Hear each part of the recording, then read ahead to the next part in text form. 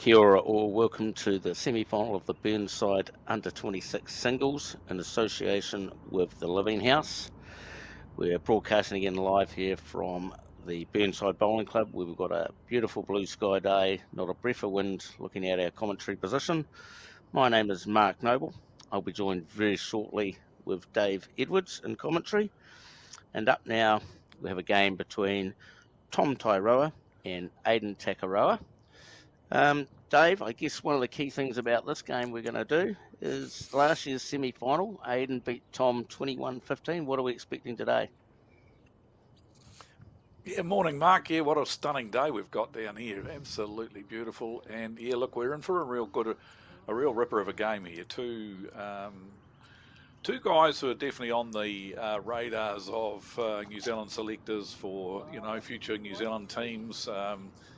Definitely both superb players in their own right. And yeah, repeat of last year's semi-final. Of course, Aidan went on and won the title last year. So he defeated Tom at the same stage last year. So I think we're in for a real good game. The conditions, they can't blame the conditions. It's beautiful out there. So I'm sure we're going to see some spectacular bowls. Yeah, that's for sure. And a bit like yesterday, we're on the end rink and the ditch hand will be similar. They'll turn back at right angles.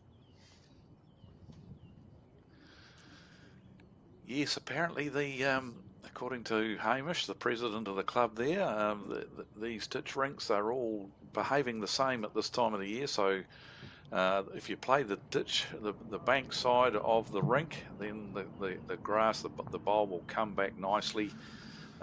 Good big turn, good draw out there as we see this first bowl of Aidan's going to pull up a little bit short, but he's nailed the line pretty much straight away.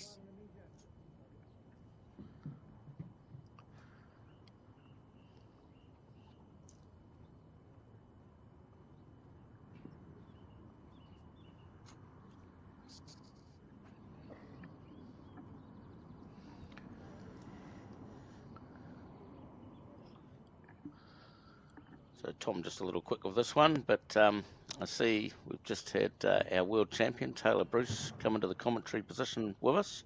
So welcome, Taylor. Morena. Beautiful Final day here day in Canterbury. Yeah, really cool to have them all out on the green again. And we're in the final, semi-final and final rounds, which is always super exciting.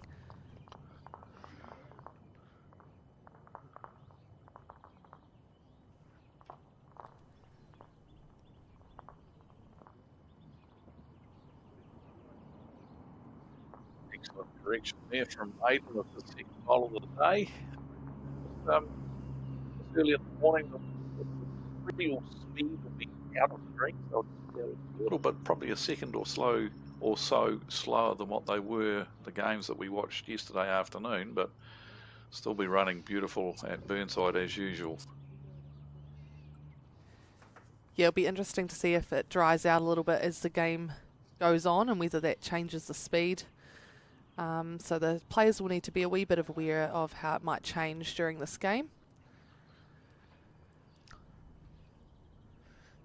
Yeah, with no sun on this rink, it will speed up once the sun gets to it.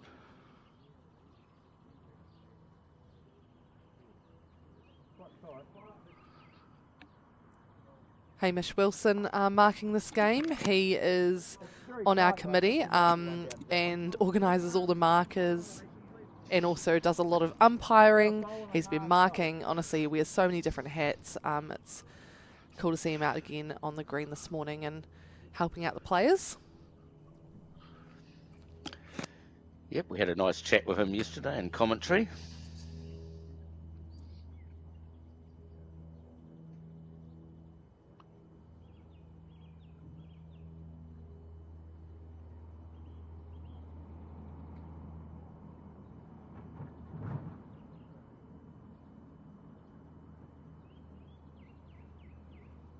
Who do you reckon's holding here?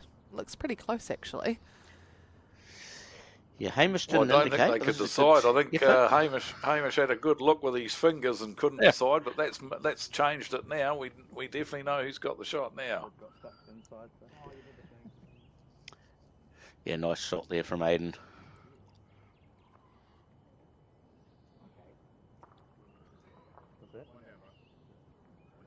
The standard pretty high right from the get-go here. This first end's been first couple of bowls they've sort of finding their feet, but since then there's been some awesome stuff played already.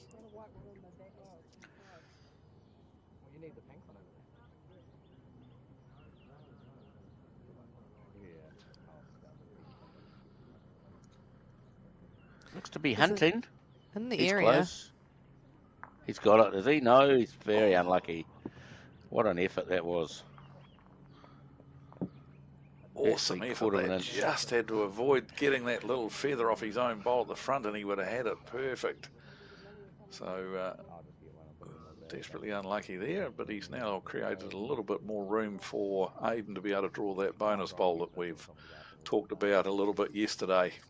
How important this is. It's quite often we talk about, a game gets to 20 all and on the last end I just missed this, but when you go back and analyse a game and realise that you missed 2 or 3 opportunities to draw bonus bowls when the score was 10 all or something like that, but we always focus on those last few ends, but quite often it's a situation like this right now where you've got an opportunity to draw an extra shot, score an extra point on the very first end, which could be crucial later in the game. And he's got a reasonably big area, probably 4-foot radius. Just coming up a little short, I feel.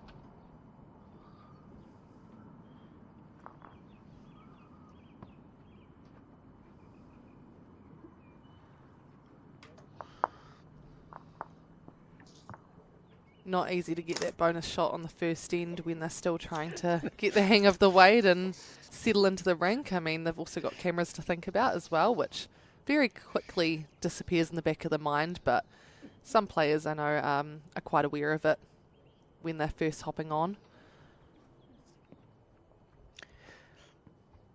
I'm sure both of these boys have played in front of the camera before, so they should be over the scary bits of that, I reckon.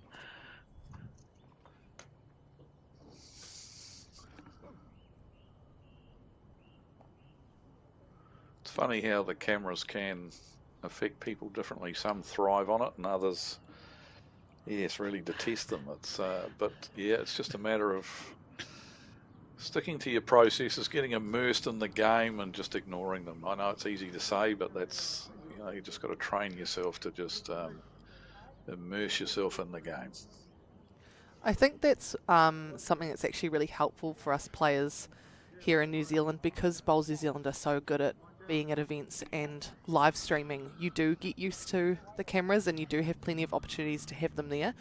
And it's the little things like standing on the side of the rink and not in the middle where you're not blocking it. And when it comes to playing high level competitions, say at world events, and they're even bigger cameras, and you don't want that to be the first time you've ever been recorded. So we're pretty actually lucky in New Zealand that we're exposed to it, thanks to Bowls New Zealand, so that we're not put on the spot later on. Good point, Taylor, and it's also one thing, unfortunately, having been to various international events over the years, that some of the cameramen need a little bit of training too, and when to move and when not to, and especially those big boom cameras, the big high ones that they have that's swinging around, and the number of times you get players on the mat about to deliver a bowl and the cameraman decides he'll move the boom a little bit closer or something, and it's but eventually the cameramen learn when they can and can't move, because they can be a distraction for sure. Yeah. Yes. I was about to say that, Dave, especially over in England and that, where the camera's right in front of your face as you're delivering. Yeah, and even like at Birmingham, they had a massive screen which was showing what they were filming, and it was right behind the rink. So it's quite weird when you're seeing like that big TV screen and it's mirroring your exact movement while you're delivering. It's just, it's strange. But it's funny how you adapt and adjust to it, and it does just become part of your environment, and it's just another thing you end up zoning out, like if you're on a normal green and you don't notice the cars driving past. I mean, it's all the same thing, right? But yeah, it's always a good challenge. Definitely.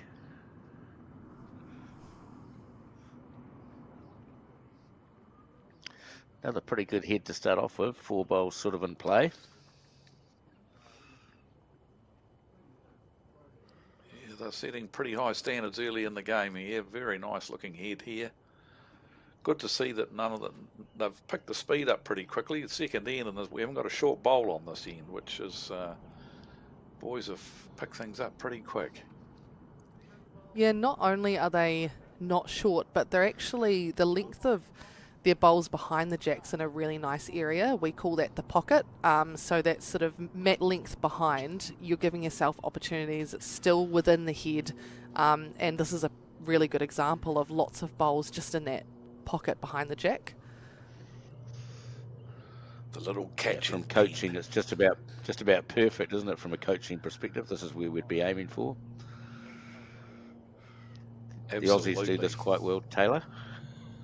They do. Well, their greens allow for it really well as well, just with the slower speed and the way that their line holds nicely. Yeah, it's a beautiful shot to play over there.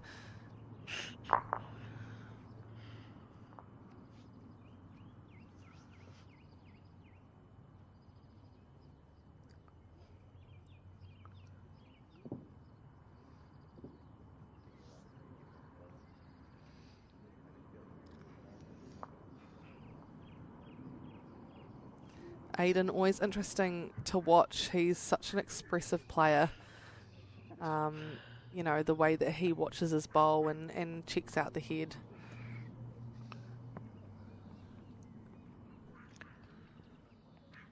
Does a lot of his pre-shot routine off the mat too, Taylor. And nothing wrong with that. I mean, some people prefer, like, we talked yesterday a little bit about some of the Australians, how quick they are on the mat, but you want to see them before they get on the mat. A lot of them do a lot of that pre-shot routine work off the mat. Aaron Wilson, everyone talks about how quick he is, and he is. He's super quick once he gets on the mat, but you watch him before he gets on the mat. He does a lot of his preparation work off the mat. Nothing wrong with that.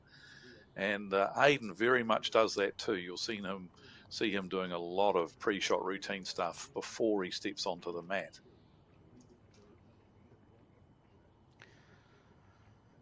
Might just be under here, Tom, swapping hands.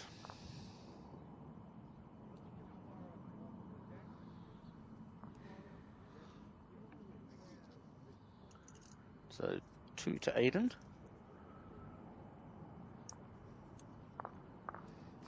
And just looking across the green, our other Div 1 semi-final is Jacob Inch versus Seamus Curtin, and Jacob Inch is 4-3 up, and started the end with a toucher. So that's a little snippet into that other game, but very early days, and both seem to be playing well. So I'll try and keep an eye on that while I'm here, and keep people updated. They can also check online on the Burnside site, I believe, as well. All updates on all the games that are going, I think. I see Nathan Gooden's out to a 12-0 lead in Division 2 against Ryan Hill. Correct.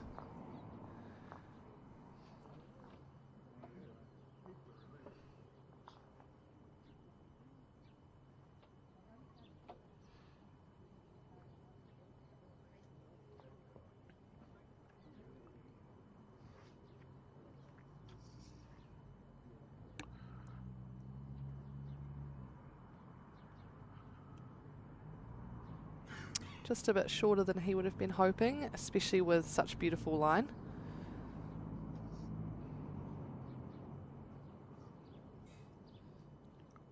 Two superb techniques here too. These two guys, absolutely delightful to watch as a coach. The superb techniques of both of these young guys.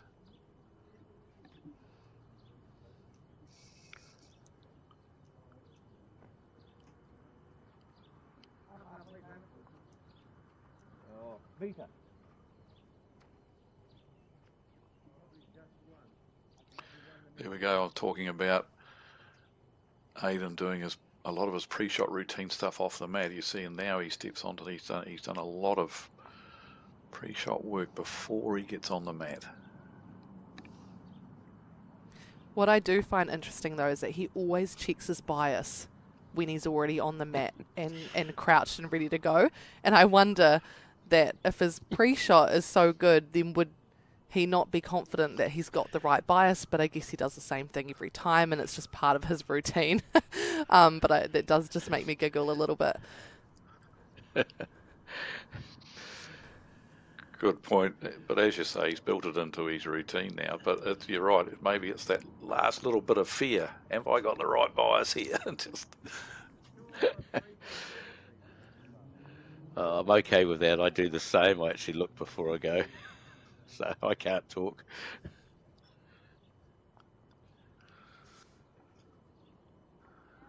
Well, if it gives peace of mind and if it's built into your routine, then, you know, there's absolutely no problem with it, really. It's just something to notice. It's not super common with players at this level. There he goes, yeah, he does it again. Yep, you're right, he does it every time, so yep, everything's the same. And I mean, that's great. It's great that your pre-shot routine should be the same, and same thing every time, and that's why it's called a routine, of course. Nice ball here. Be the shot.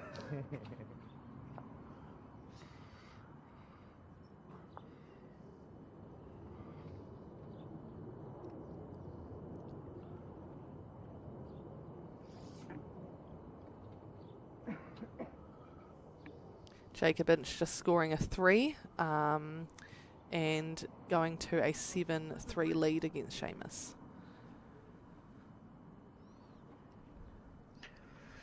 Yeah, we noticed yesterday Seamus just struggled a bit yesterday. Certainly on the ditch hand, he struggled to get the line right for quite a long time in that game we did yesterday. He showed good fighting qualities yesterday. He sort of clawed his way back to what wasn't really on top of his game, as you were alluding to there, Mark. He definitely wasn't firing on all cylinders, but he found a way to win. He found a way to get up and scrapped his way to a victory in the end. Yeah, watching that game, it looked like Kate was dominating most of the game, but yeah, Seamus stuck to it, as you would expect from a quality player.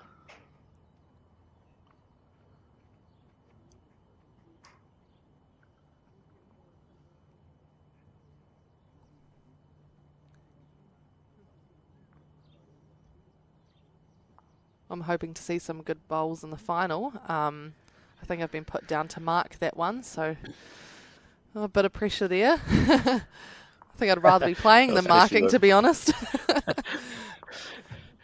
Well, let's hope you don't make any mistakes, because you've got us to have a crack at you.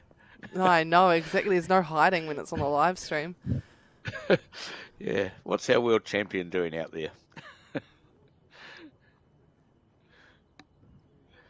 No, I think the thing I find the hardest is because I quite like to use my fingers to measure. As a marker, you're not really meant to do that. So it's safer to say measure, and then I always just hope they'll ask if I favour one or the other so I can actually get in there and have a good look. Hamish is Hamish has just whipped in. He's just whipped in. He's not worried. I told him yesterday we might have had to sack Richard Hocking if he was getting calls wrong. So I might have to tell him today he might be the one getting the sack. And Hamish is an umpire, so I guess we've got the all clear then. Yes, correct. That's a yes.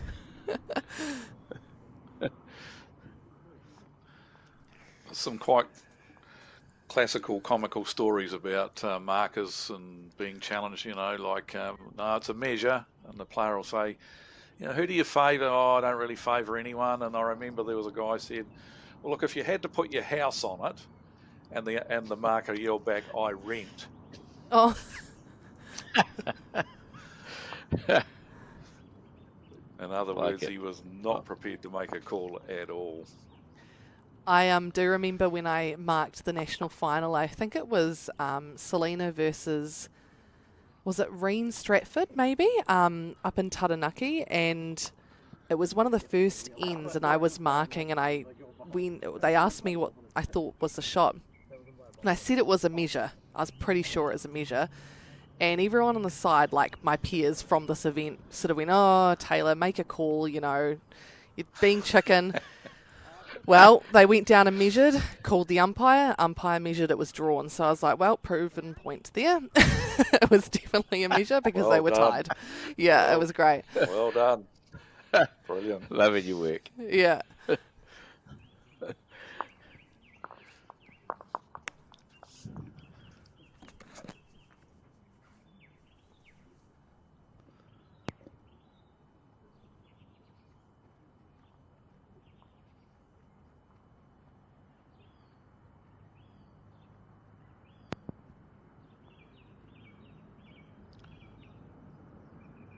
It's a nice start to Aiden in this match, 5-0.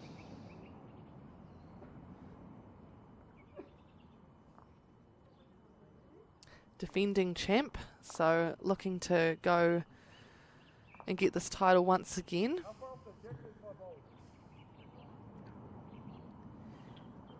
Yesterday knocking out Both players.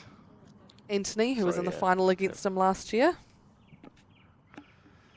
Yeah, both players in their last year, Taylor, as well. So their last chance to win this event.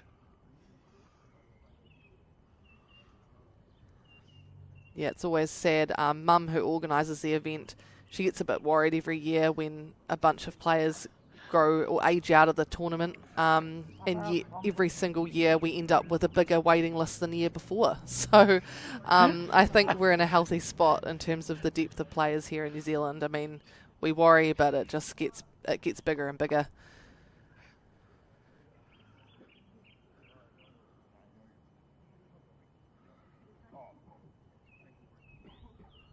Your mum deserves a medal for the work she's done for this event over the years. Taylor, she's been the real stalwart of this event, and yeah, does a fantastic job. She does. She works a lot of hours on this tournament. She's got pretty good systems now, having done it for many years, but doesn't ever get really any easier, especially when it comes to securing sponsorship and stuff. And that's where we're so grateful for our sponsors, Living House and SRS and Henselite, just making it possible for us to have this event, because it's so critical for our youth players. This is how they build their experience and you know, get noticed, so that there's a pathway through to higher levels. For sure. What a bowl here from Tom. What a Fantastic shot that looking is. head we've got here. What a bowl.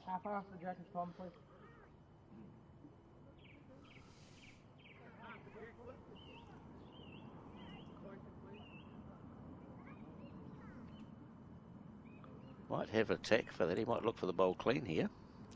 I won't be surprised. He normally doesn't need too much of an invitation to drive. No. No.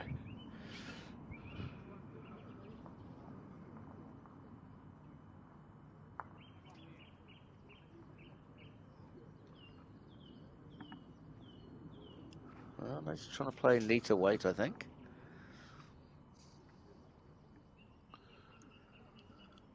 Not far away, but it might just duck here. They duck quick at Burnside, don't they?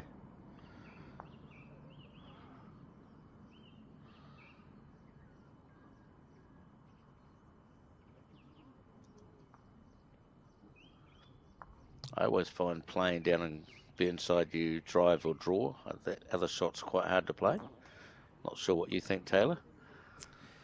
Well, maybe I'm just a bit strange, but I actually love my favourite shot to play in the game is that sort of metre through, 2 metre through shot, and maybe it's helpful almost that I am able to train and play that shot on greens like this that possibly are harder to play that shot on, but it just means that when I'm going and playing at different greens, then you know, you train hard and hopefully play easier. So not sure, but I personally still love the shot, but it can be hard to judge because the bowls do have a decent turn on them and the greens can run quick.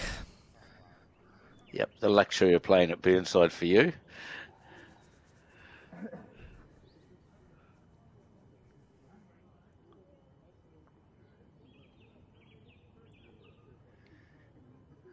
Aiden will be reaching, trying to sit the bowl out for 3 or 4 here.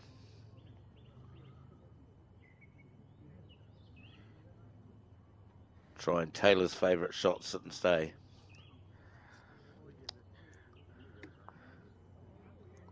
Just not quite the weight on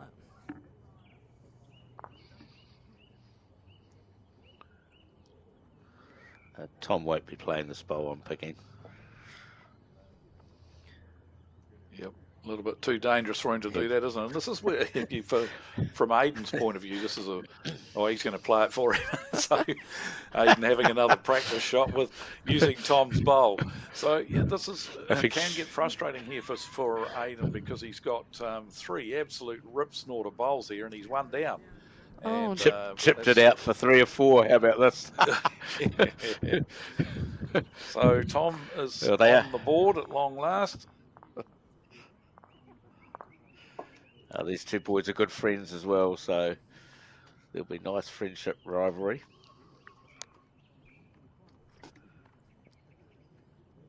Oh, 1 bowl too late for Aidan, unfortunately. Well, I think he used the wrong bowl. Like, he went far closer with Tom's. That's what I would be telling him anyway if I was playing against him. You go better with mine, pal.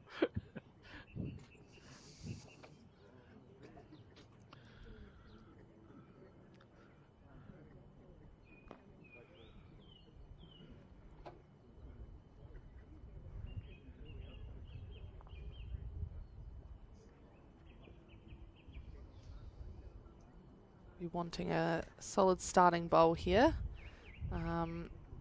to continue scoring. It'd be nice to get another end in a row after getting off onto the board.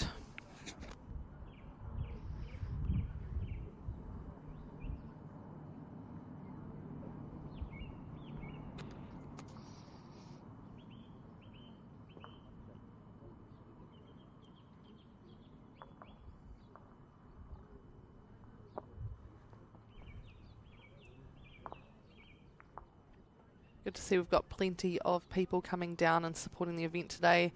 Lots of players that unfortunately missed out on their last round yesterday, but coming down and cheering on their mates. Always good to see, and I'm sure it'll keep filling up as the day goes on. Yeah, just a beautiful day here in Canterbury. Sun's out, not a breath of wind.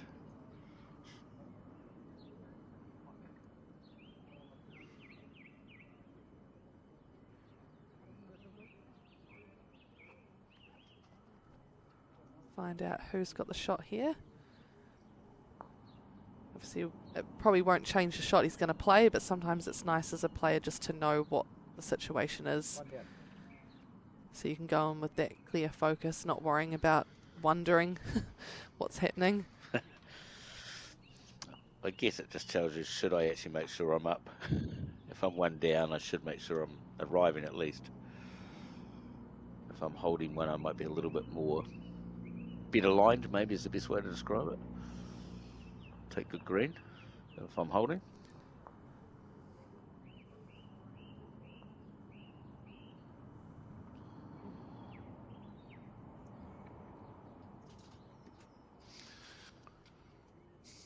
So this slightly longer length for the Tom, obviously first time he had the mat, and he's thrown it a little bit longer, and it's just thrown the boys out a little bit with their speed. They've nailed their line, but neither of them has been able to absolutely 100% nail the speed. And once again, Tom a little bit quick here.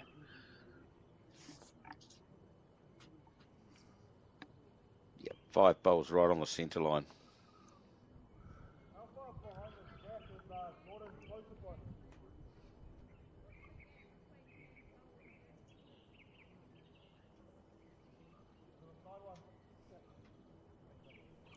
He's going to chase his bowl and have a look for himself just to get a true idea of how far away things are and what he needs to do with his next. This will probably do it. This will be enough. shot, I think. Yeah, definitely. Yeah. The other semi-final was Seamus Curtin 6 and Jacob Inch 8. Yep, that's the score at the moment, and on the head, Seamus is holding 1. So pretty evenly matched game, which is what we want to see. We would expect that at this stage, Taylor. Well, the Down to funny the thing semis. Goodbye. was even with Division 1 in the last round last night. All the other rounds had finished and it was all 4 games of the Division 1 still going, and I think that just shows how competitive that Div 1 is and how evenly matched they are.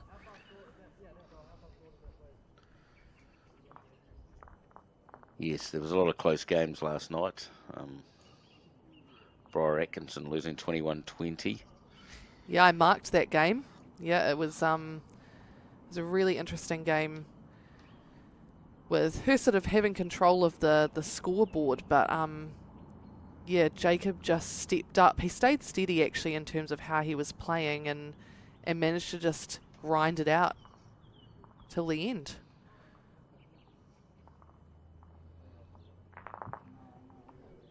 Nice for his parents because obviously he's Caitlin Itch's brother and they don't get to see her play very often anymore with her living in Aussie, so they still get a bit of a taste of that with Jacob out here this weekend. Beautiful. I know, it was my fault. 2 more to Aiden.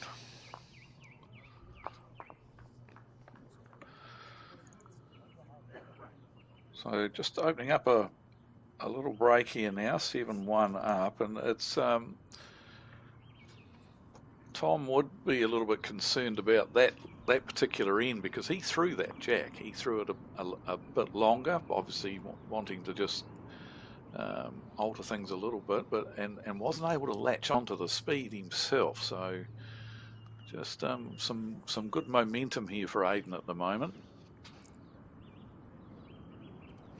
Yep, you'd take a 7-1 lead in a semi-final any day if you could, but still doesn't change the fact he needs to make it all the way to 21. It's only 1/3 down, a long way to go. Absolutely.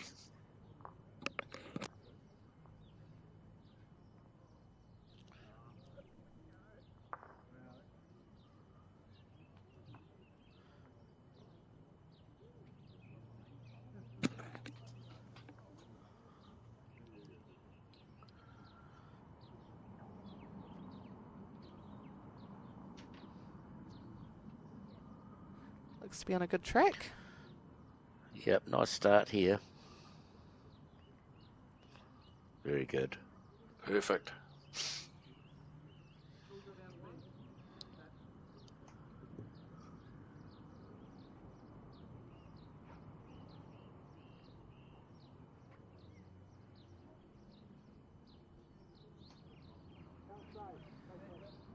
It is just low of the jack, so it can be a little bit off-putting to reply to, especially if you want to stay down the same hand and get something handy. And if that's your game plan, it's best to sort of just ignore how it's placed and just, you know, act as if it's just a bigger jack really and just build a bit of a head for yourself. Yeah, we talked about it yesterday. Second shot's pretty important in these games. If we're going to drop any, ones is okay.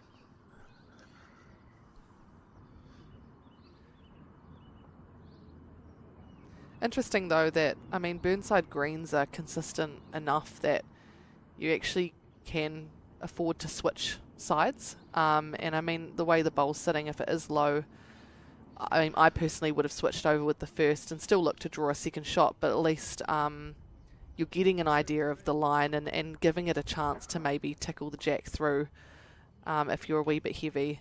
But he's sticking down this forehand side. Yeah, I'm probably with you on that. I would have swapped hands, but for whatever reason, he chose to try and get a good second on the hand he's playing. And now he's sort of blocked himself up on the other hand. So, yeah, it's possibly would have been worth, switching early, I think, for Tom.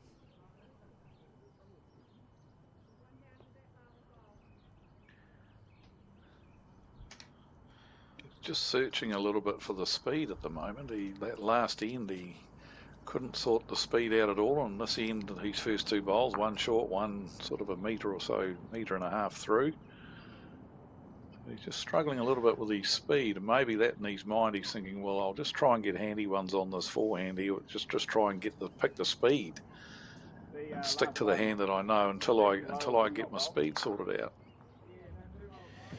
Yeah, I'm just wondering whether the sun now that's started to get onto the middle of this rink is maybe making a small effect. Might not at this early stage, but little changes like that could make a big difference, I think, here at Burnside. Or even just visually, the shadows and then seeing light patches and dark patches just might be harder to judge the speed from a more like mental side of it. Yep. Close For sure. with that shot. Took one out. Yeah, and as that shadow starts to move closer where you're actually been aiming your green line, all of a sudden that shadow will start coming into play. As you can see, it's already on our rink, the shadow of the clubhouse on the left-hand side of the screen as you look at it. That will get further and further over. It might get a little off-putting for what line you take.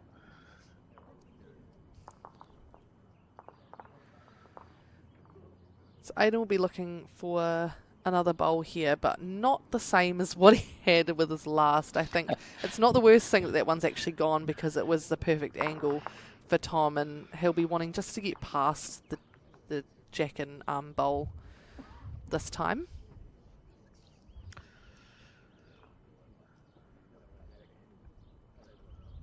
Yep, it's got the green. But not so much the weight. No, he's not bad. He's just fattened it up again, though. No, he might be okay. Probably hasn't helped Tom too He's much. left a big enough hole there, hasn't he? Yeah. Yeah. So he's got away with it quite nicely. I think Tom will still attack this, I feel. Like, it's unlikely to outdraw the 2 that are there. And his front bowl's putting off playing a nice other shot, so I think we'll see bigger weight again. Oh, I think that's the shot, Mark. He's just got to try and kill this. I think if he's playing with weight and makes contact with the shot bowl, it's going to kill the end. So I think that's what he's got to be looking to do here. Hope Hamish is ready to Yeah, save the correct. jack from the next rink, because that's Got it. where it's going. Brilliant. Brilliant shot. Just what you need when you know behind. Just need a bit of confidence build, and that will be a good confidence building bowl for Tom.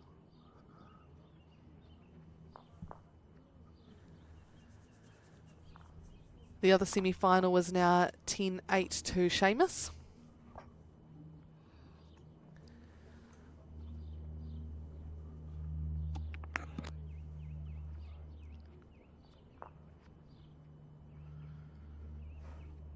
So a bit like yesterday's game, Dave, they've elected not to take the bowls back. Yes. What's your preference, Taylor? Is it when you have a killed end, do you like taking the bowls back to the end you've just played, or? It does depend on what direction I might be favouring. And I guess it depends as well if you're the one that's killed it or whether you were the one that was nailing the jack.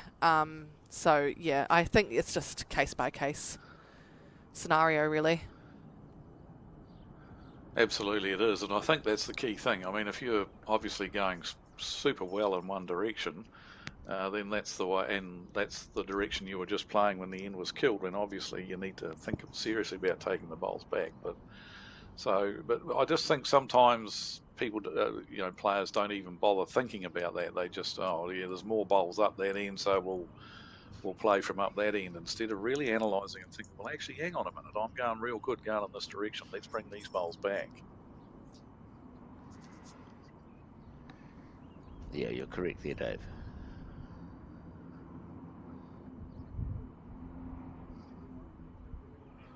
Tom's still really struggling with his speed there. Can't nail the speed. He's absolutely superb with his line.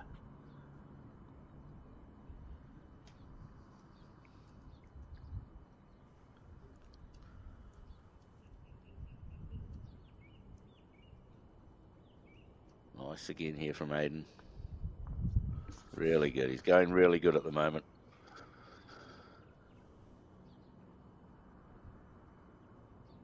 He's getting better as the game's going on, actually, whereas Tom's still just searching. Yeah, just got to hang tough at this moment for Tom, doesn't he? Hang tough, try and keep the game as close or within reach as he can. That's a better bowl. That's a nice bowl. Yeah, that's a nice bowl. Yeah, it's not bad if we're going through like a patch of 30 odd minutes and we're holding our opposition to ones and we end up maybe 11-1 down, and then we can have a roll if we all of a sudden find it. That's what I think happens a bit in singles. Not sure about whether you agree with that, Taylor. No, I Singles definitely about rolls. agree that that's always possible. And the beauty of this tournament is there's no time limit, so there is every chance that you can actually have some patience and come back if you are down. A lot harder to do when you're under a time limit or some kind of set, a number of ends or something. They do have the opportunity here. Nice again here from Aiden. He is on fire right at the moment. That's brilliant. Beautiful. Tom will be driving again here, I feel. Or either that he's got to reach on the forehand, but he's certainly got to be up. And that's the thing, I can understand why Tom is struggling a little bit to find his draw weight, because he's being forced to play these conversion shots all the time, in between weights, bigger weights. It's really hard for him to settle in and find a consistent speed. How about this? Oh, there's one bowl out, eh?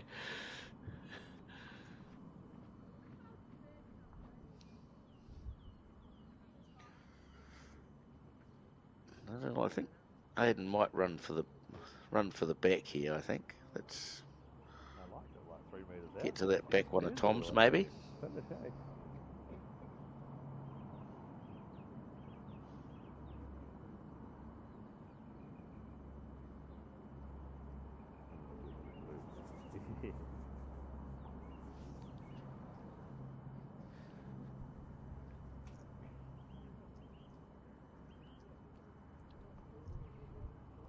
An important bowl for Aiden to be covering. Tidier than your last hit, though. Tidier than the last one.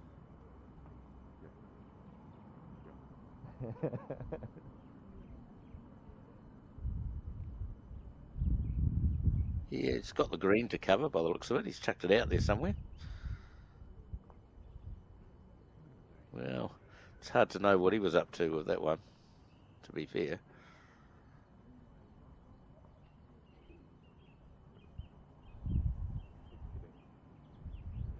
Maybe sort of caught in two minds there, Taylor, whether he was covering a yard trail or covering the right back. I'm not sure. Yeah, I think you could be right. I think I'd be keen to drive this and kill it, and we'll try and start again. If he got his own bowl, he'd get one out or a kill. What number's your short one?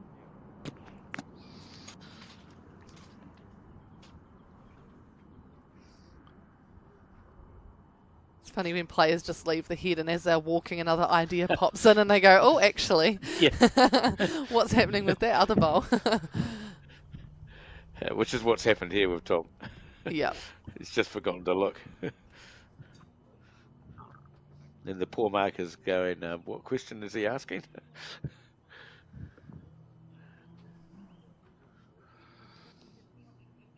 It's the same. Sometimes you hear players ask for, who's got fifth shot?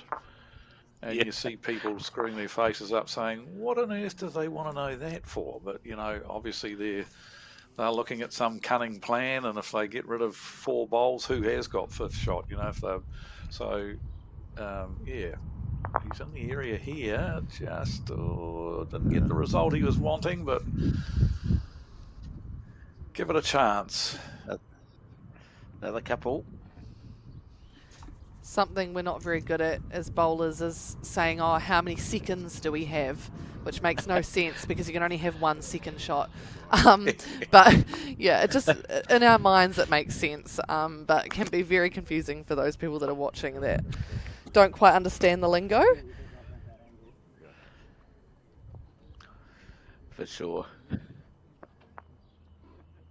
Another word we've invented is backist. You know, what's the backist bowl? Again, doesn't make sense. My theory is the backest bowl's in my hand. The one I'm driving with. It's a good theory.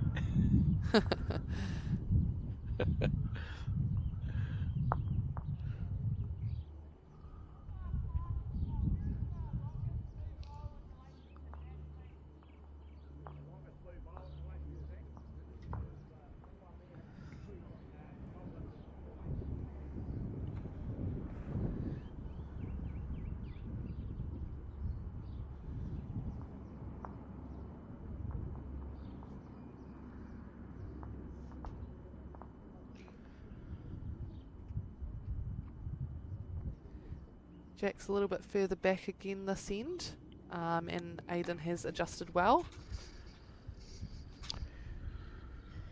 Yeah, his first bowl effectiveness has been pretty good, I feel, for most of this game so far.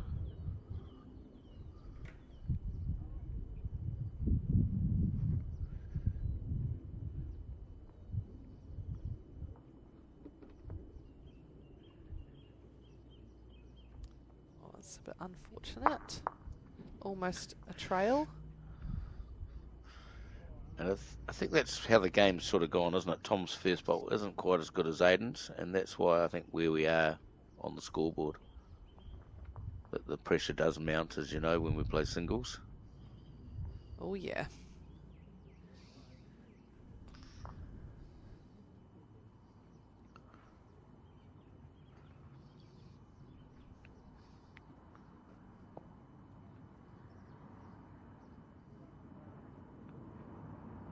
It's looking good again. Yeah, certainly playing well.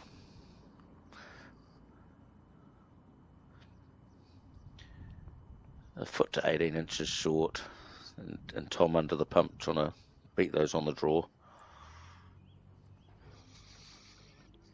You'd have been whacking them, Mark. Yeah, of course I would have. Yeah. We would have been mucking around now. It's okay if you're drawing good, you're trying to outdraw them, but sometimes just to get some frustration would be a good idea. Actually, I was just going to say that sometimes, you know, 2 bowls like that, and you've sort of struggling a little bit with your speed. Get a bit of adrenaline out of the system by winding up and having a crack at those 2 bowls, and quite often it can just shake you into some good form pretty quickly. So yeah, it definitely was an option, but Tom was still keen to try and sort his draw weight out. Because if you decide to drive and you fail, it's not a big deal. Just go back to the draw with the next one. At least you've got rid of some of that frustration that might be building. And that will be the case. I mean, here's another great shot. Wow. He is just on fire this morning. He is quite a confidence player, so once he gets on a roll, it is quite hard to shift that. So I mean, I think it's still anyone's game, but Tom needs to work pretty hard this end and from here. Yeah, I'd be starting to worry with the last bowl now for Tom, because he certainly needs to be careful what he's up to here. If he plays another bad one, he'll drop a pretty soft 4. As long as Aiden doesn't give him any wingers to wick off here, I think that's probably the one thing Aiden doesn't want to do. Give a jack level bowl now. Yeah, it's set up quite nicely. The front 2 almost protecting the shot. And yeah, he'll be looking just to draw one behind. Try and keep that beautiful centre line drawing would be nice. Yep. He's actually, he's going to carry on down the hand. He's going good. The key is just play good line, really, isn't it, Taylor? Yeah.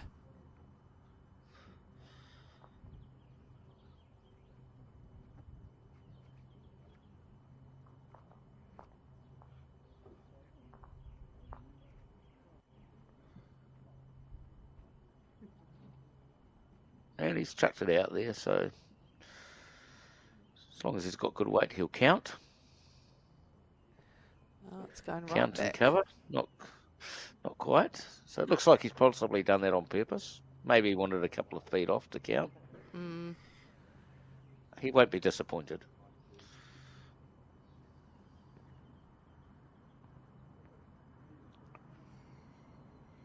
Do we think Tom's going to go this now? Now that it's just 3 and it's hard to beat them on the draw? What do you think, Dave? What would you do?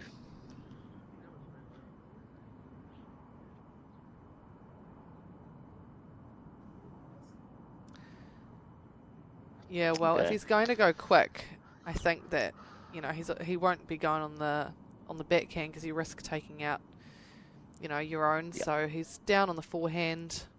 Yeah, really interested to see Trying to what draw weight by he the looks of it. chooses. Drawing by the looks of this. Trying to draw second, probably. Drop a single. It's not bad. It's a very good Not effort bad. He here. might even get shot. How about this? What a bowl. That is brilliant. It's a pressure Well, if bowl. that doesn't get a smile, yeah, if that doesn't get a smile on your face, nothing will. And if that doesn't give you some Absolutely. confidence, that was brilliant.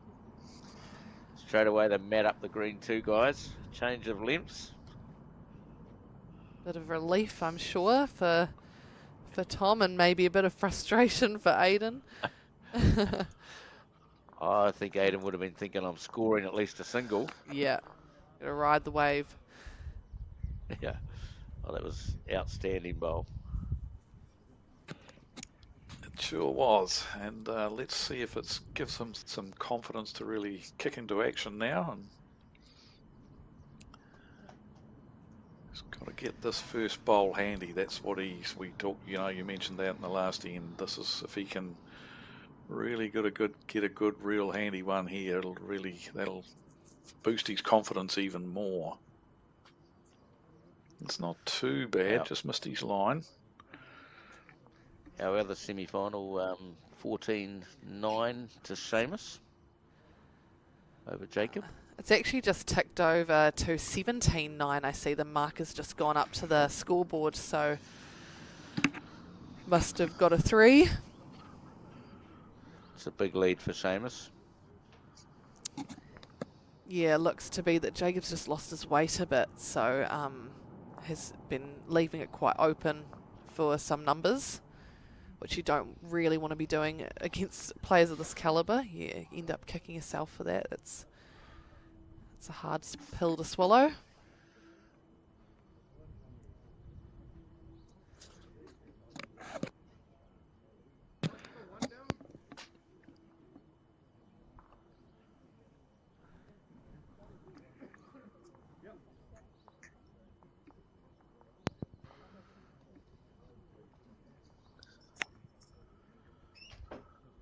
Just needs to land or stop. Nice.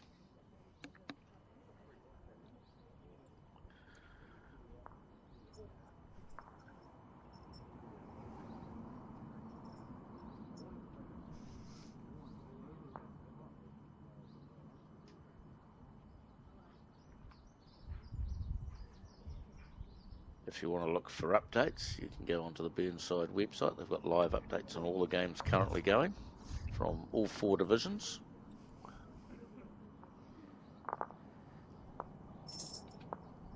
Yep, yet another volunteer putting in lots of time so that those at home can follow along, because we are very aware that there are players from all over New Zealand and internationally, and you know they've got friends and family and supporters that are following their progress, so we try our best to make results accessible and updates available.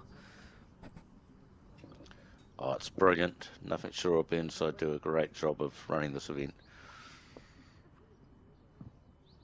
One down. Which ball? That one there.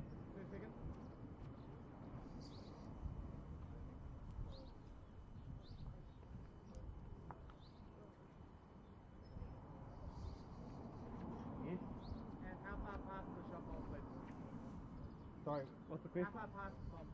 How far past is he? Yeah. Oh, that big foot again? Okay, thank you. Sometimes hard to hear the questions out on the greens here with the road nearby and a bit of a breeze. It's not super easy, so you often hear markers asking again what the question is, because we want to make sure we're actually answering the question that they want to know, because they can be quite technical at this event rather than just who's holding shot, because they're often looking at different shot options and you know, they have some sophisticated tactics here with the experienced players. Yeah, nice bowl from Aiden. Oh, that's all right. It's a better head here from, even though he's one down, it's a better head here from Tom too. He's managed to sort of get better speed. Funnily enough, he was nailing his line early and struggling with the speed, and now he's sort of got his speed pretty good. Just missed his line a couple of times, so yeah, it's getting the two of them together at the same time. But he'll be happier with this because his speed control is better on this end. Yeah, we supposedly play the easiest sport in the world. It's only two things, line and length.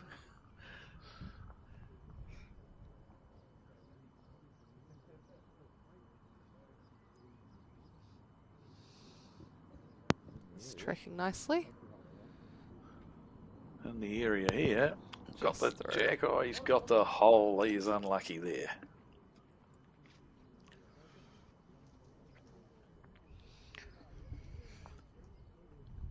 Just wonder if Aiden will take a small risk here, and just if he lands his own bowl, he might just pop Tom's bowl off the bat for 3 or 4 here. I was We'll thinking just that need too. weight. We don't have to be quick. Yeah. Don't have to be quick. Yeah, I He wonder if might. he's got the next couple, and actually has the opportunity to make a full house of it with Tom's last bowl on the wing. I'm not too sure where all those bowls are placing.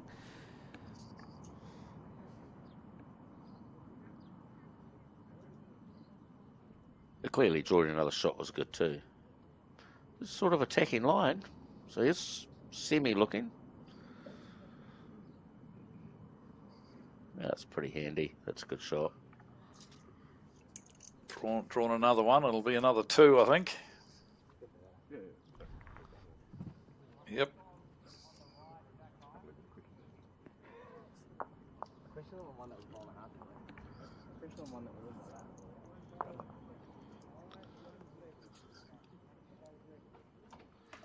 Yeah, interesting when we're talking about comebacks. I'm noticing that the game against Nathan Gooden and Ryan Hill, it was it 12-0 at the start, and now it's 17-16. So there you go. Oh, There's an beautiful. example of how it can all change. And that's why we hang in games, isn't it? The longer we can hang in, the more chance there is of something happening. Yeah.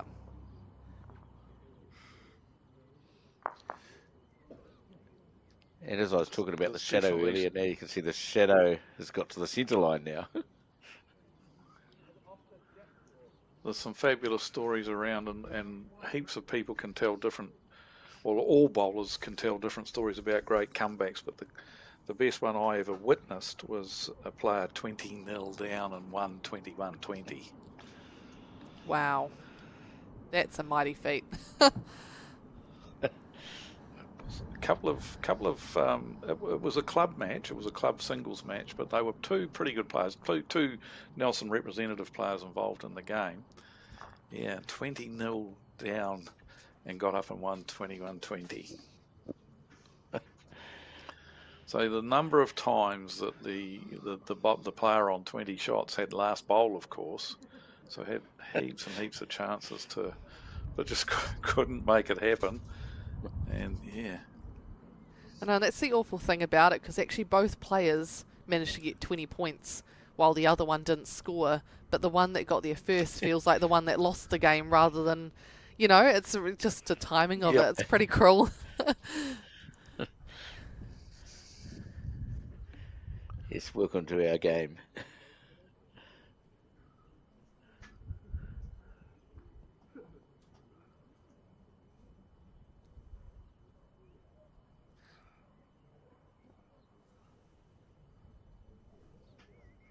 now poor old Colin, our technician man's going to have problems with the shade and the light and getting the cameras, the light on the cameras and the correct frequency for you guys, or the correct levels for you guys out there watching. It's a real balancing act for him now. Good luck with that, Colin.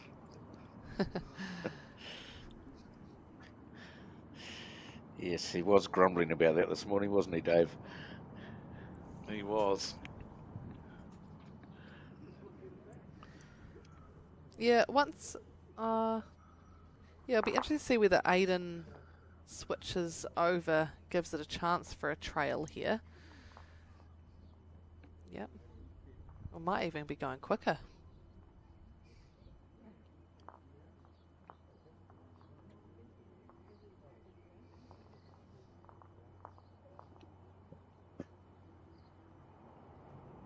Looks like just on the arrive. Draw arrive. Gives him a good Looks idea a for his little next. under, I Forgotten. feel. Yeah. Forgotten the arrive bit. Yeah. It's got the line for it, but it is another second. So if Tom fails with this, I won't be surprised to see Aiden have a crack.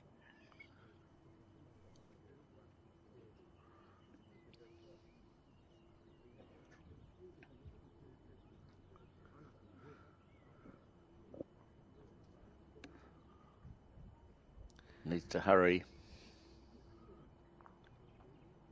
Oh, that helps. Oh, that helped. Yeah, that's a nice little flick off his off Aiden's last bowl. Needs to hurry or get some help. It was plan Yeah. B.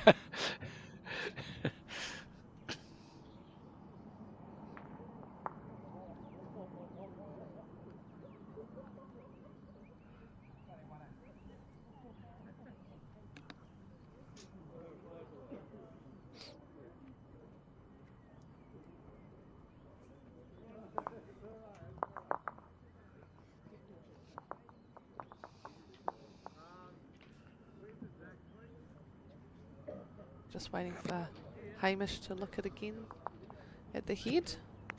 Make sure he's fully informed of what's going on. Yeah, I think this is one of those cases, if he's 2 down, he'd probably draw. If he's only 1 down, then he might look to try and reach the bowl.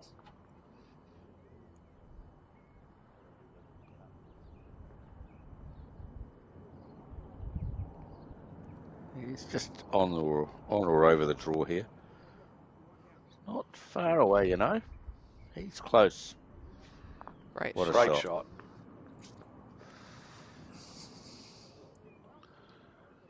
That's what happens when you've got confidence, isn't it?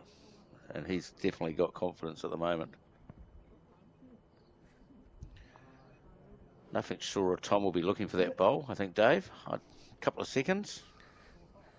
Maybe it's lucky he rolled Tom's bowl down that other end because it was a similar shot. Yeah, yeah, correct. Backed himself to finally get it with his own bowl this time. Yes, He'd had enough practice. Yeah. Yeah, Tom will be looking to get this bowl out for a couple, or jack in the bin. Yep, attacking. If he gets the bowl out clean, you know, he's got 2, which would be Close nice. to the jack in the bin. Stays in, it'll be definitely a single. Looks like it is. Stayed great in, yep. shot. He's good shot. Would you guys have He played gave the that bowl a weight? chance. Or would you have looked to just definitely would. roll that shot to make 3? Because, I mean, he needs points, doesn't he? Instead of just a 1. Well, I think one's fine. Mm-hmm. Like the danger, if you played less weight and you got half the jack, then you'd be 2 down at the back and your bowl would run away. Mm-hmm. At least with that weight, if you bin the jack, you bin it. And if you get the bowl clean, you'll get 2. Yep. And Yeah, I liked that That's- weight too. I think just to score, he needed to score again. Possibly, I see what you're saying.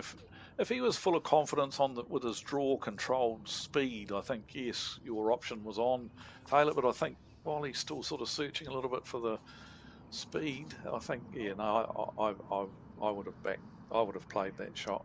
Yeah, nice. No, I can definitely see value in both shots. So, it's, yeah, like you say, it's all about playing what you're most confident in, because at the end of the day, he just has the score, and that's the priority. It doesn't really matter as much how many. Absolutely. Oh, it would have been a great shot if we could have, yeah, sit and stayed for 3 would have been a great shot. But like I say, if you mess it up and you slice the jack, you'll still be wondering what happened to yourself.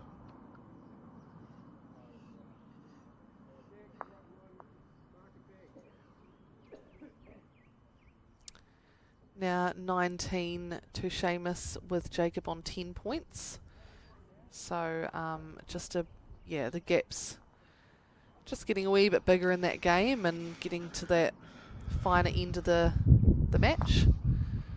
Whereas this game, 11-3, it's actually it's got a wee way to go. Yeah, unless there's a blowout, this could be long time. I mean, that's the good thing about Tom. He's limited Aiden. Like, Aiden has scored 5 2s, but there's been no more than 2s scored, no 3s or 4s, So he has, whilst he hasn't been playing exceptionally well himself, he's hasn't been giving away 3s and 4s willy-nilly. No, and similar to Aiden's game yesterday against Anthony, I think the score in the end was like 21-6, but that game was going on as long as the other games in the division. So Aiden's had to be fairly patient with his leads that he's had, because even though the score does have a gap, I don't think it necessarily reflects the game itself. And that's pretty common in bowls. For sure. And Tom just has to do what he's doing right now. Score here and there, keep it tight, wait for the change, because the change can happen. Aiden could just lose a little bit of touch and start putting them, a metre away. And then hopefully Tom will be able to climb all over that.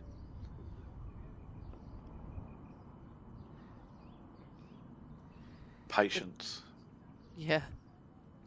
Good to see the Australian crew are down supporting this morning. You see Karen Murphy there in the background.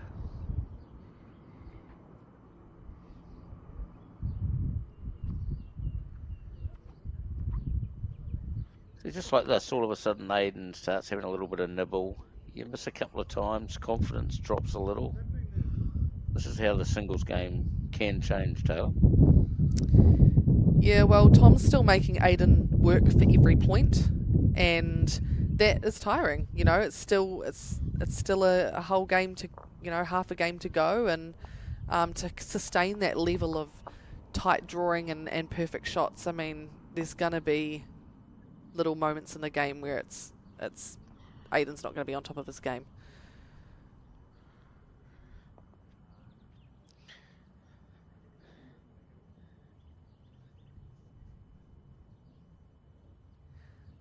The thing about Aiden as well, it'd be interesting to find out when he switches on and off, because I notice that he often watches his opposition's bowl when they're going down the green. So his concentration levels must be pretty high in terms of intensity.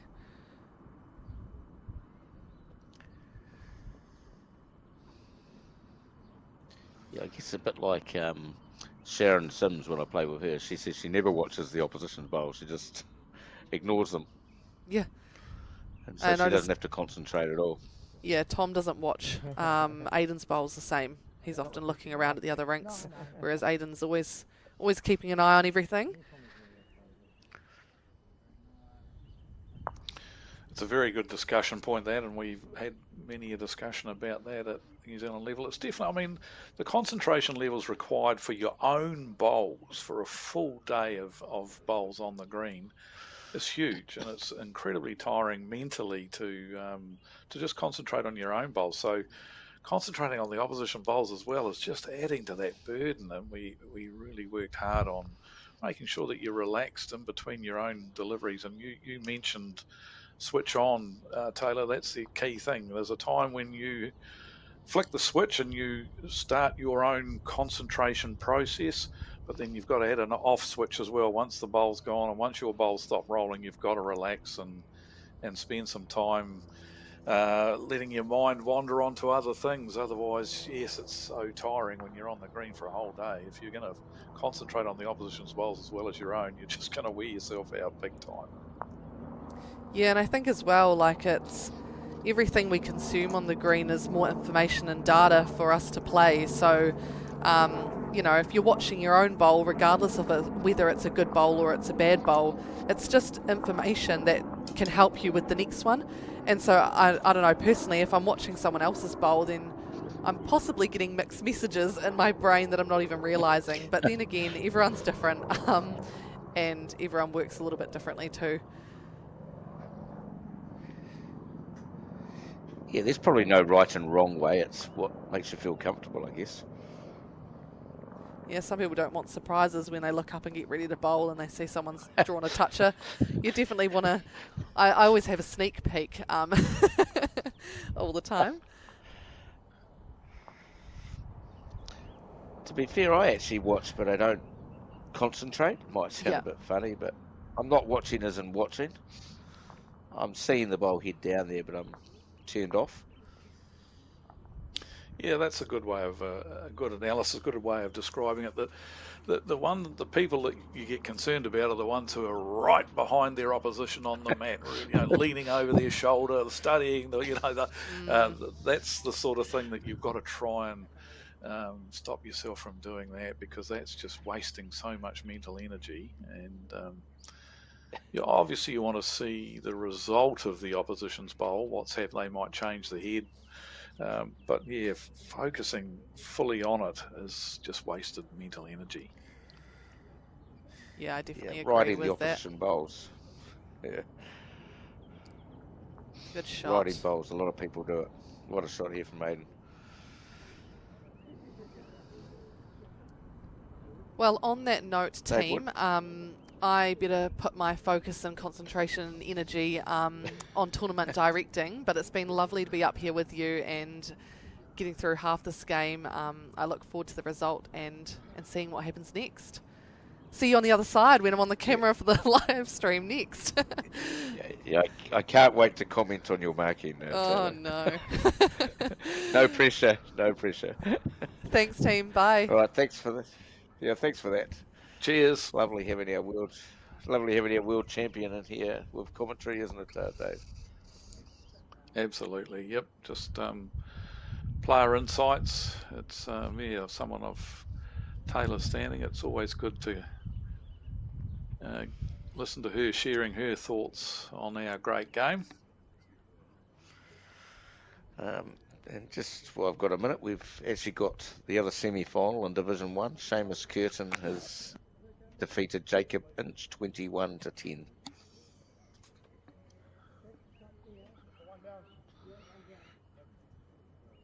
So Seamus, our 2018 champion, has a chance to get back-to-back Burnside Under 26s.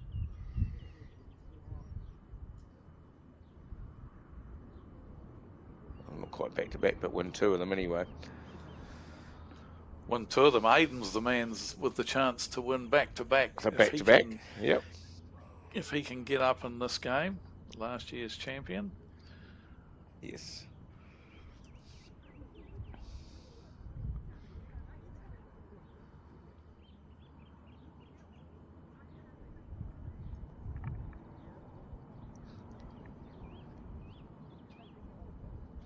So it'd be interesting for Seamus, because now he's probably got an hour and a half maybe wait before he comes out to play that final. So mentally some things for him to deal with.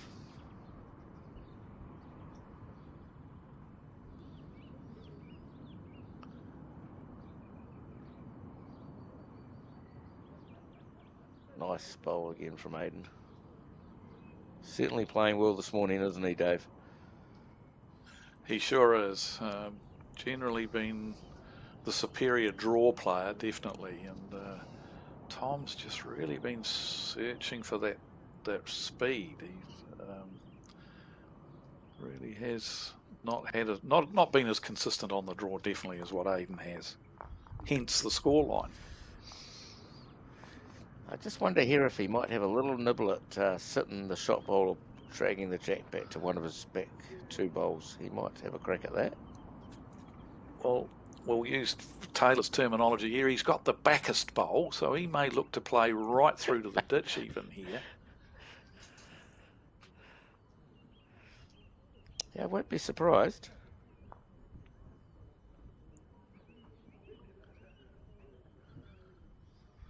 Bit of a false start. Good to get back off the mat and regroup and do the process all over again, Dave. Absolutely. Good to see. Yep, he's attacking. Playing with ditch weight, all right. Oh, And he doesn't don't like know it. he likes it.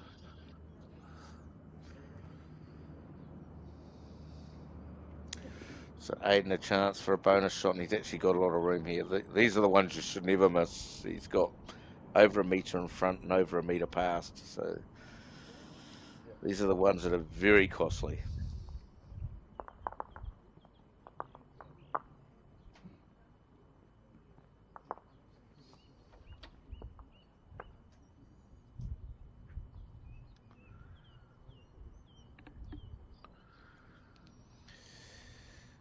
We'll talk about never give up games, Dave. In Division 2, Nathan Gooden led 12-0. He's just been defeated by Ryan Hill 21-19. Incredible turnaround. There you go. There you go. What a turnaround. Yep. Great comeback. That's why we never give up.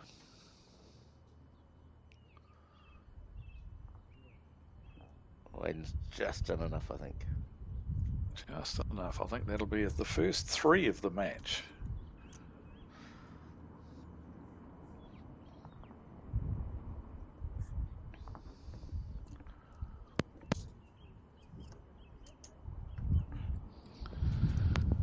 So now it's still not panic stations time for Tom, but it definitely is.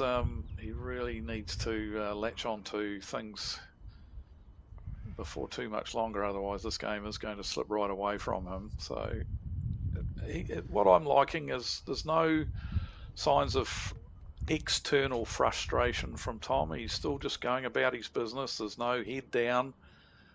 He's still sort of working hard on trying to get the feel right and get that speed under control and start getting a few handies. He's not showing outward signs of frustration, which is good to see. Yeah, he just looks still like normal, nice and relaxed down there. He's not letting the scoreboard get to him.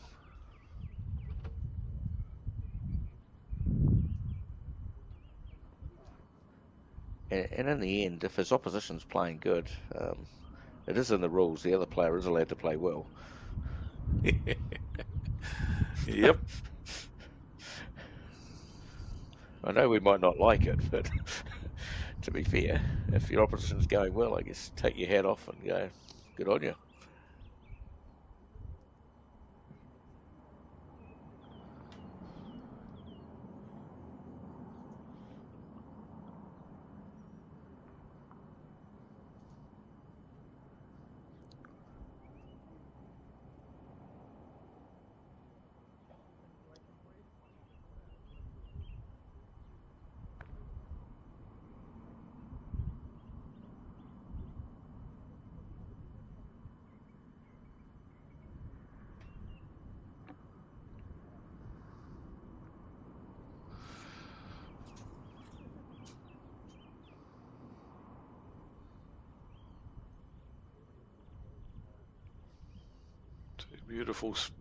Beautifully weighted bowls there from Aiden. Just didn't quite nail the line.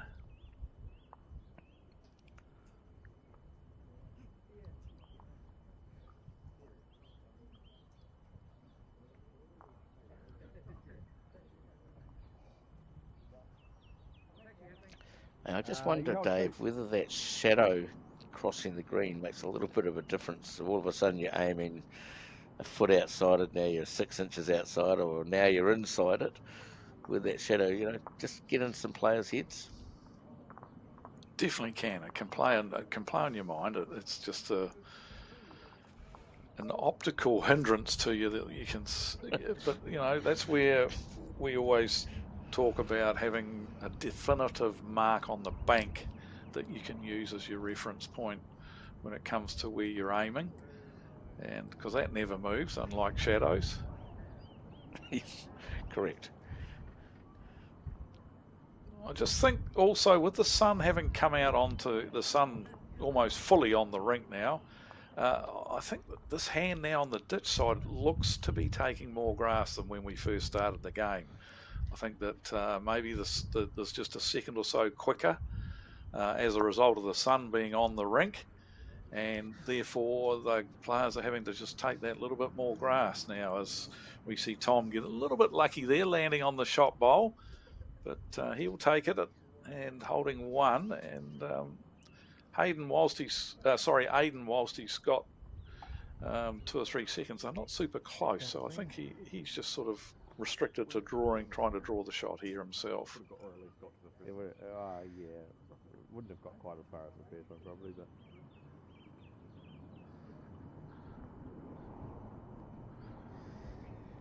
Yeah, Aiden's been close with all 3. Like he said, nice weight, as you said. So he was just similar to what he's been doing.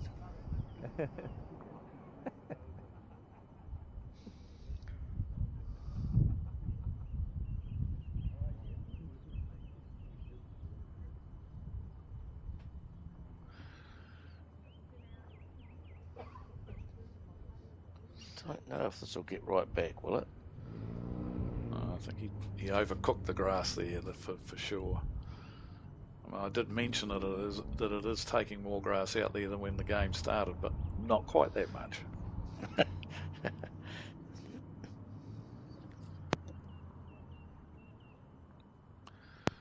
So Tom's going to score on this end with. Yep. Sorry, Dave. His first chance of a bonus bowl. Yep.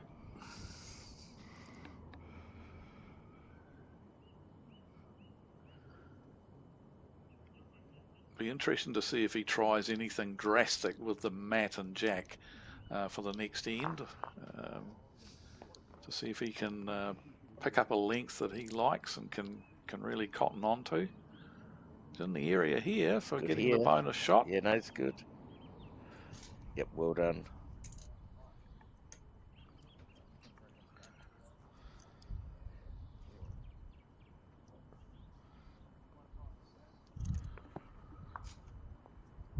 He's got them at about halfway, isn't he? Between halfway up the green. Yeah. Somewhere different anyway. Yeah, this is another one of those conundrums too, that we go searching for trying various lengths and throwing the jacket to different lengths, shifting the mat around, and quite often we do it to try and upset the opposition, and it has the reversed effect. It upsets our own systems. We're trying that hard to upset the opposition, but we end up mucking ourselves up. Correct.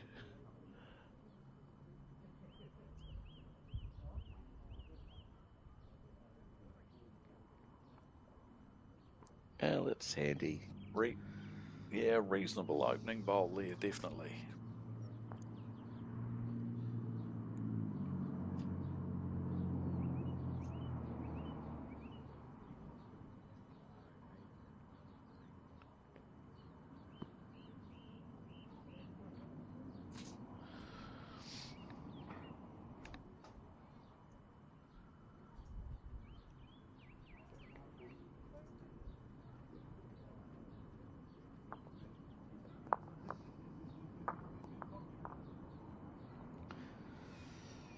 Well, the good news for Tom, it's certainly put Aiden off his first one by changing something up.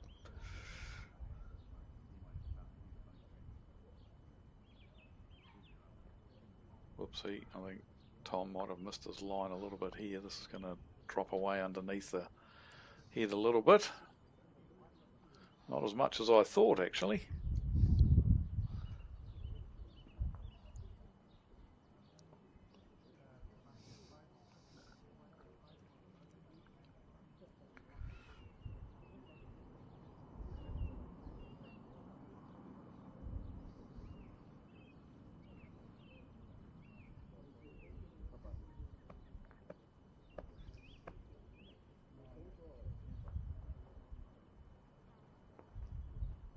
Good Pretty bowl good. here. He's nutted back up. Yeah, very good bowl.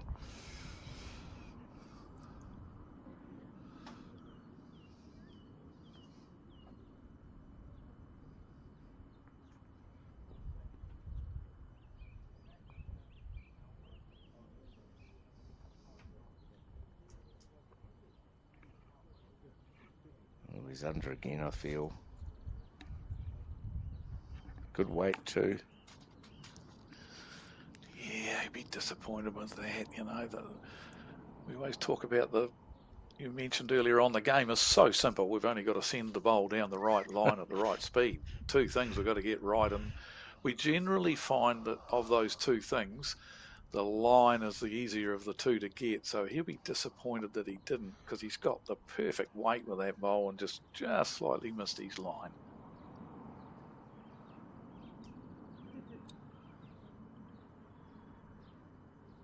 Yeah, Aiden's punished him for it too.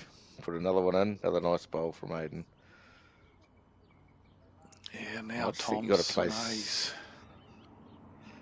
same bowl as last time, but if you get the green right, you'll draw a shot. So yep, same weight. That's the adjustment. Same weight, a little bit more grass, draw the shot. It's really the only option. The only other option he's got perhaps is to play reaching bowls to try and land on one of the two shot bowls.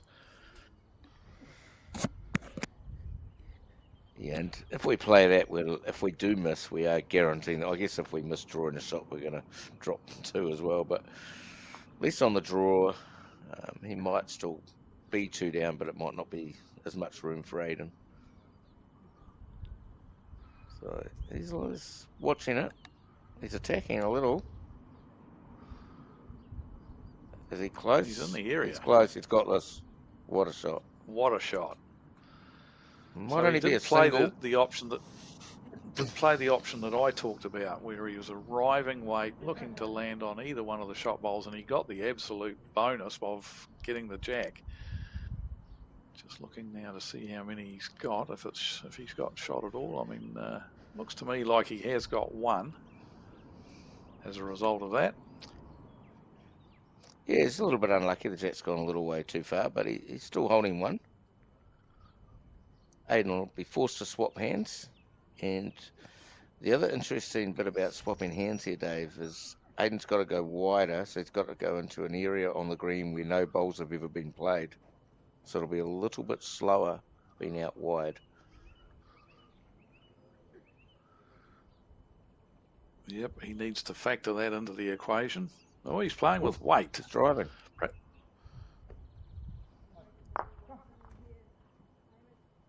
Wow. He was hoping to get both of those bowls. I'm very surprised by that shot. I am too. Plenty of room. He's been drawing very, very well, and he had plenty of room. I would have thought that he would have had the confidence to be able to draw that shot.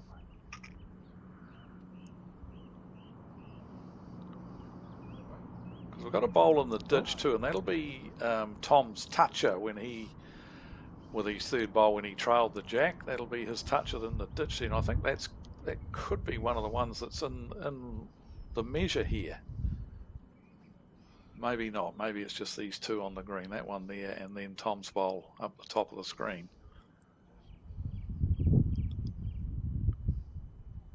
Well, let's go one to Tom. One to Tom. Yeah, I am surprised by that shot option. Like, he's drawn really good. He's almost got a yard radius to draw a shot.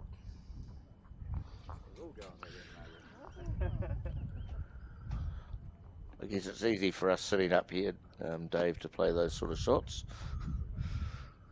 Never missed one sitting up here yet. No. Tom with that mat up a little bit again here. Yep, 14-7, never out of the game at 14-7.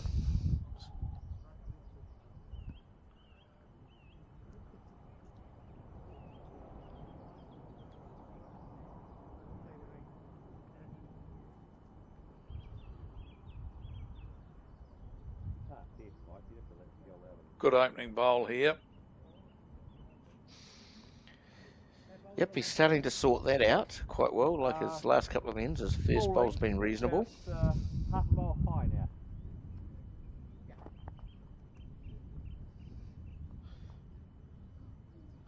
Just the Canterbury breeze starting to arrive as well. We've heard it on in the effects mic and seen the shirts fluttering on the players, and that'll just start having a little bit of an effect. It's not a wind, you wouldn't class it as a wind, more of a breeze at the moment, but yeah.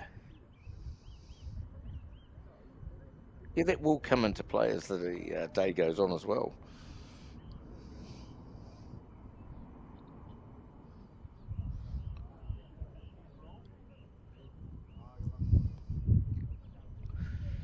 Just a reminder, if you're wanting to see any live updates, head on down to the Burnside website and you'll be able to check out all those results.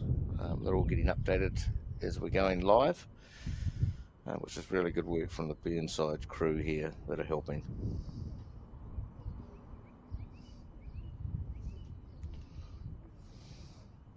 Two good bowls there from Tom. Weight-wise, he's really starting to get the feel of the speed by the looks of things now, which is what he was searching for in the earlier stages of this game. So you'll be happy to see a couple handy with as far as the speed is concerned here now.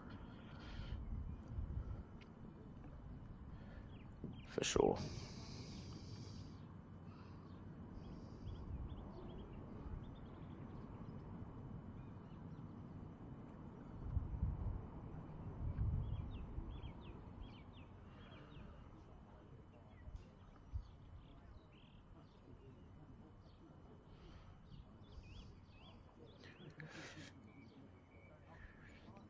And that's the sort of thing I was talking about earlier, Dave, where all of a sudden the opposition start having a little nibble,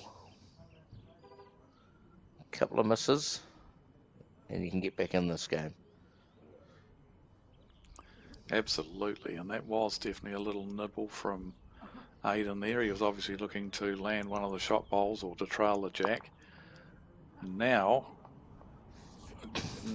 he'll be attacking here. And I don't know whether that was what Tom was trying to do. I think Tom might have been looking to try and get a bowl round the back, and he's inadvertently sat the third shot out and stayed there for three. But you'll see Aidan really attack this now. For sure.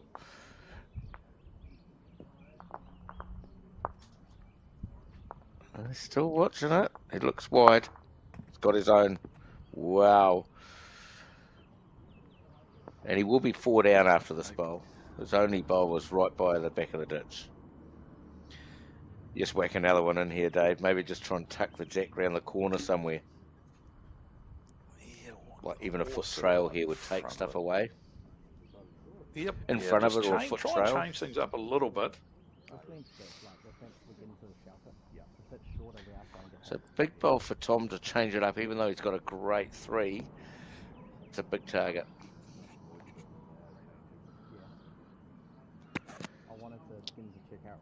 And this is where the game can change. If Aidan misses this next one, it'll be 14-11 and all on, Dave. Yeah, this is going to be a very, very important bowl for Aidan in the context of the game. He's comfortably in front at the moment, but things will really close up big time if he can't change this particular head. So that is another counter, believe it or not. So if, Yep. And you can see the one pink bowl of Aidan's right on the back there on the ditch. So for him, the dream result would be to belly the jack and sit it right in underneath the number there for 2 shots. But he's got a 2 bowl 1 jack target. Yeah, and misses 4 down. Attacking here.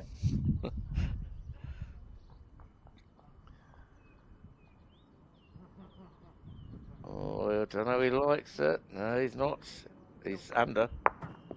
Oh, he's got away with it. He's a bit lucky. Yep. Well, are we going gone. back? We're going back. Tom's making no attempt to play them from that other end. He's dragging the bowls back. Sigh of relief. So, yeah, look, it was good from Aidan.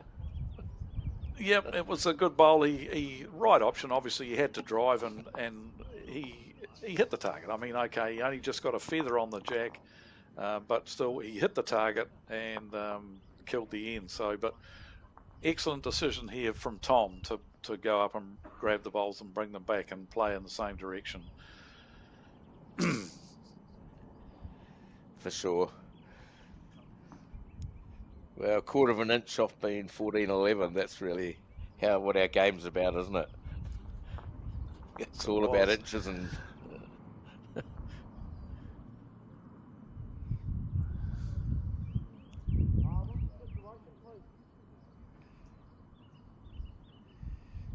You could tell when Aiden let go, but he knew he was a little bit narrow too.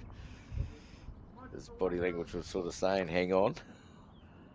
Yep, hang on. He was pointing a little bit, trying to point the bowl to hold on and to go a little bit wider. But yeah, so he got the desired result, but only just. Yeah, it is funny how we talk to our bowls sometimes. We think they've got ears on them, Dave. Dave. See a set of bowls with ears. Yeah, that's what I mean. They think we think they've got ears on them. Nice weight, a little bit underlined.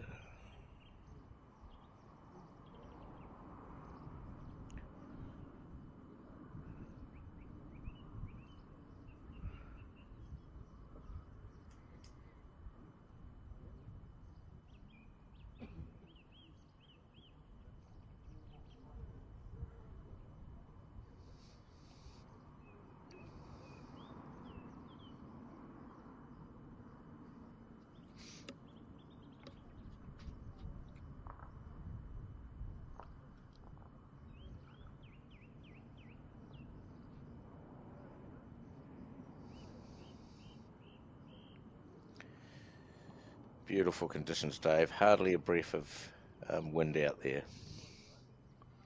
Just the gentlest of breezes. Very, very light.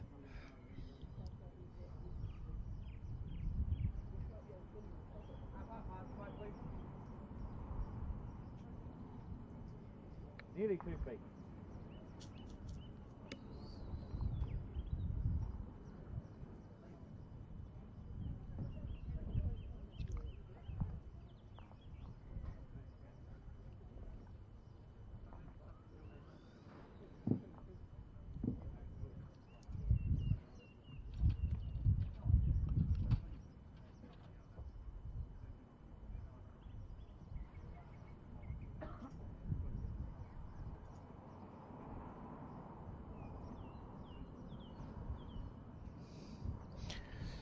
Funny, isn't it? Tom put 3 really good ones in last end at this length, and then on the replay, just struggling to find it a little.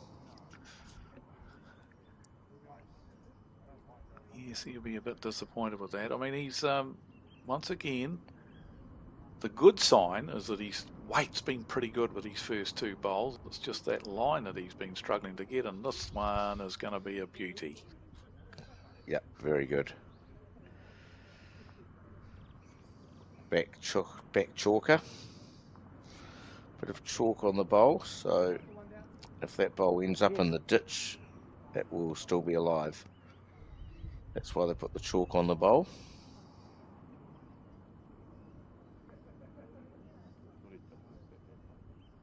He only just got it. He only just got enough of it because if it stayed in, it was 4 as well.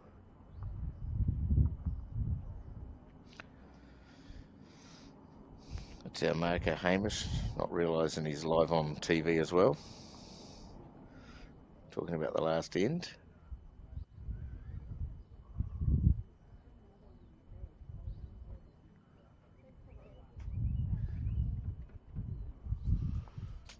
So same bowl as his last one here is what Tom will be hoping for another nice close one. Yeah, I wonder about these sort of heads, Dave, whether we should just leave it with the one really good one rather than actually maybe give the opposition an edge. You know, sometimes we could play this too good and help the opposition. Yeah, that's a good comment, and especially when you look at the way the head's set up now, Aiden with that last bowl of his, even though it's handy, it's right on the centre line protecting the Jack and Tom's shot bowl. So you make a valid point there, but he's actually drifted through, so he hasn't fattened the target up at all. But Aiden will be a bit annoyed with himself for his third bowl finishing exactly where it is. I mean, even though it's nice and handy, it's a good second shot, but it's limited his vision of the Jack and the shot bowl. And if he got some of the Jack, it might just head out to the right of our screen as we're looking at now, and he might end up 3 down. So he has to be a little careful. He can't really attack it if he got his own bowls out. Yeah. Yeah, 1 down's not bad fishing as far as he's concerned here. Tom will take that though, Dave. An extra 1. Some momentum. Absolutely.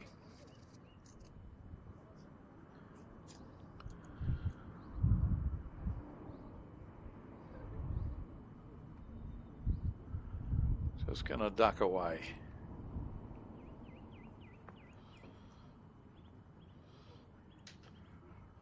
Yeah, as we said, so 3 ends in a row now for Tom. Mm. Yeah. Yeah.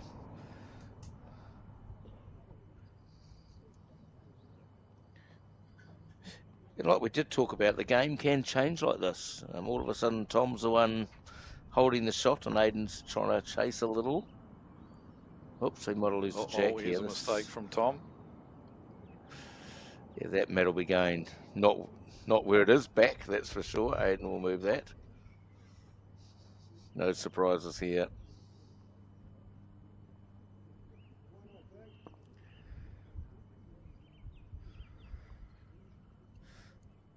So one of the key things, Dave, and bowls is when you lose the Jack like this and the other player has got the opportunity to put it where they want, you've got to nail your first bowl now. Absolutely. Can't afford the error. Make up for the error of throwing the Jack out. Yep, you've got to really make sure this is a dot to dot, so this is probably the first real full length end we've seen played in the match. It'll be interesting to see. Not quite full length, the mat is up a couple of metres by the looks of that.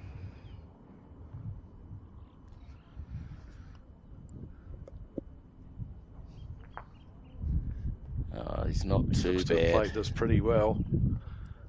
And that's the key. If you've lost the mat and you can get one handy, you put just that little bit more pressure.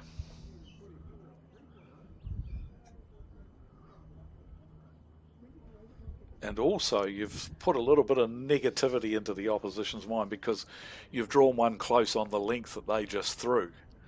So that yes, would be a little bit frustrating as well. Hello, is he having a wee nibble at this? Could be. He's got Jack Yes, bowl. Loving his work. Got the bowl. Young fellas of today, Dave, they're bulletproof. It's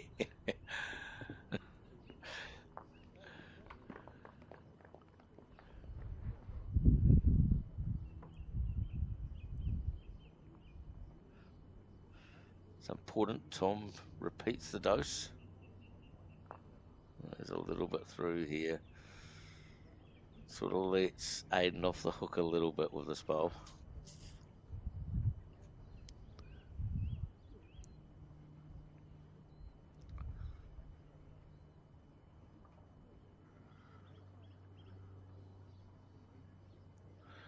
This is the shot that we used to train a lot, and a lot of players, you should train this a lot. Having a drive or a run shot followed by a draw. Can you make the adjustment with that speed control after having had a drive to latch back onto the draw weight? And he looks to have done a pretty good job of it here, Aiden. Definitely. And excellent we still bowl. do that in the Bowls New Zealand squad, Dave. You'll be pleased to know we still do it. Drive and Good. draw. Pleased to hear it.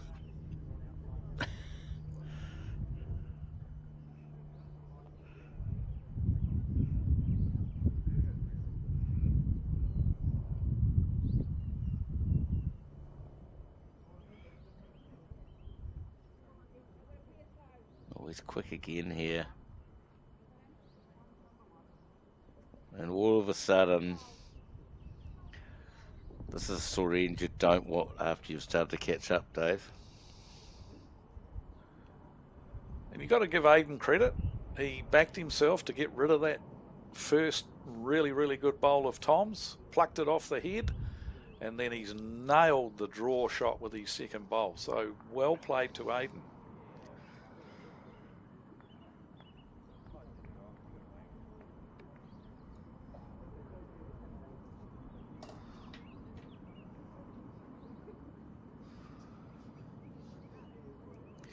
Yep, this will count. Won't be close, but it's still in the count.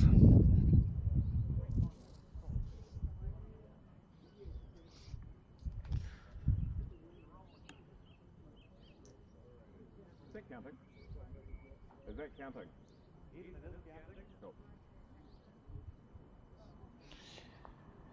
Yeah, I think the key here is if you can get one about a foot away and drop a single on this end, it won't be that bad.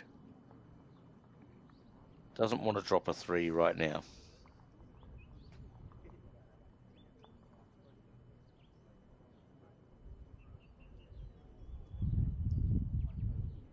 Still just going it's gonna through get a down. little bit. Oh, it's too quick. I'd be concerned that might count. Doesn't affect Aiden's shot, so Aiden doesn't even need to know if he's holding 2 here, Dave. You just get out and draw a second, and if you're in, you're in. He doesn't need this info. Well, I think Hamish might have indicated there that he thinks he is holding 2 already, so, and he's got a ton of room to draw a bonus here. Yep, So and this has come from losing the jack. Yes. It comes from losing the jack. Sorry to interrupt there, but you're right. We'll put him on a chance to go out, Dave.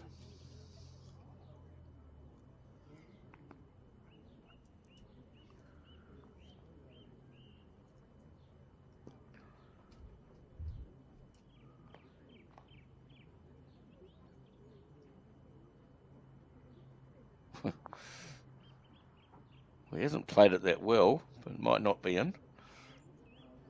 No, running into his own bowl out there. He's definitely guaranteed that that's second shot, but whether his third bowl is inched up there enough to count is debatable. I don't know, Aiden looks like he's wanting 3, eh? I sort of get that impression. Yeah, I get that impression. Tom says no. He'll be measuring.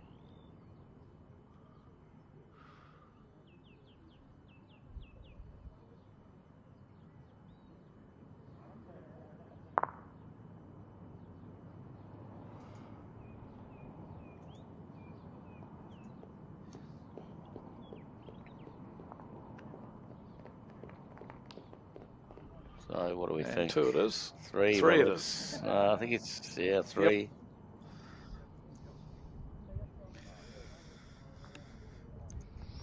And Dave, I think this goes back to what you talked about earlier about the importance of practicing jack throwing.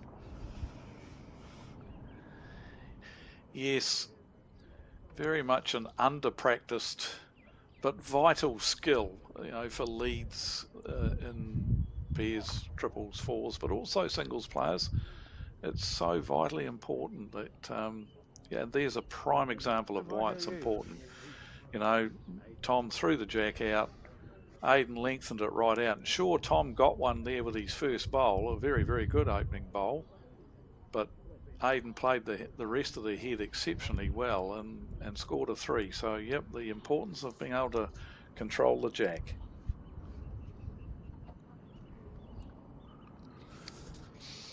There's famous stories too, Mark, no doubt it would have happened back in your day. I know when I first started playing bowls and the skip of my 4, he was a really, really good club player, and played representative stuff for Nelson, and he'd stand where he wanted the jack to land when you were leading for him.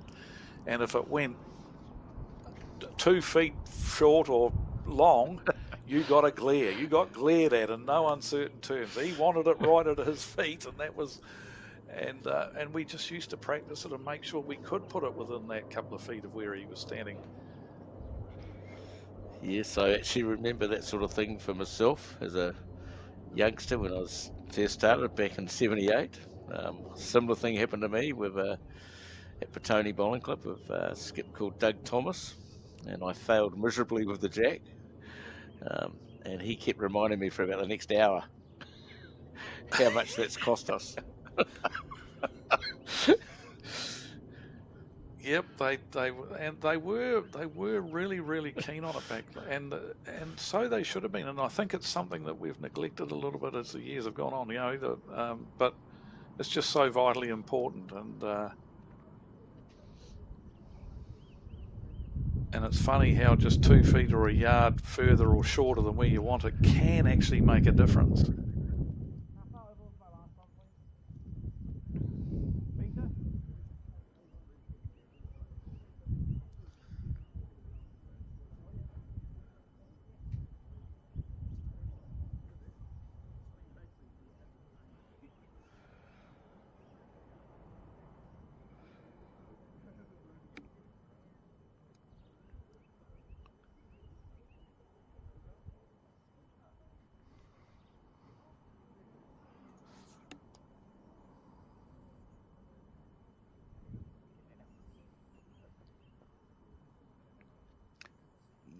Just maybe not quite. It'll be close.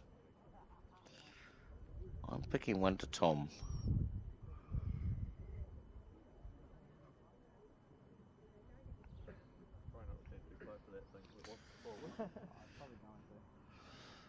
President of Burnside Bowls, Hamish Wilson, doing the finger measure, as we call it. You still hold one, Tom? Lucky guess by me, I think, Dave.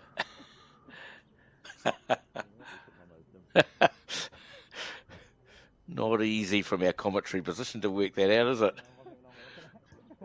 Definitely not. You did well there, mate.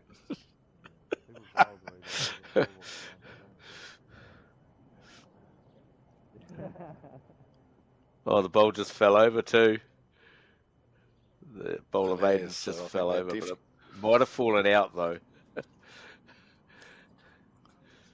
Yeah, I don't think it made any difference. I think it'll still be one to Tom.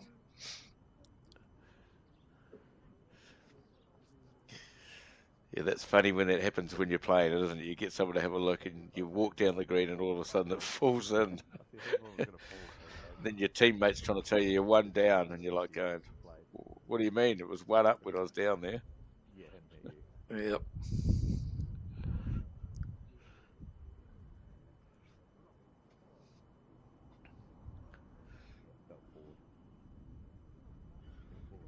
Doesn't have to do much other than his last bowl, something similar. Yeah, he wasn't far away.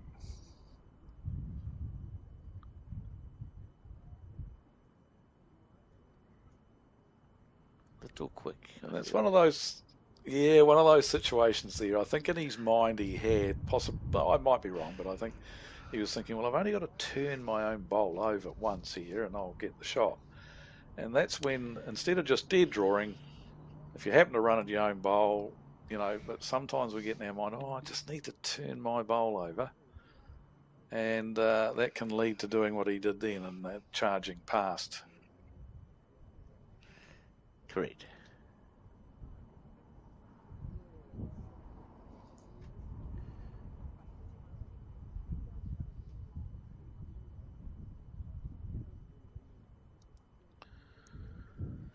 Tom having to play the other hand, of course, because Aiden's bowled right in the running on the hand that he had been playing. Not many have been played down this side of the rink coming in this direction. So it would have been a bit of a guessing game for him. He got the weight perfect too. The good news is Tom's back scoring. He's got the mat back up the green. Now the most important part, Dave, is to keep the jack alive. Absolutely.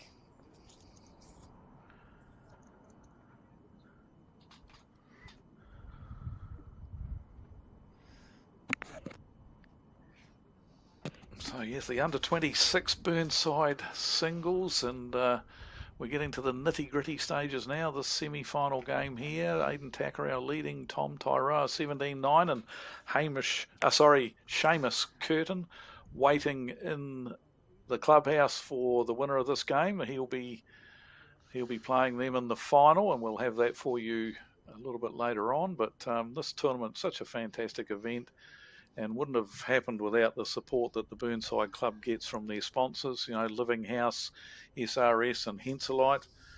Living House, the third year that they've been involved in the event, and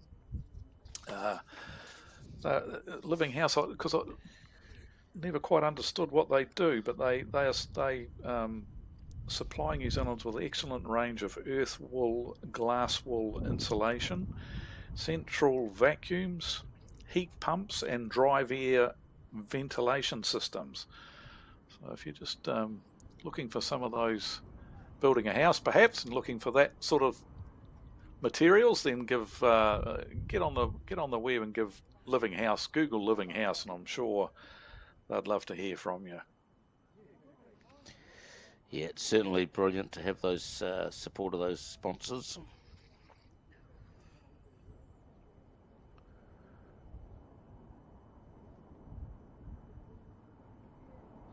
In fact, I think we're going to be joined by John from Living House later on today, probably during our final.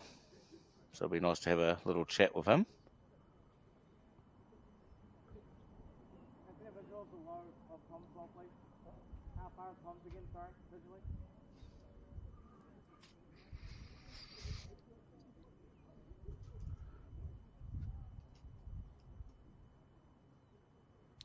So Aidan just wanting to know how far short of the jack Tom's shot bowl was.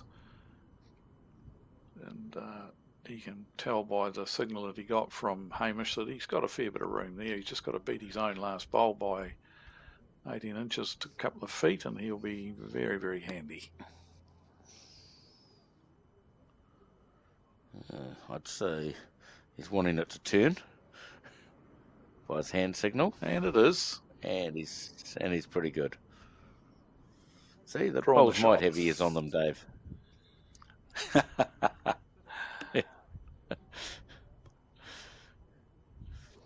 Yeah.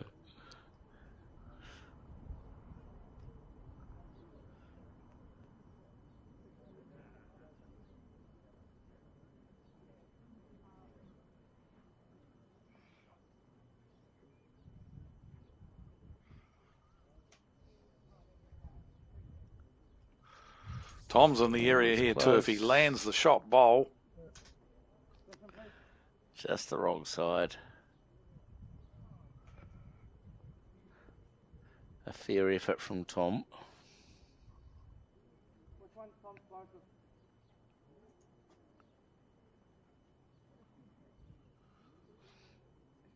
So if you want to check out the results of all the other games, they've actually all been completed in Divisions 2 through to 4.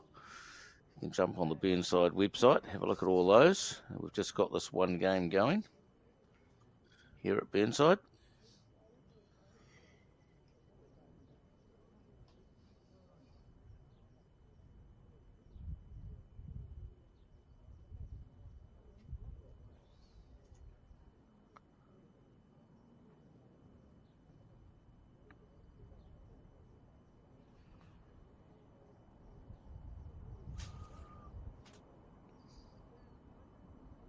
gets round his own, he's going to be in the area again. Yeah, he's played this pretty well. He's unlucky to go through the hole, but that's another handy bowl. If it's not counting, then it's another very good bowl on the head, though. Yep, I think it's probably third. I don't know it'll count. Won't be far off counting, though. The big thing is if Tom doesn't get another handy bowl here, Tom desperately needs to get another handy bowl here, because if he doesn't, then it gives Aidan the opportunity of landing that closest bowl of Tom's and staying there for 3. So important bowl here for Tom, that he gets another one really handy, if not the shot. According to our marker, it's just a single. Well, looks to be attacking. Yeah. And he's got his front bowl. And he's got a little bit sort of lucky and unlucky. He's got through for second, but Aiden has a chance to go out right now. Aiden He has a sits chance that to win out. the game here. Sits Yeah, I that believe shot, he's got- that second shot. And knowing Aiden, I reckon he won't be able to help himself. He'll sum up the risk on trying to sit it clean. There is risk there I think because he if he gets the jack, he's got nothing at the Yep. back. So that's the danger. If he gets onto the jack, he could give away a number. But it's possibly worth the risk to land the second shot bowl here with a metre of weight and stay for 4 and shake hands time. Yep, I actually quite like that shot because I think if you get the jack with that weight, you'll hang around and you'll probably still get a single, or at worst one down. Although he's actually on the other hand, so Well, we're wrong he's with not that. playing it. Yep, No. he's not playing it. He's just decided to draw another one.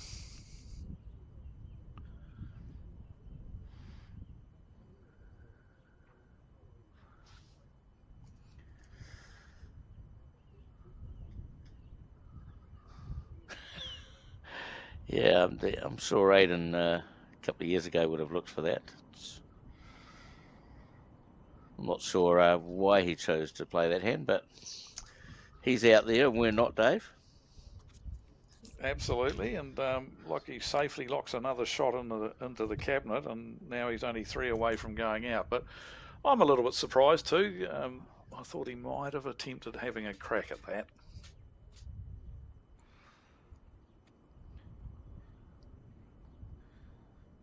I'm sure he'll give us a reason why when he hears this commentary, and he'll go, "What are you guys talking about?"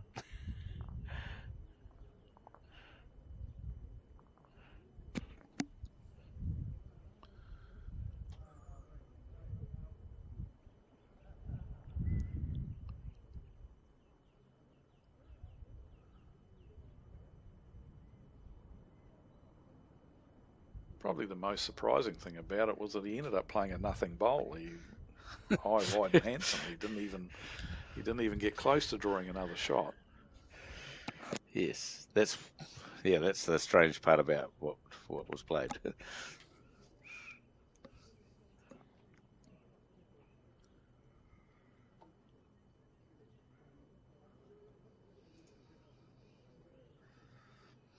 We're almost up to 500 viewers, Dave, for today's game.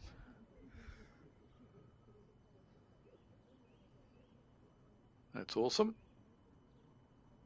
And Great opening if that's bowl on at here a from club, Aiden. if that's on at a club, there could be a lot more watching at the club, clearly.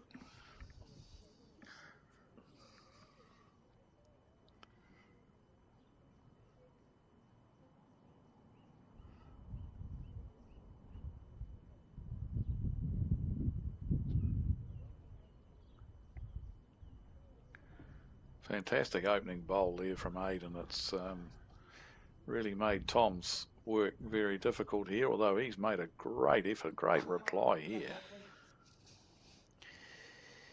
Yep, you're most likely not dropping 3 when you get a bowl within 6 inches. That's probably going to force Aiden to switch his hand here as well. Yep, but he's heard you.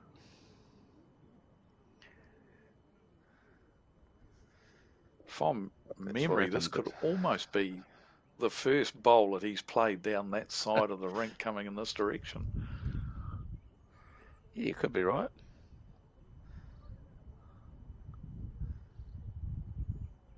Not bad wherever if it's landed on the island, and it has, that might not be a bad home. The jack's heading out in that direction.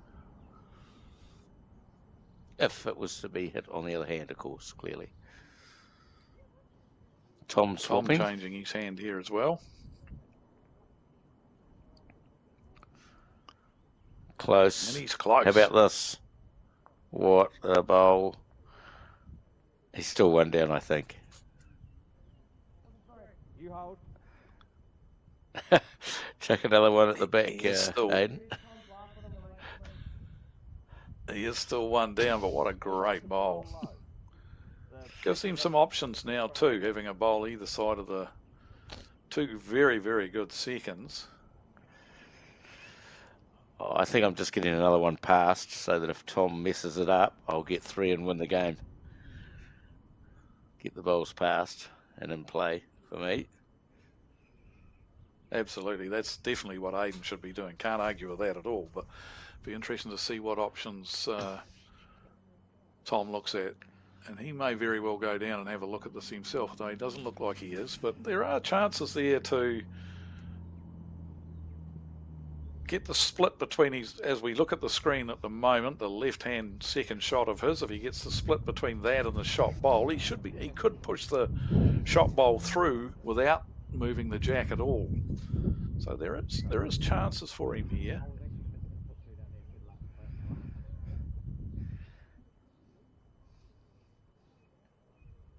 Oh, I don't know. I think he's a little under, is he? Just going to drop under. Yes, he had a beautiful speed for it again. Oh, I just think you chuck another back one. You can't do anything here. And if Tom overplays it and gets the pink bowl onto the jack, he will be 3 down. So you might as well put a third one over and go, if you get me out, well done. Yep, from Aiden's perspective, I think that's the obvious thing to do. The other... Well, it's very hard to beat one of the other bowls on the head, isn't it? The other bowls of Tom are all within 6 odd inches. It's going to be hard to beat those. The other option I'll throw at you here is that he goes back to the backhand and plays just a couple of feet away to his own shot bowl, roll the bowl onto the jack and spit the jack back to his own ones back there. He's not doing that, but that's another option. That would eliminate the danger of Tom getting his own bowl out of the head clean. But yeah, he's playing another one, I think, exactly as we said, round the back on the forehand.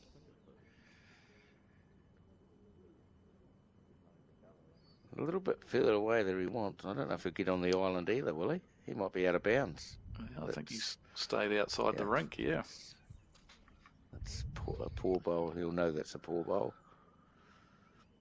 If Tom just plays with a neat weight, he gets 4. As long as he doesn't play it too quick. Yep. Quick means 3 down. Neat means 4 up.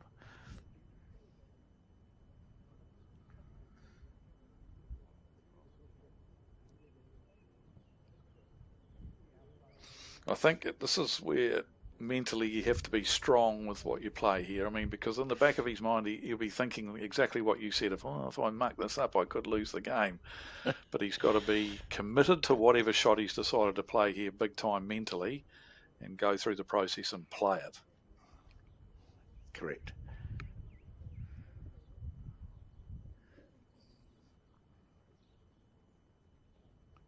Well, he is on its way. Let's see what he's up to here. Oh, he's going to drop underneath. Oh, he played it with a lot more speed than I thought he would. I agree. I thought it would be a much like a yard through shot.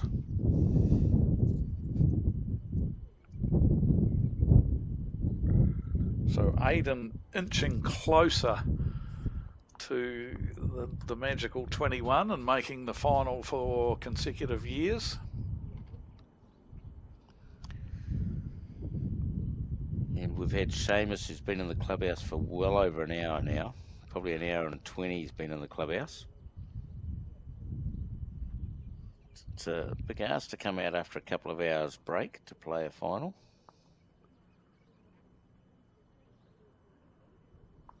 Follows him, he'd be, and knowing Seamus, he'd probably be doing this anyhow. Go for a walk, as it gets closer to the start of the final. Get out and go for just a 10-minute walk around the premises a bit to just get the body pump, get the blood pumping again, and definitely take advantage of the trial ends that are available to him prior to the start of the final.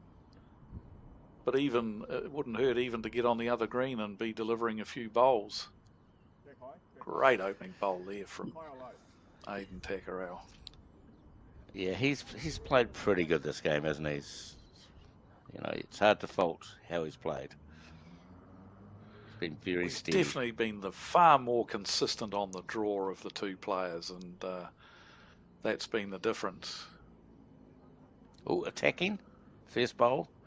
And he's watching. Got the jack into the bin alongside his bowl. That'll be tough to beat.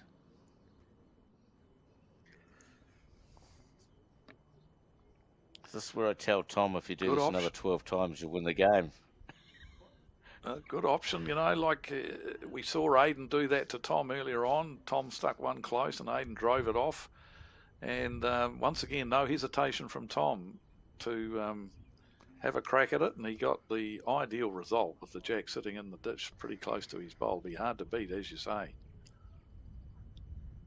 He's having a crack. He might be a little quick. He's having a crack. Wow. I think if you get right on the edge, should be a slim chance to get one, but it will be a slim chance.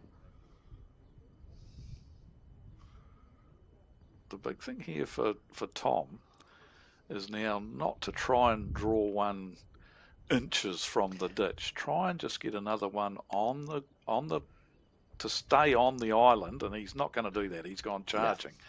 So all he needed to do with that one was just to beat the 2 metre mark and have another counter, which just adds to the pressure for Aidan straight away. But instead of that, he tried to get a bit too close and went charging into the ditch. It just gives Aidan another free bowl now, right? He can attack all he likes at the ditch. He doesn't have to fear dropping too many numbers.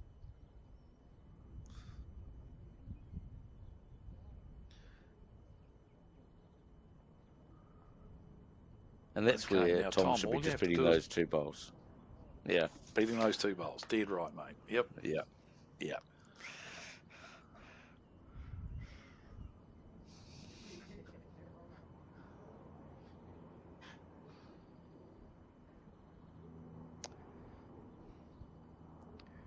And he has this time. I think he's going to stay on, is he? Yes, he has. That's better. Probably even then he's got closer to the ditch than what he really needed to be, but hey.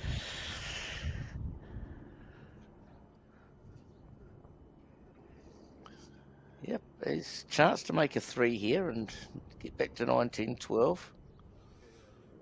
Game's still not over. We still haven't got to 21, and while we're playing like that, we've just got to keep hanging in there. Aidan might have a run at that bowl. Try and reduce it. Yeah, I think he is too. I think he's trying to get rid of the second shot at least to reduce the count. Close. Got the jack, which clearly doesn't count. So a free shot to get the free hit to get the 3rd shot here for Tom. You'd like to hope he does this.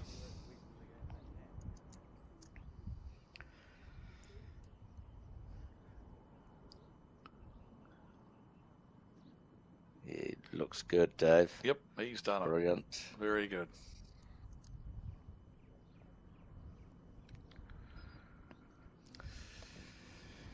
Interestingly, Dave, that's a drill I do myself. I put the jack on the tee and I try and draw 4 bowls between the jack and the ditch. That's what I try and do in one of the drills I do. It's another very, very good drill to do, absolutely.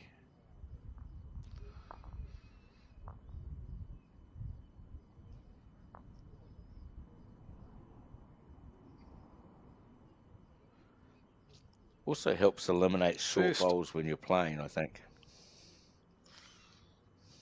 Yep, too right. First 3 that Tom has scored in the game, and he's only scored one other multiple, a 2.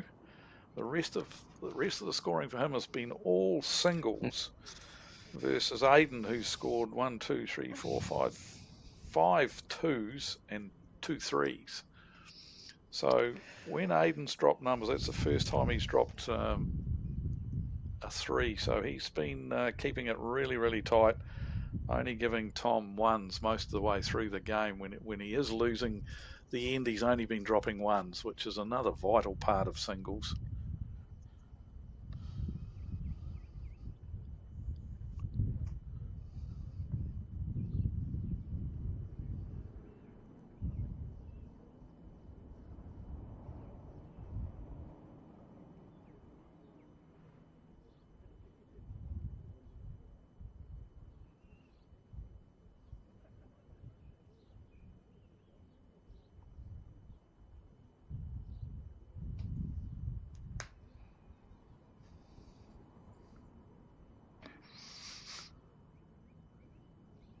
Oh, Tom, hope you've got the running. Yeah, he's under pressure because no doubt Aiden's going to draw another one here and be holding game.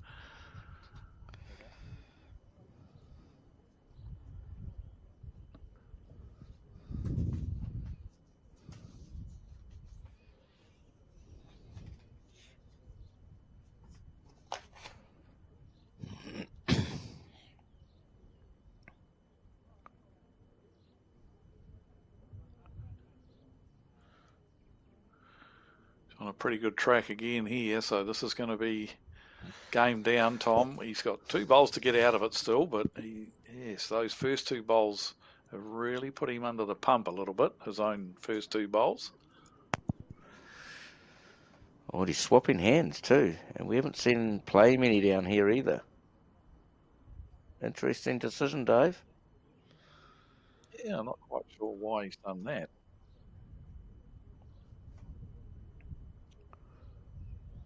Oh, yeah, he's not. Hasn't done it very well. And no. Now he's got He's in one deep bowl trouble. left to. Yep. Especially if Aiden Aiden nails. Gets an absoluter here. If he gets one right on top of it here, then Tom is really in trouble.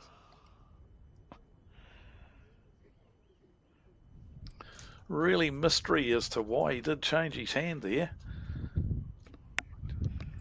Look, it looks way harder on that hand trying to get round your own bowls than this open hand that Yes, Aiden's just played. Yes, I'm not sure quite why he changed his hand there. See which hand he plays with his last bowl. Oh, he's got to go back to the other hand, surely. No, he's sticking to the forehand, which is very surprising. Yeah, I'm not sure. But anyway, he's choosing to play it, so big bowl for him. The game could be over if he doesn't draw the a game shot on the here. line here. Yep, game on the line. He's pretty well Close. as far as his line's concerned. He got the speed. He's not going to run it. Oh, he isn't. It's all over. Well, Dave, with great game of bowls. Aiden certainly dominated and played really well. We'd like to thank you for watching this game. We will be back in probably half an hour maybe while they have a break. We'll let you know the starting time, I'm pretty sure, at some stage. But thanks for watching. Thanks, Dave, for your commentary with me. All good. Brilliant.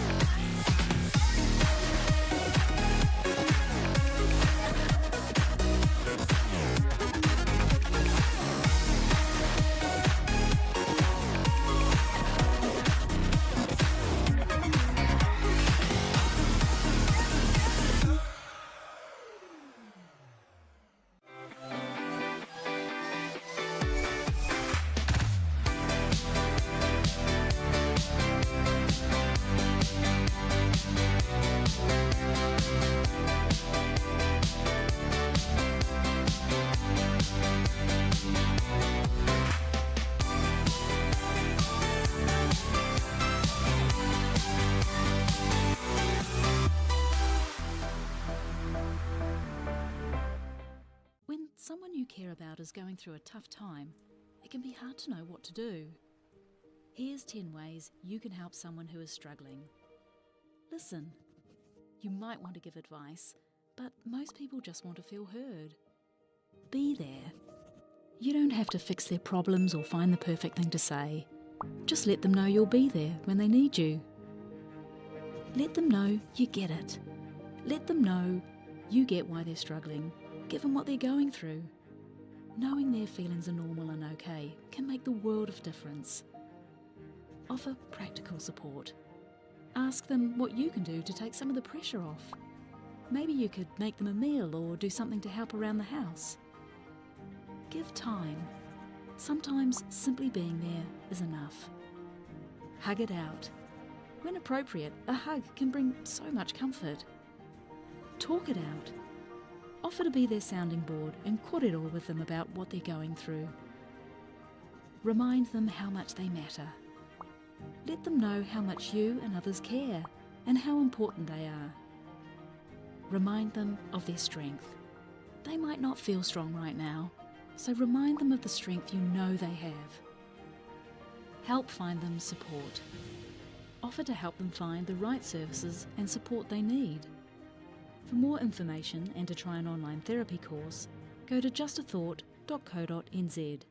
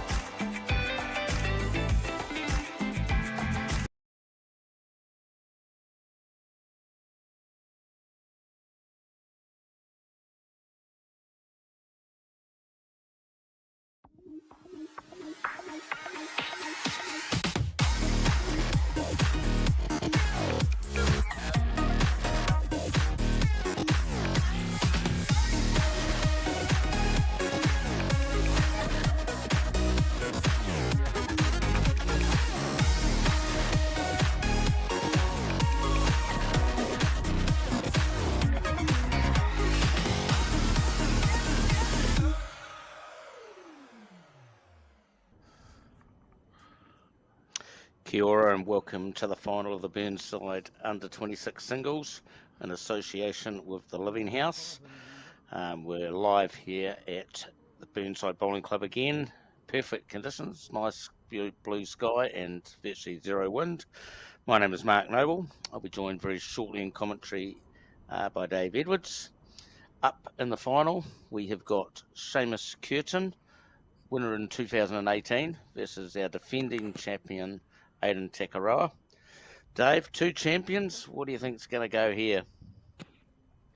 Well, I think this will be a ripper. I mean, as you said, two guys who have won the event in the past, two guys full of potential, and even for Seamus, who's a former New Zealand player, he's been in the New Zealand ranks in the past, and no doubt knocking on the door again. And Aidan Takaroa, current Bowls New Zealand national singles champion, reigning champion in this event. So two very, very quality players in action here, and I'm expecting it to be a rip snorter of a game. For sure. We've got our world champ Taylor Bruce out marking our game for us. We've gave her a bit of a rack up in the semi-final.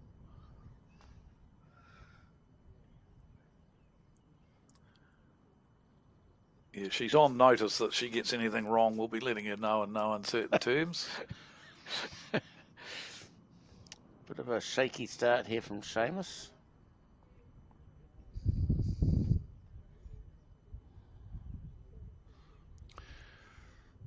Funnily enough, we covered Seamus's game yesterday, and a similar thing happened. He was slow out of the blocks, and even in the semi-final earlier on, he was behind early. So it's a bit of a trend with his games. He's a bit slow to get starting, and of course the added factor that he's had here is that he's been in the clubhouse for quite a long time compared to Aidan. Aidan's only had sort of a 25-minute, half-hour break between the semi-final and the final, whereas Seamus has been in the clubhouse for a good couple of hours. So whether that's a factor in the slow start he's here in this game, I'm not sure, but looks to have made amends a little bit with this one. Yeah, that's got to be at least second if it isn't the shot, probably second. So first blood, do we think, to Aidan? Yep.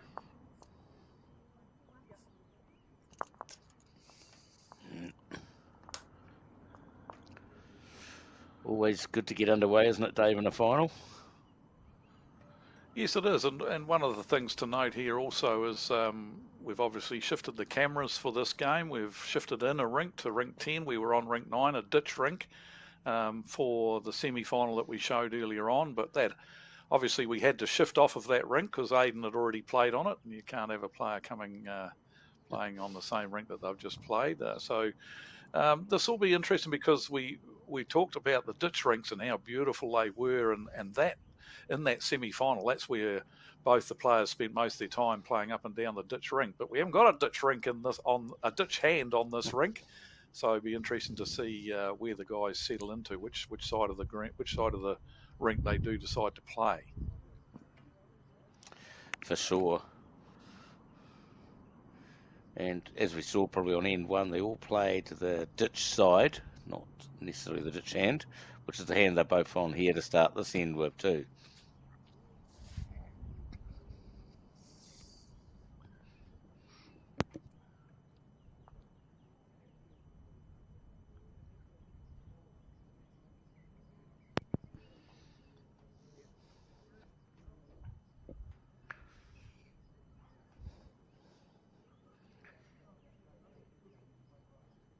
So Aidan swapping over here early, gets an opportunity to have a look at the other hand while he's holding one.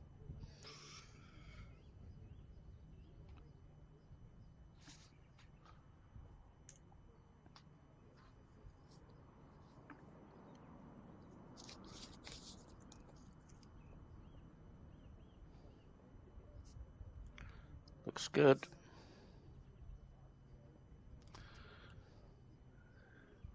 But more than good. Not quite sure why he did swap his hand, but good decision when you see him play one like that. I don't think Seamus's short bowl was in their way, but Seamus is following him as well, and he's changing his hand. Well, I think the key there, Dave, is he was already holding a shot, so he got an early chance in the end to just check out the other side and see which hand might be the best hand. If he was one down, it's a little bit harder to swap and have a look at another side of the rink. Yeah, but definitely he will be thrilled. Definitely doesn't hurt to have a wee play around and try and find the hands that you favour, the hands that you find the easiest, and that's where you need to use trial ends for that as well. Trial ends not always easy because you've only got 4 bowls in each direction, so it's hard to sort of get a gauge with so few bowls. But definitely early on in the game, doesn't hurt to just have a wee play around it. If you latch onto the side of a rink straight away, then stay there, obviously. But yeah, doesn't hurt to shop around a little bit early on in the game to find out what's the most favourable hand to play. I'm not even sure we had trial ends here either, so I have a feeling we were straight into it. But so they didn't get a chance. So Seamus been sitting around for 2 hours, and first bowl he's into the game. Yeah, I'm surprised that they didn't take that option, especially Seamus, for that reason, that he'd been sitting around for quite a while. Aiden's down good, just down to speed now. It's probably close to going to count. Could have 3.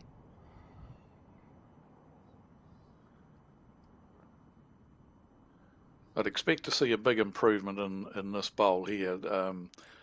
Seamus has now had 2 bowls down here on this hand, and he knows that there is quite a turn there. I don't think he's thrown that out far enough yet. No, he hasn't. And that's 4 very ordinary bowls there from Seamus, and I wonder, I'm going to say it again, trial ends. It does look like 3, doesn't it? I mean, could be wrong. It very much does. I think Aiden's looking for a 4th, though.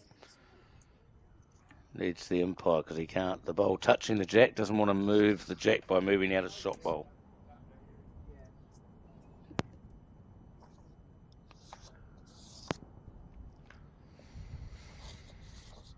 So I presume that's probably Hamish marking, being the umpire for us. Not sure if he's doing the umpiring for this game. Marked the last game, now out doing other work. I think that's him out there. And you can see here the umpire's chocking the jack so they can then remove the shot bowl and then they can do the measure.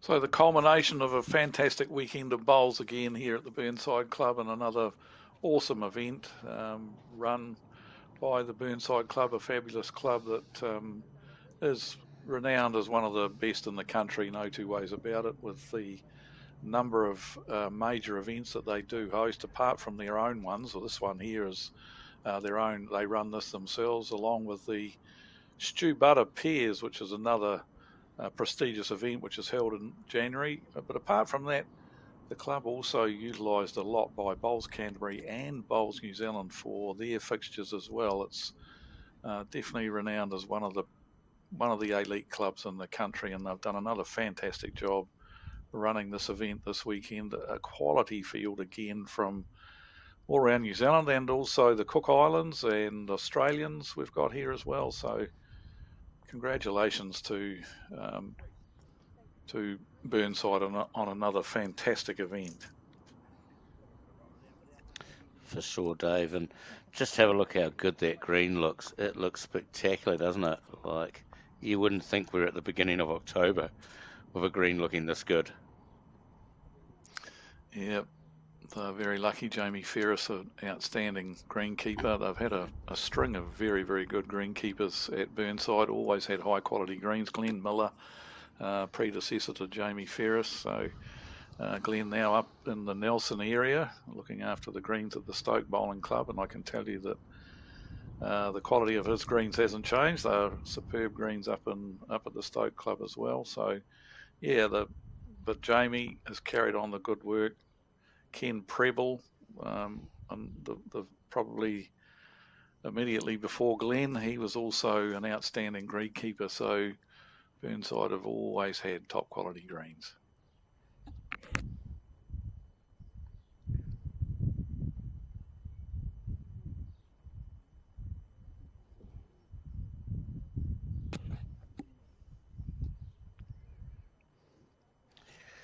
Well, Dave, we're lucky actually to be joined at the moment by John from the Living House.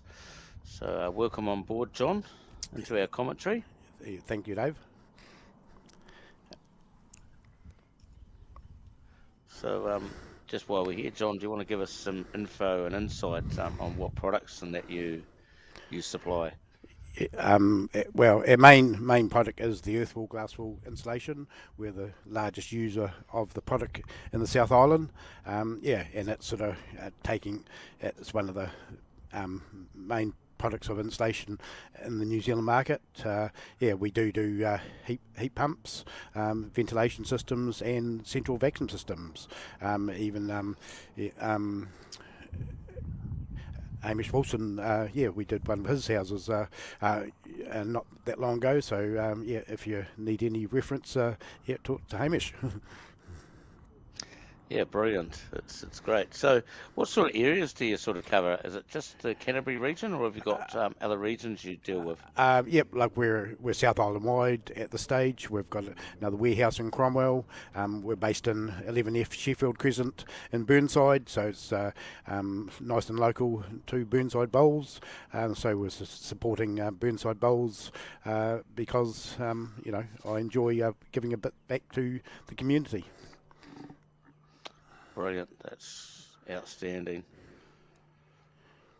The third year that you've been involved, John, and we really do. I know Burnside do really appreciate the support that you give them, and it's fantastic. It's just awesome and sounds like some innovative products there with your insulation products. They sound quite interesting. Yes, with their earth wall glass wall insulation, Knuff, who the manufacturer of it, they're about to promote it to all the architects and draftspeople around New Zealand. That it's the only product on the market, insulation product on the market, that is the red list free. Means it doesn't have any chemicals or anything in it. So it's the only insulation product on the New Zealand market that is the red list free. Nice. So have you played bowls before at all, John? Not myself. My parents played in the Dumback Club in Otago.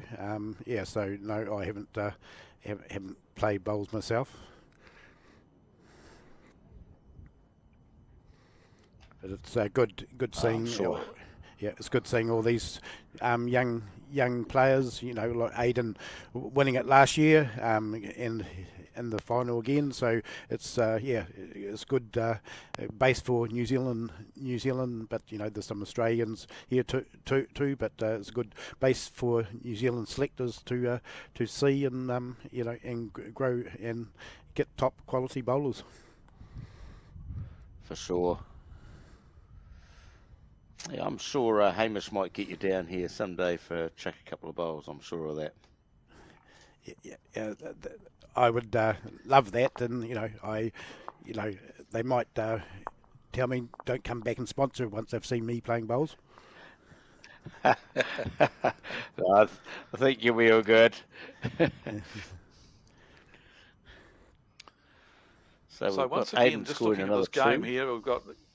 Yes, he's and once again, Seamus slow out of the blocks. He's just, it's a bit of a pattern that I'm sure he would have been thinking about himself. The game that we covered yesterday, he was behind early. The semi-final we heard on the rink next door to the game we were covering, he was behind early again.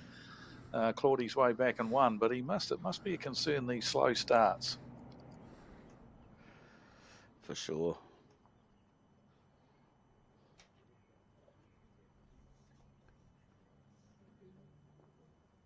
I guess if it shows the normal pattern, he gets a slow start and still gets up and win, he won't be worried about it. But one of these times it could backfire on him, just not getting out of the blocks early enough. And Aiden's on fire to start.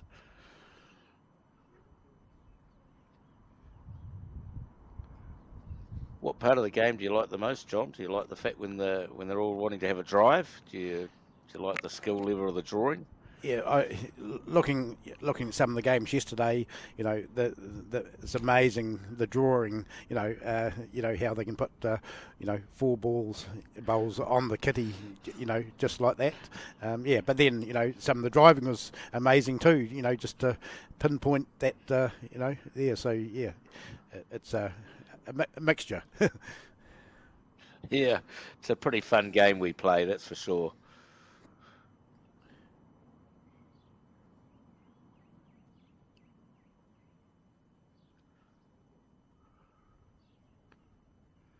So interesting. We're probably to note lucky in our sport. Sorry, Dave. Probably lucky in our sport that we have all ages, I guess.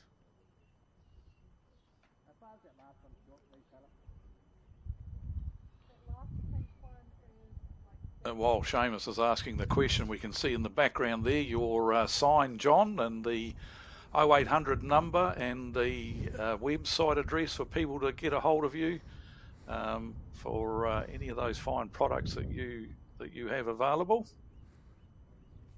Yes, that yeah. So the advantage about ourselves, anyone that's building a new house can just send their plans in, and we'll do a complete supply and install quote for them, and plus our prices are more competitive than a lot of the other installation companies out there on the market. So, John, would you ship stuff to the North Island if someone wanted something? Yes, with Knuff, they bring product in. The manufacturer bring product into the North and South Island. So at this stage, we're only in the South Island, but we'll be looking growing into the North Island within the next couple of years too. Yeah. Beautiful.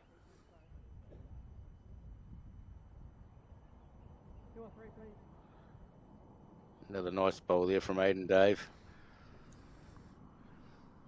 Yeah, interesting to note that he's switched to that backhand. He's staying on that side of the rink permanently, whereas Seamus is playing the other side of the rink. So, we've got guys playing different sides of the rink here.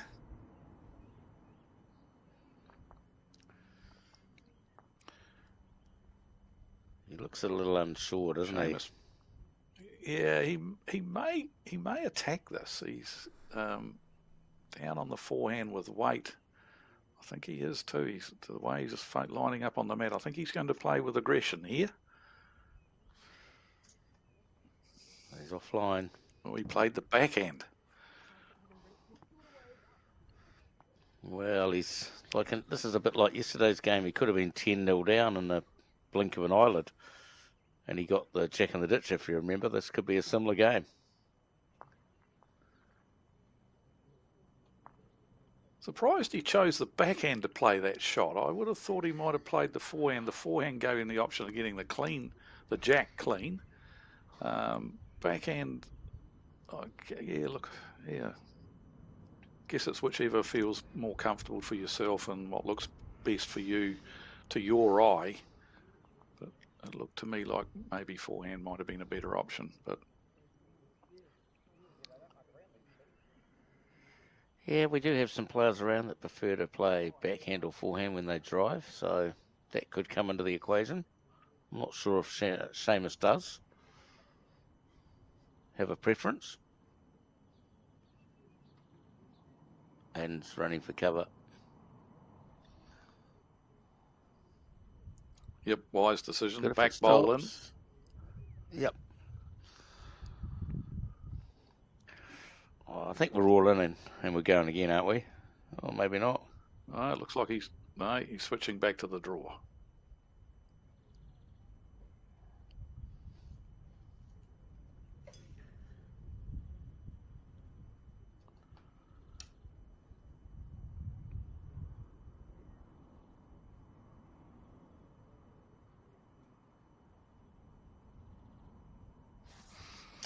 Genuine attempt, and he's fallen in, probably got second shot out of it.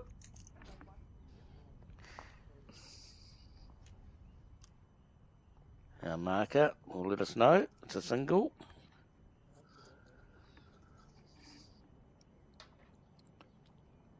So, John, you obviously employ a few people in your business?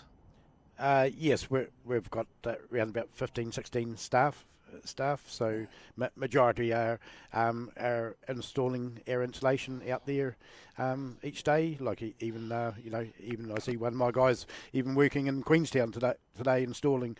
So they can work 7 days a week if the work's available. So yeah, they make good money installing. Yeah. I'm sure if he's in Queenstown, he might be just looking at the surrounds because it's a beautiful place down there. Yeah. The good thing, they get paid per the meter, not by the air. I love it.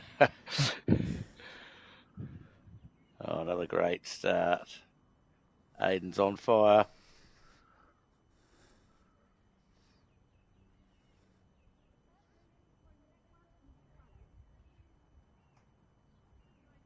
Who are you backing in this game, John? Who's your money on? My money, I think, would be on Aiden. Okay. You're just looking at, his bowls last year, and then I was watching him in the New Zealand singles that he won too. So yeah, he does seem have his game all together. Yep, good call. Yeah, he's a very talented young man. I like how he does the same routine every bowl. It's just it's routine. Absolutely. Yeah, we do train for as that. Coaches, that's what we love to see.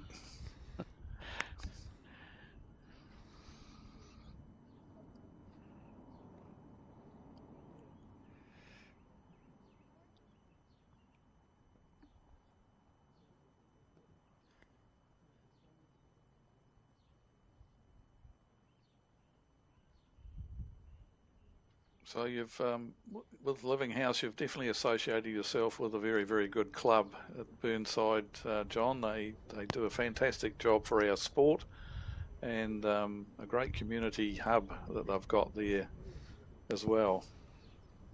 Yes, it's over the last 3 years. I've enjoyed being a sponsor of the under 26s, and just the whole club seems to have a vibe, a vibe about it, and it's enjoyable sponsoring them.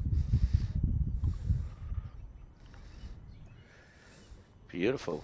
Would you be giving us a heads up on whether you'll be re-sponsoring this next year? I've put Kerry out of her misery. I've said that we'll sponsor again next year. Lovely, that's great news for Burnside. Dero was trying to take that away from the announcement or anything. She was just about in tears when I told her.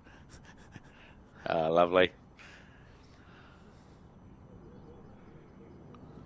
Yes, as I've said before about people's support and sponsor support, well, our game's pretty tough. So it's great to have you on board with the Burnside under 26s.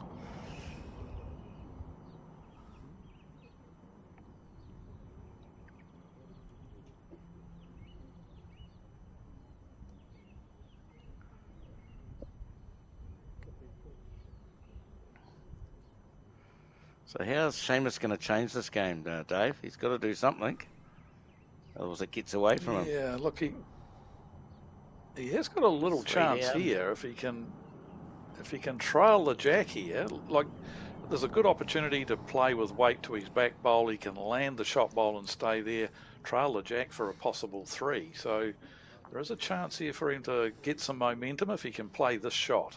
Oh, he doesn't like it. He's gone out a bit too wide for it. Might land and drop 2. He has. Well, it could be at 9-0, I think. Yeah, I reckon it's 2. It is, yep.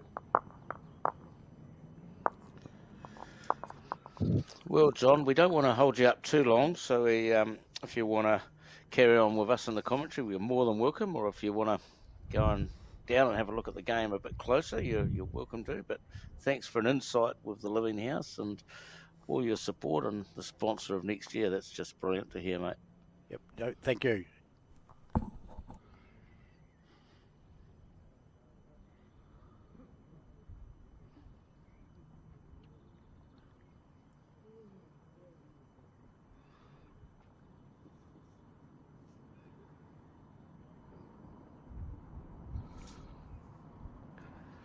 So how are we going to change this game, Dave? Swap of hands for a start? Well, that's a possibility. He's got to get the mat back first, I think, to try something then. But at the moment, the first bowl effectiveness from Aiden, although he's shooing this one up there, this might be a bit short the way he's reacting to this one, but his first bowl effectiveness has been very, very good, and so that's put pressure on. I don't know why he was shooing it up there, because it's a ripper, and that's what I'm talking about. That's putting Seamus on the back foot right from the first bowl, and we could see him having a whipsy at this one. Yep, he's on the drive. Yes, this is a frustration one. He doesn't like it. But that's good. I quite like that. Just get rid of some frustration. Absolutely. Now you can just sort of like we saw restart all over again. We saw in that previous game that Aiden had a flick at the first bowl that Tom stuck there like that once and got a great result. And then it was reversed. Tom did the same thing to Aiden at one stage during the game, put the jack in the ditch as well. So it is a good option with your first bowl if the opposition gets one close like that. There's nothing wrong with having a flick at it, but now is the decision time. Do you have another go or go back to the draw? And generally the recommendation is now you go back to the draw. Yeah, just get rid of that frustration. I don't think it's a bad thing.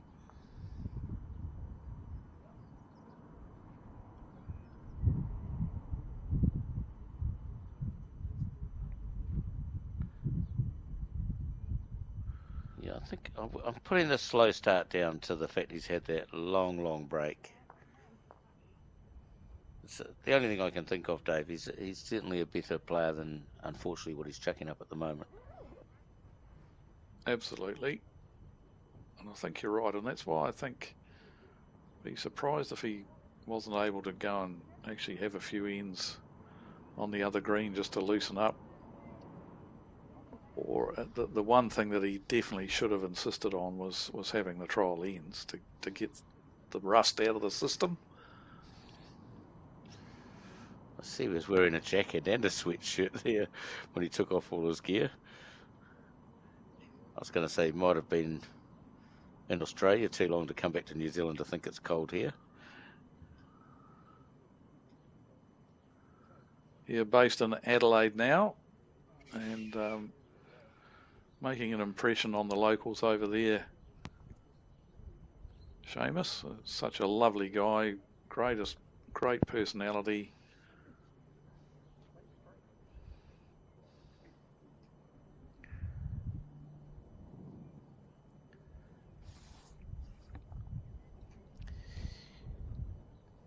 He burst onto the scene. I remember him winning, I think, every single game of singles in the National Winter Centre for Wellington.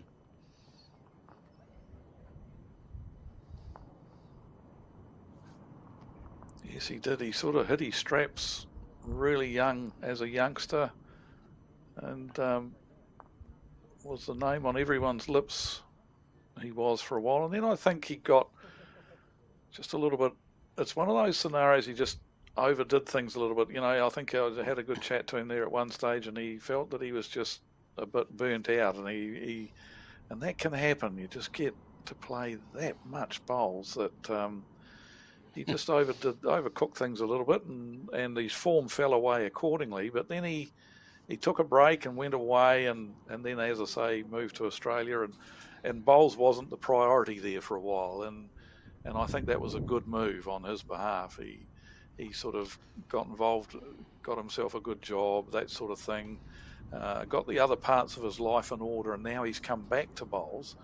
And he's now starting to hit his straps again. For sure. Looking for the shot bowl here. Oh, he was unlucky.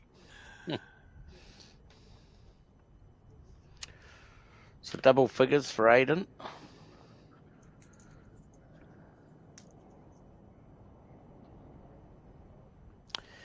If you want to see live updates on all the other divisions 2 through 3 and 4, jump onto the Burnside website and you can see them live as they go. I think Division 3 and 4 are playing 15 up, not 21, and Division 1 and 2 are 21 up, I believe.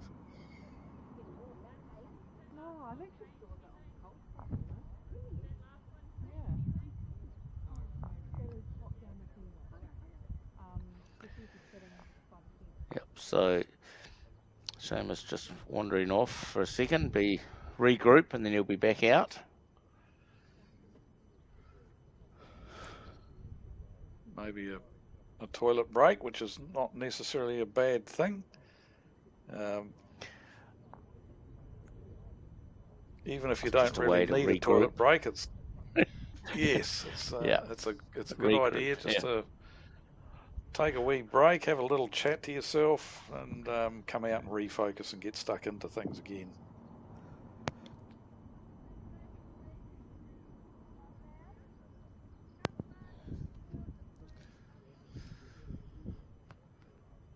Yes, we're not suggesting that he's doing that on purpose, but it is a good way to refocus.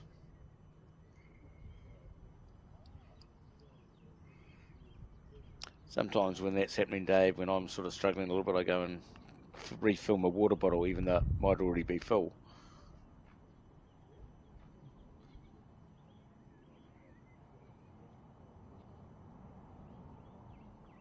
Another great start.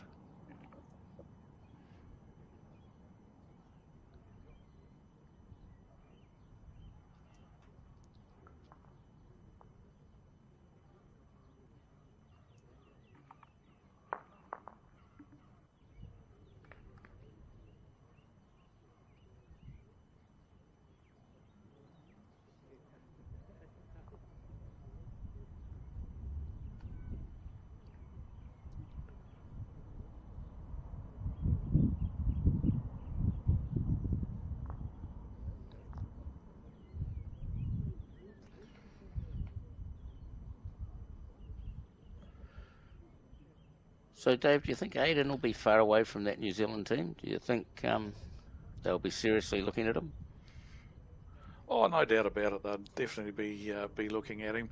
The biggest, probably the biggest challenge for the New Zealand team, or international bowls at the moment, in fact, is the fact there's not a lot on. There's not a lot of international bowls being played at the moment. The World Bowls Championships are sort of in limbo. Commonwealth Games still waiting to hear whether bowls are going to be included as a sport. You know, we've got the Trans-Tasman coming up for sure early next year. And Aiden must be in the mix to be, maybe not just yet for this for the current Trans-Tasman team, but he's got to be in discussions. Just his record, winning this event last year and winning the New Zealand Open singles title, and he's there or thereabouts most events that he plays in. So he's got to be in discussions.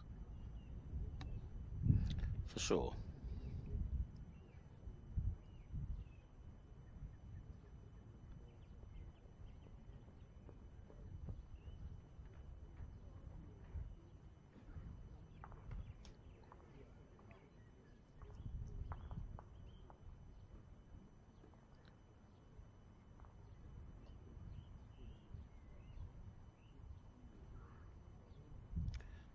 How's the running here? Not He's got a far lovely away. line. Yes, if he gets past that, he has. Think that'll be the shot. Hard to tell. Yep, I'm voting for that's the shot bowl, Dave. I'm with you. I'm thinking one up. Okay. So last chance here for Aiden to keep Seamus on 0. Changing his hand. Swapping hands. Yeah.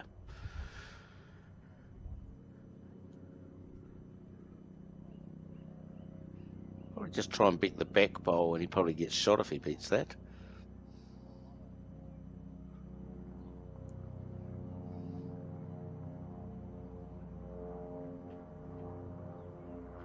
Is he going to come back? No, he's just a little bit overweighted. So Seamus, unless he does something horribly bad here, is going to get on the board at long last, and then it'll be interesting to see what he does with the mat and the jack. Yeah, definitely has to be a change.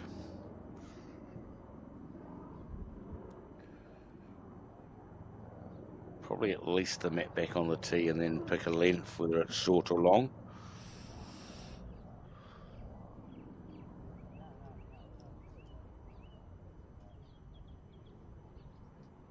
Close. Played it pretty Pretty good. well. Very good bowl.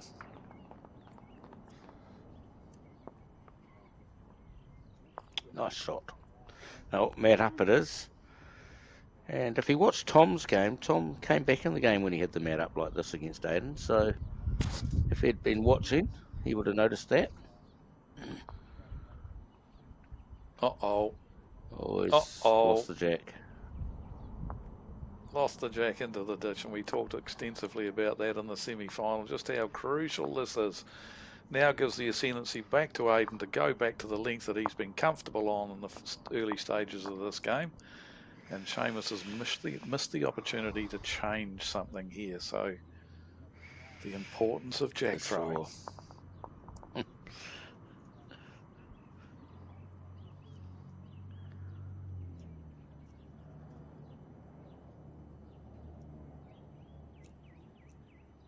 And Aiden will be back to these longer type ends, which he's sort of liking a little bit more. At least 3/4 to long.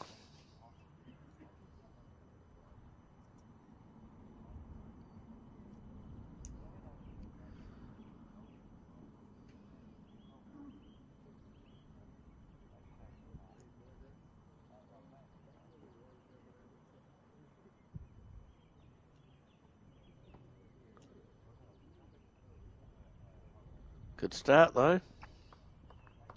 Very good start. That's Brilliant. more like it from That is Seamus. brilliant. Is Aiden going to go this? Will we see a drive here?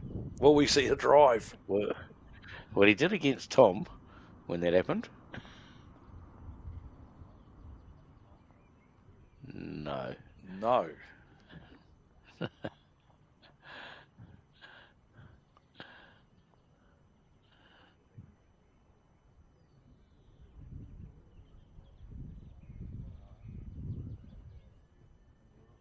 It's not a bad response.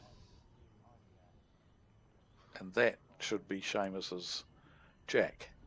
Now drawing to that back bowl of Aiden's, just dropping inside it, counting and covering. That would be what he's trying to do here, I'd imagine. And instead of that, he's dropped it short. Yeah, it's not the worst short bowl you could play though. It's just right in line with it. I think Aiden might swap hands here. He may consider it. He just asked Taylor how far through he'd gone with his first bowl. A lot of players do that, and it's not a bad thing, just to get a mental picture of just how much weight you have to take off your previous bowl to get closer. For sure. He's got the legs here. Might be a little underdone, is he?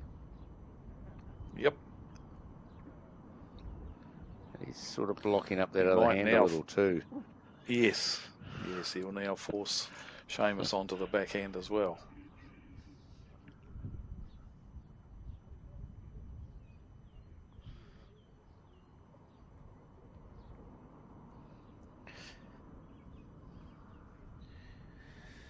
And as we've said, you're never out of these games. There was a game earlier today that was 12-0, and the person on 0 won that game. Great shot from Seamus. That's a fantastic bowl when you've swapped your hand to be able to absolutely nail it like that. That's a great bowl. Holding 3 very good shots at the moment. Hard end for Aiden to get out of, and it doesn't surprise me that he's asked to come up and have a look. You normally can't come to the head until you've played your third bowl, but in situations like this, you can ask permission to come up, and that permission is always granted, and he's just come up to display. So a very, very awkward end for him to get out of here.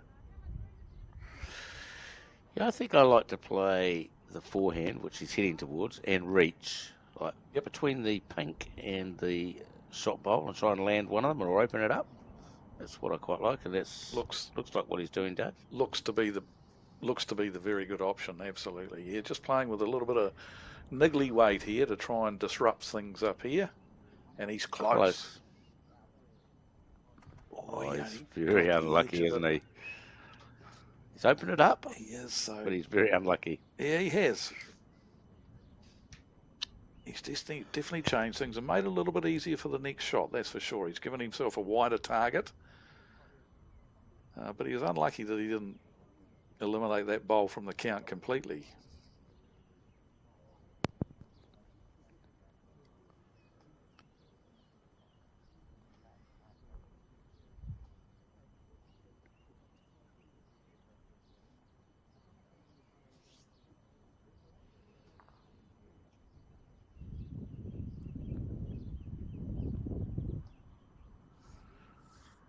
Seamus not reaching, he'd be very disappointed with that, because he really needed to get one round the back. There is the chance of Aiden picking the jack up here down through that gap on the forehand between the pink and his own bowl. Gets the jack and he's got back bowl, so he could make two here if he plays it. And so that's why Seamus's last bowl, he'd be pretty disappointed with that he didn't get round the back. Not an easy shot for Aiden to play, but it's on. I just think same bowl that I just played. Shunt one down the gap and hope to land something.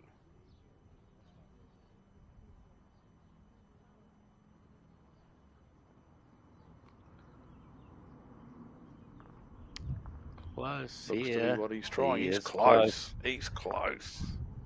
What a shot. Very good shot. He's shot. Reduced the count. Might only be one now to Seamus.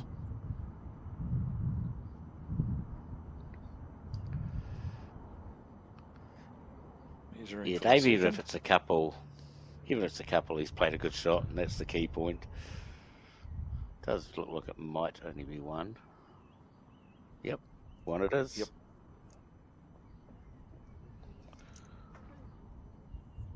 So, good shot there from Aiden.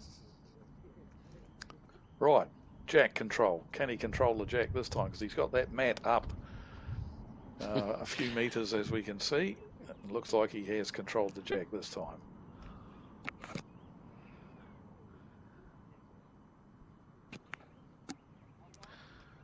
Part A he's got right. Part B now is to draw a close one. Correct.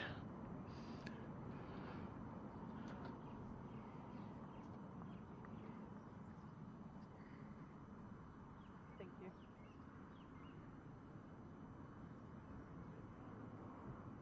Oh, has he underdone this, I feel?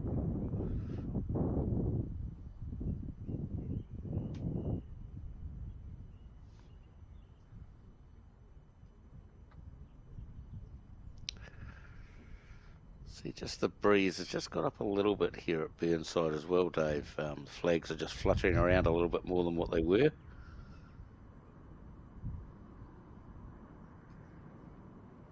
Yeah, early afternoon it normally kicks in a little bit, doesn't it? The nor'easter, normally the prevailing wind.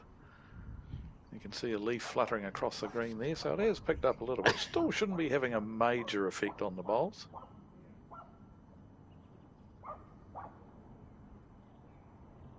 And looks like someone's brought their dog to the green as well. And for a look.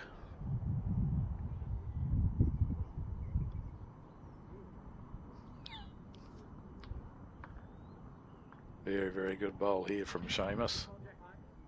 Nice. Level.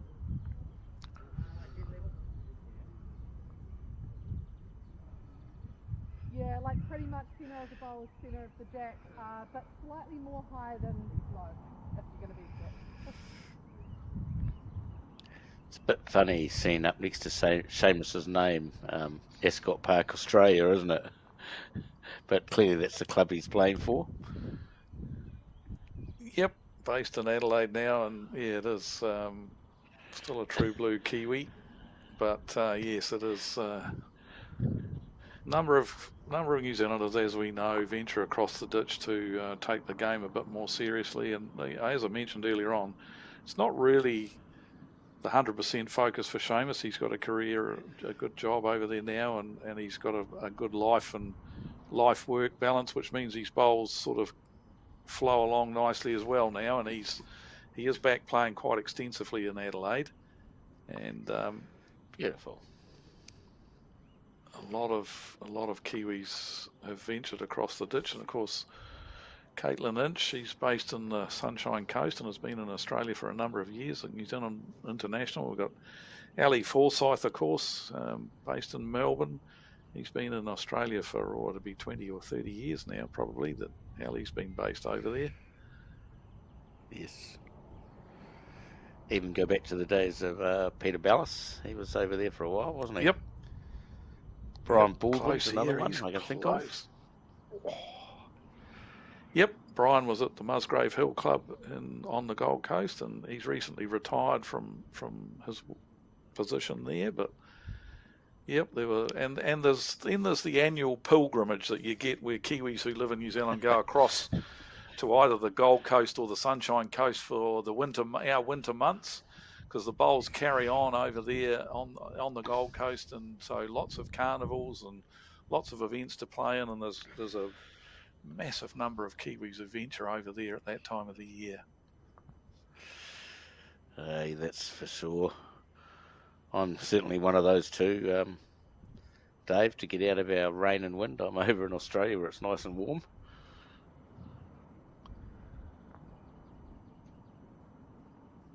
No doubt about it. The Queensland winters are beautiful. Normally July, August is, just that nice low 20s temperature, beautiful days. It's you can see why so many Kiwis venture over there. Yes, for sure. Short sleeves.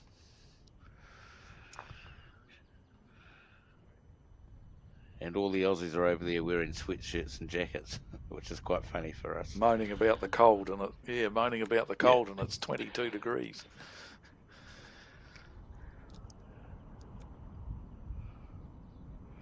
Well, Aidan, can he turn the set over?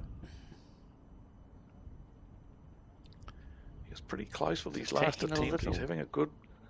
Yes. He's having an attack. Touch weight run shot here. Is close. Under. Oh. Fair effort. Now you can make it 14. Yeah, just like every other game we've seen from Seamus. Slow to score, but then builds up some momentum. Yeah, he's starting to hit his straps now on the draw. He's really starting to find his range, getting a lot more bowls handier on the head than what he was at the start of the game. Has he thrown this jack in the ditch again? Interestingly enough, he's the only undefeated player in this event. He's won every game he's played. He won all his section games, and of course, clearly he's won quarterfinals through to here.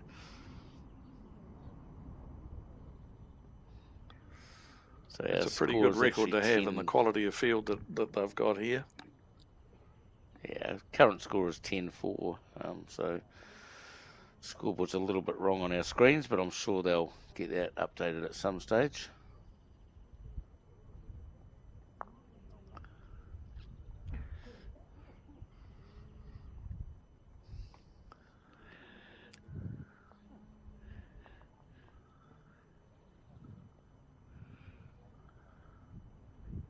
So I put the commentator's hex on Seamus there, talking about how he was finding his range on the draw, and he drops one 3 metres short.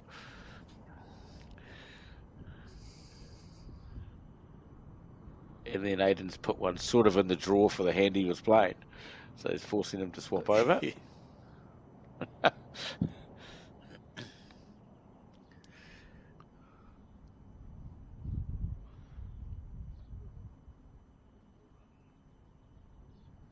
I think he's just underdone again.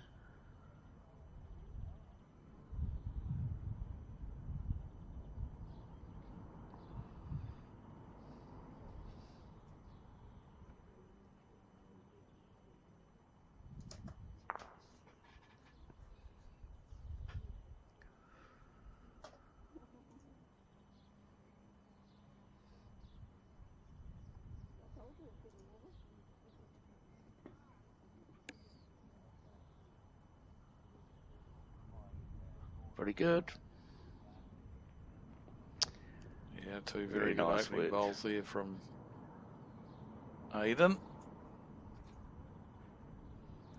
Will Seamus attack this? Just maybe he's got one in the way though, which is a little annoying. He's Looks playing like he's with attacking. weight. He looks wide. Coming now. Oh, got a result. Reduced the count, just the one down now. Good shot.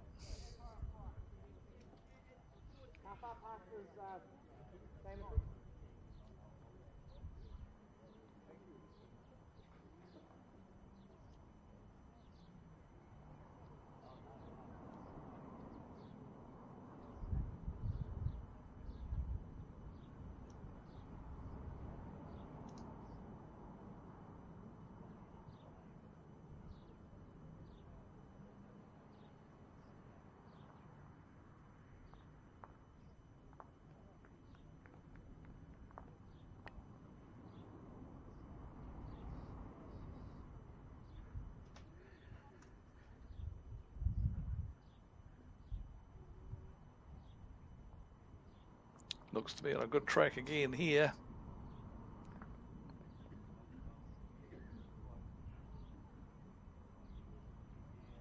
Seamus may be tempted to play the similar shot to what he's just played. He's 2 down again. Yeah, tough shot to draw around these to play the perfect bowl, Dave. He's coming up to have a look at proceedings.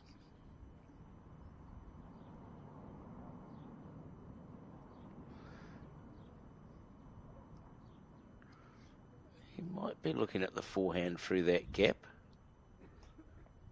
But I think it's a backhand shot, Yes. personally. If he's going to. No, he attack. played the backhand He's last looking- time, but you're right. I think the forehand attack shot is the option this time. Yep. And he He's is. attacking. He's close. Close. And he's got a bowl out, though. Yeah, he's reduced the count. He's unlucky. If they'd dropped a little bit more, he would have been onto the jack. But, yep, good option. Reduce the count. Well, Waden's played 3 very good bowls this end, hasn't he? He's chucked 3 within a foot, so probably deserves to score. How can he kick a conversion now? That's the big thing. Can he add the bonus?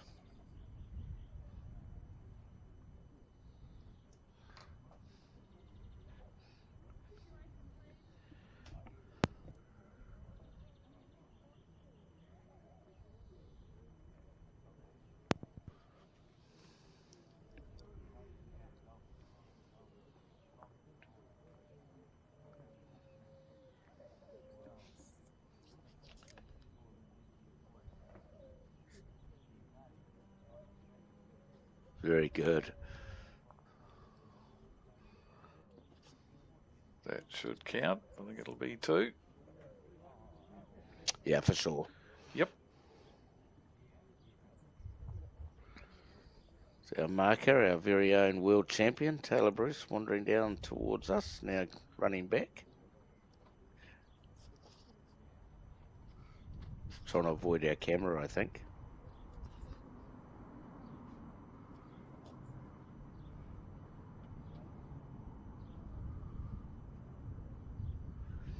I wonder if she gets sick of hearing that, Dave. Don't think you'd ever get sick of hearing that, would you? No.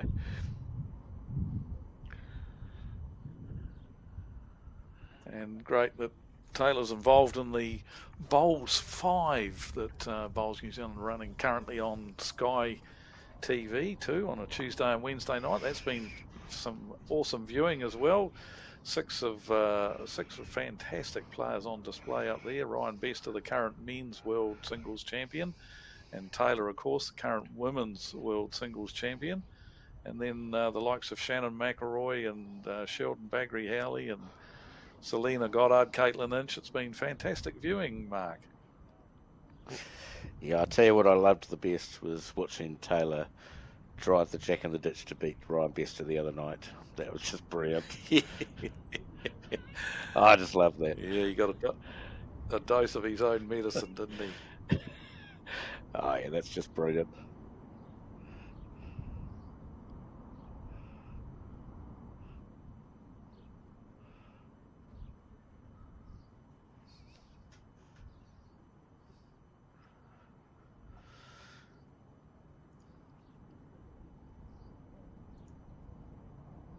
We've almost got a full-length end here, and both guys just missing their mark a little bit with their first bowls. See how good their adjustment is with the second one. Aiden's just falling a little bit short again with his second bowl. Yeah, he's just overthrown the jack probably from about a metre or just over a metre from the last end. And so that will equate to that. And it's got very blustery, as you can see. So Seamus just backing off the mat there.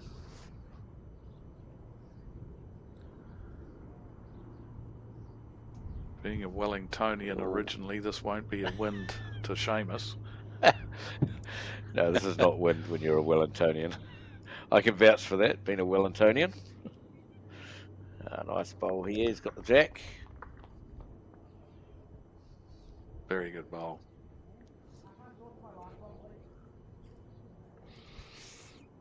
Now about 1.5 meters.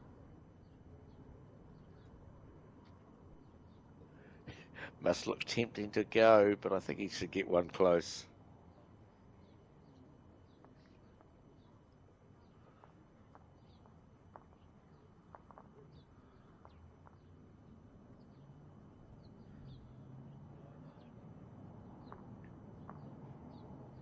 Once again, we've got a lot of viewers around the country, Dave, watching this broadcast, and all our young stars that are out playing.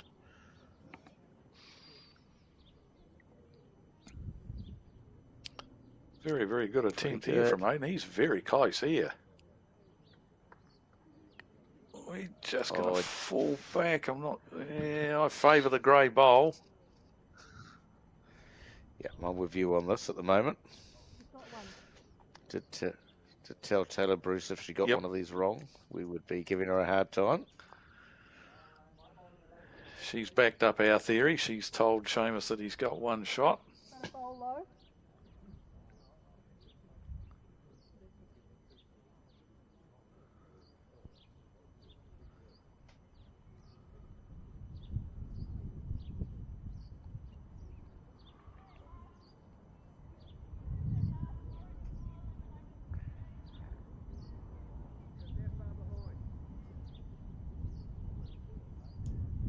Swap of hands. Has he got the weight, Dave? I don't think he quite has. Short of a gallop. It's okay-ish. It's another one thereabouts. It beats Aiden's other bowls.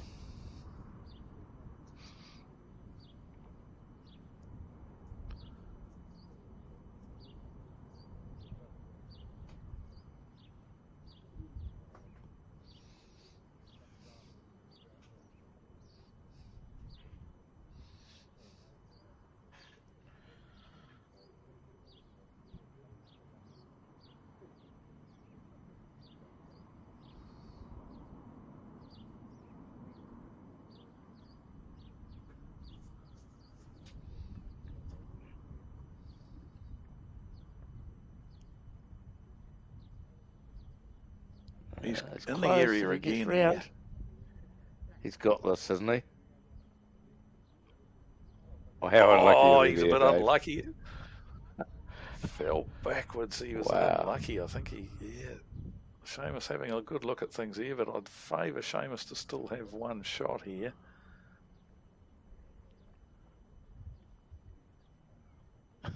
That is so unlucky at falling against the bias.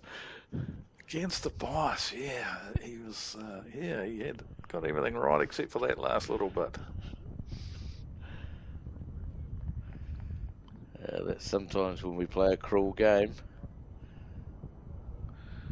It doesn't surprise me that Seamus has switched back to the forehand here, because that unlucky bowl of Aiden's gives him a guide now. If he can just look to draw to beat that bowl, the last bowl of Aiden's, he'll definitely be in the count. So, but he's underdone things here.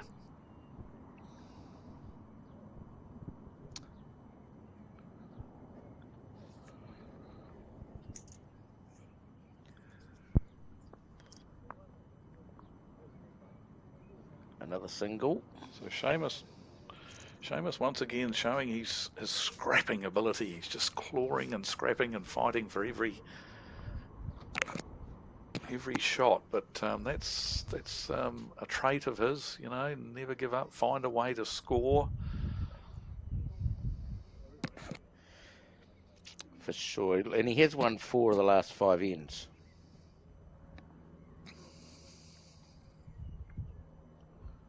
And we do talk about momentum, Dave, and that is some momentum. Yep.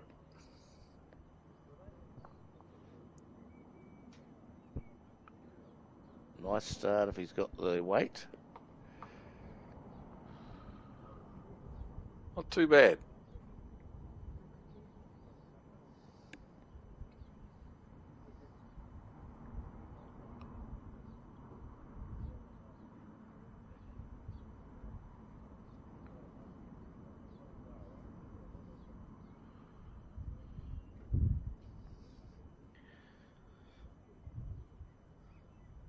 So in this direction in particular, Aiden has really dominated. It's like 8 shots to 1 at the moment, Dave. Yeah, going the other way, it's 4-all.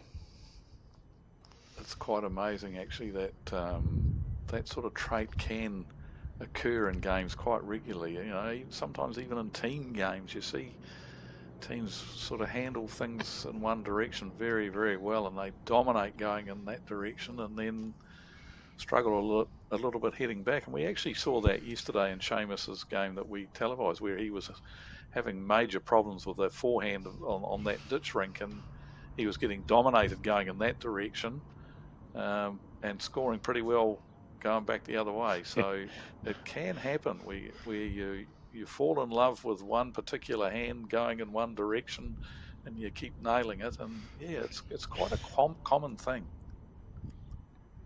For sure. Well, it's definitely dominant here with 8-1 going one direction, 4-all the other. Yes.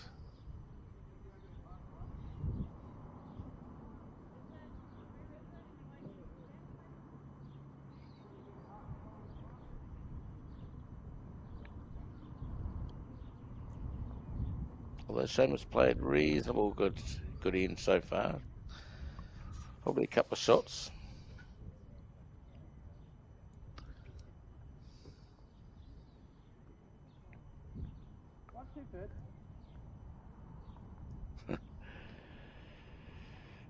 I'd say by that question, Aiden's thinking about having a crack at this, Dave. Yeah, asking if he's Don't got 2 be third surprised. shots. Yeah, don't be surprised if he goes jack bowl.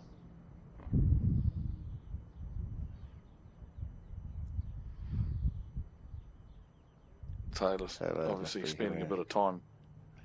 Yep. Spending a bit of time giving him an answer to his question. I like the fact he's put his bowl down and restarted too, Dave. And he is going to attack by the looks of things. Jack of the bin. He's liking it. Good shot. Killed it. And Seamus is immediately coming down and picking the bowls up and taking them back to play in the same direction. Good decision. Which is good shot though. Good interesting hit. when. Yeah, interesting going back when we're losing 8-1 going this way though. True, but when you're dominating that particular end. Yep. I do hear that, but I still worry about being 8-1 down going this direction. Good call. Yeah. But the players themselves might not even know it's 8-1 going this direction. They've not got a scorecard. They might not feel like they're 8-1 down going this way.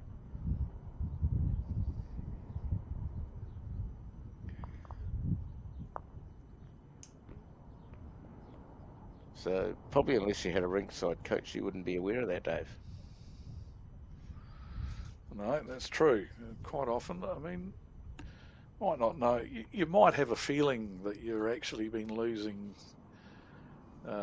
more ends than winning going in a certain direction. You probably get, but you wouldn't know exactly what the score is.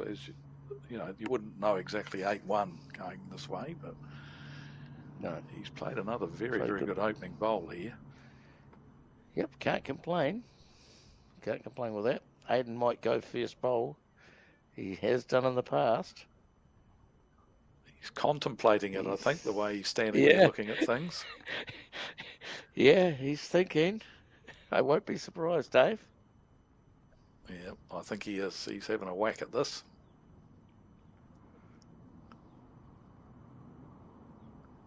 No, he's not. No, he's just drawing. He's just tricked us, Dave. Yes.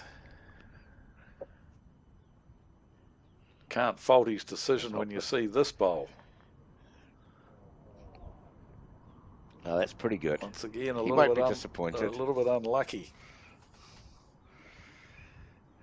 Yeah, you're not going to be disappointed with that, though, Dave.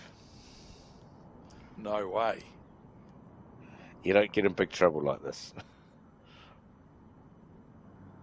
And he's immediately forced Seamus to switch his hand as well.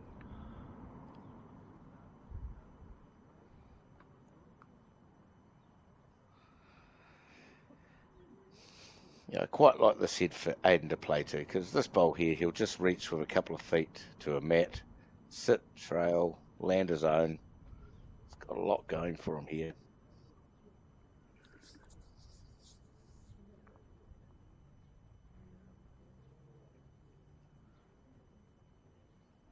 As long as he's up.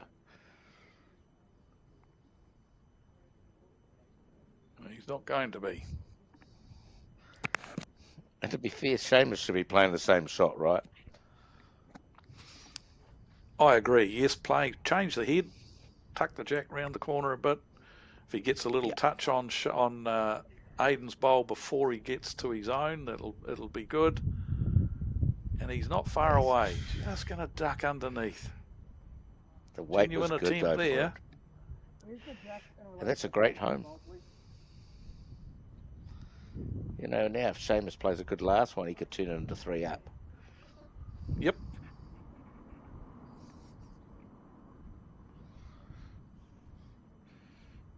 Guess this just shows us the importance of putting bowls in good areas, Dave.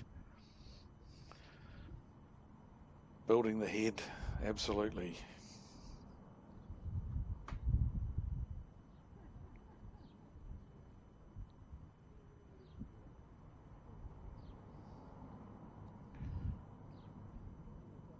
Just overplayed it a fraction, I think.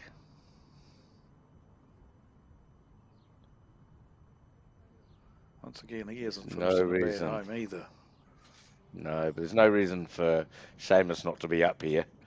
He's got some great chances to make a 3 here.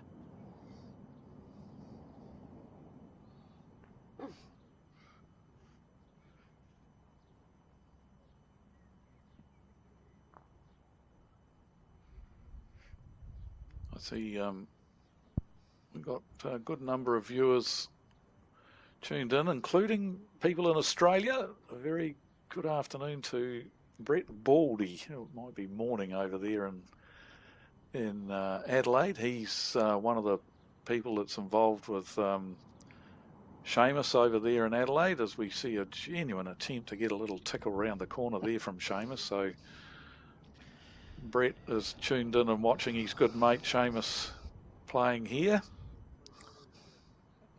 Brilliant.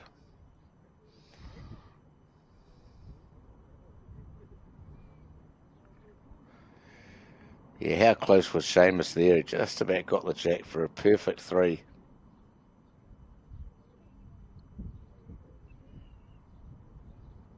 Aiden would want to be a little bit careful playing this.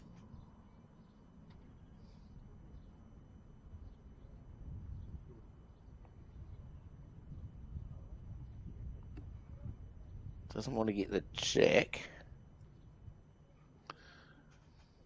Just a wee bit underdone on green, but yeah. So Seamus scores again.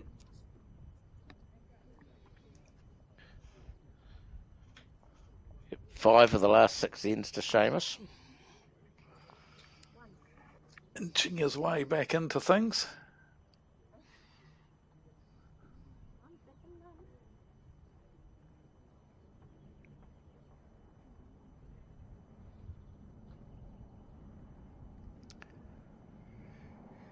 Yeah, it's one thing he's done well this weekend. He's been gritty and determined at hanging in games.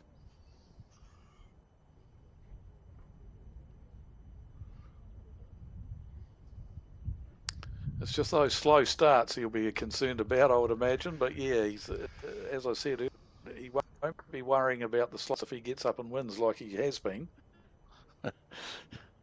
For sure.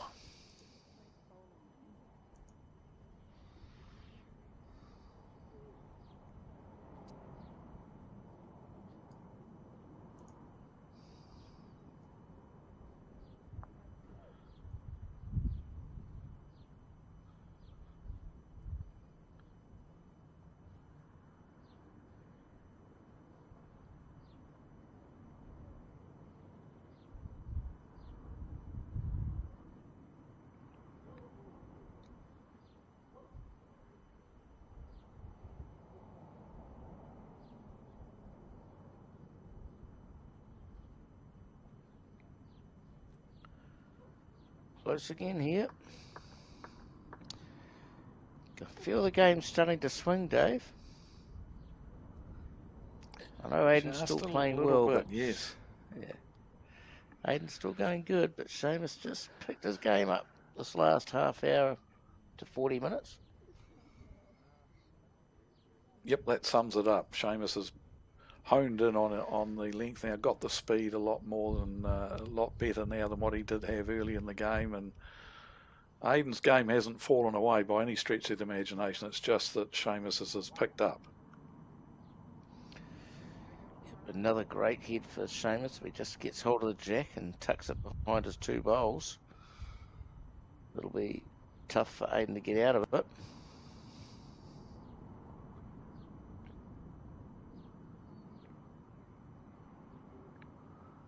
You don't trail the jack if you don't reach.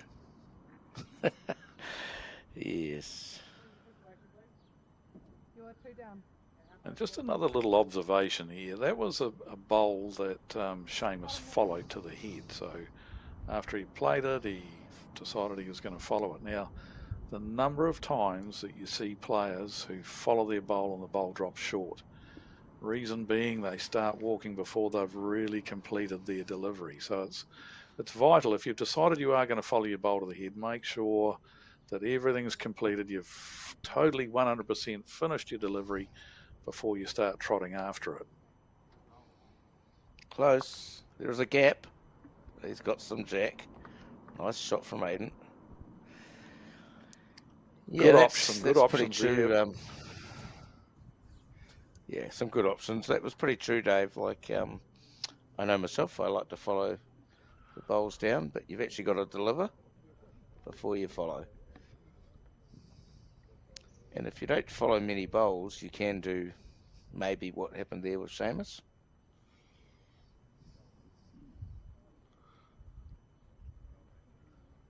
This is a big bowl if Seamus wants to keep the pressure on. Yeah, I think he thinks he's a bit quick here. Yeah, I don't know if he liked it. Yeah, he's high, wide and handsome there. Not going to come back on the rink, I don't think.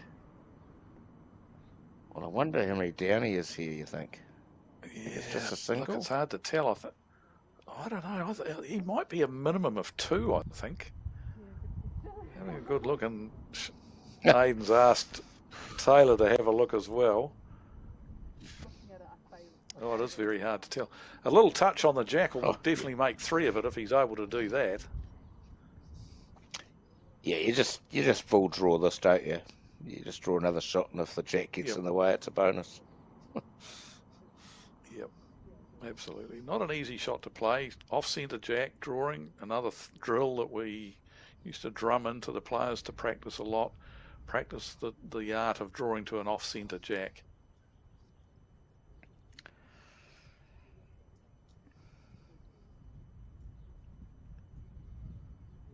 Yeah, and the main reason why it's trickier, Dave, is because it's slower out where no one's chucked a bowl. Yep. So out where he's chucking it, no one's been walking out there, no one's got the rink running quicker than what it is. He's played it well, though. Played it very well. Well, it's definitely the 2, and then we'll be looking around to see what's really going on. No, just the 2.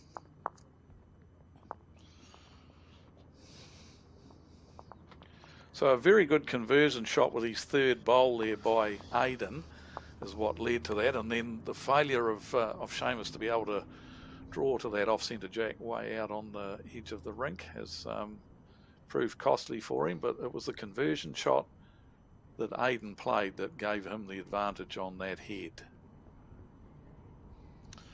For sure.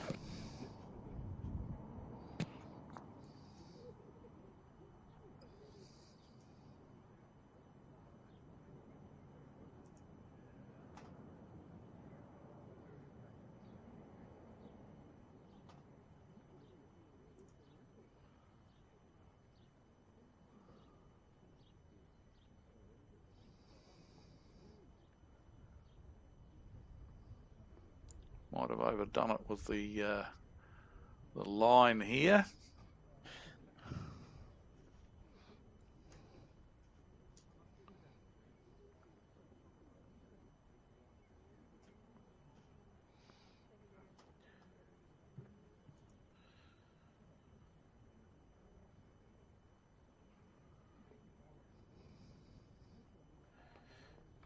Nice spell here from Seamus. Beautiful.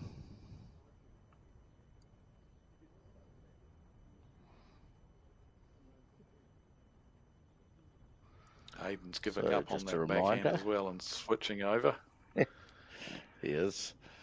Just a reminder, if you want to check out results from Divisions 2 through Division 4, jump on the Burnside website. There is a couple of finished games, so you better check out those winners.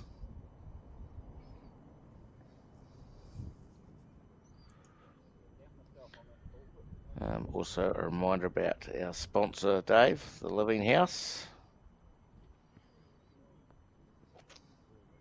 Yeah, we heard from John earlier on, and it's a fantastic little business, well, quite a big business by the sounds of things, with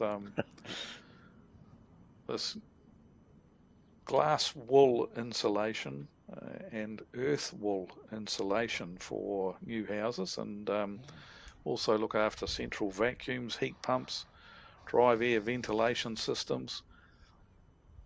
And yeah, there's the 0800 number right there beside Seamus in the background. Give them a call if you're looking for insulation or central vacuums, heat pumps. 3rd year that they've been sponsors of the event, and John was on chatting to us earlier on, and fantastic to hear that he's already agreed to sponsor this event again next season, as we see a genuine attempt here from Aiden. What a great bowl that was. That was brilliant. I think we'll see Seamus on the other hand now, reaching down for the jack bowl, or work off his own bowl. Playing with ditch weight by the looks of things here. Needs it to drop off his own. Found the hole, eh? Holes for bowls, as we say. Well, yes, I reckon you play the same. Yeah, play the same. Holes for bowls, or the Taranaki Gate, as we used to call it, Dave.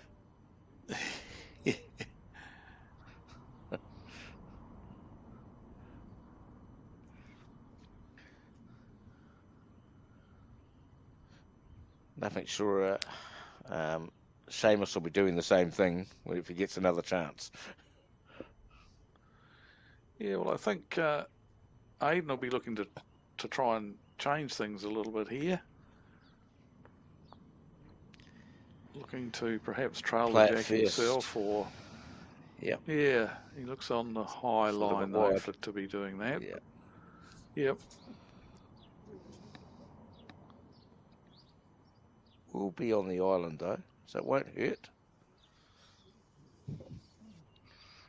I wouldn't change my shot. He's already away. He was very quick there, wasn't he? Didn't muck He around was at very, all. very quick on the mat. No, that was very quick for him on the mat. Wow.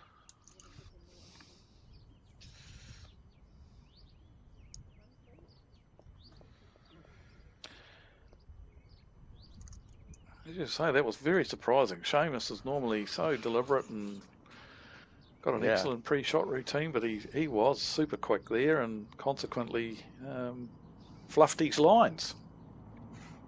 Yes, definitely.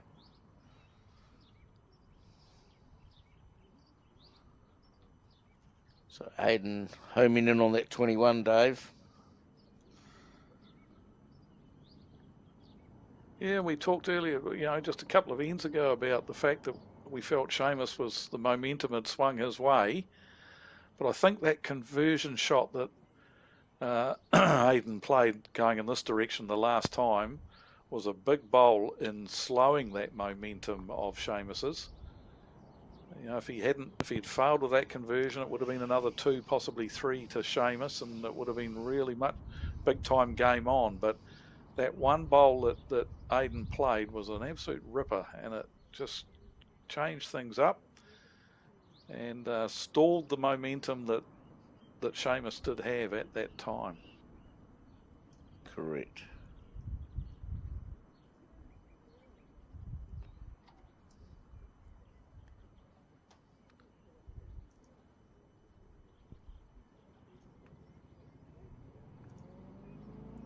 Pretty good opening bowls from both players.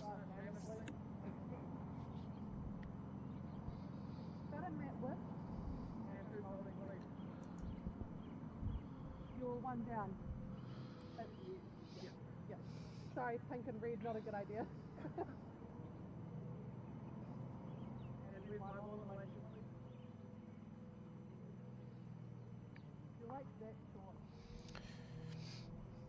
I just heard yesterday, apparently at Johnson Park Bowling Club, where I'm a part member of as well, they've just changed their name to Bowls Fielding.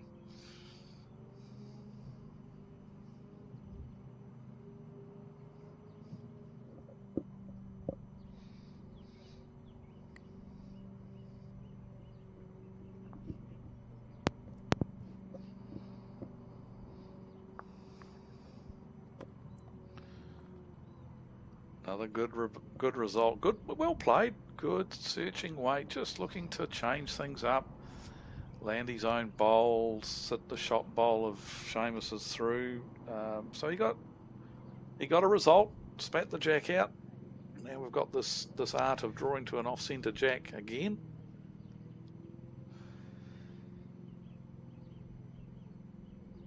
He was in the area though, wasn't he, Dave? Yep, too right he was. Yeah, no, he had.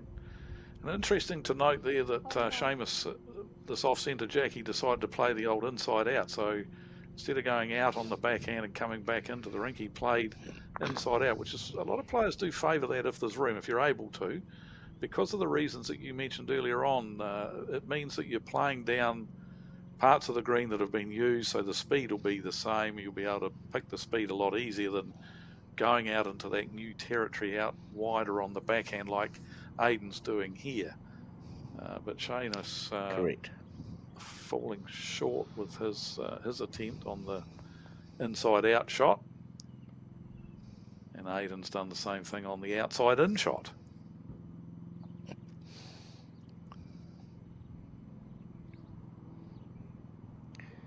Yeah, it's going to play the same, I think. Inside. Yeah, there's still room to get through. Yep, still room to get through there. Playing inside the line that you normally take and cutting across to where the jack is. And he's close. Just going a bit.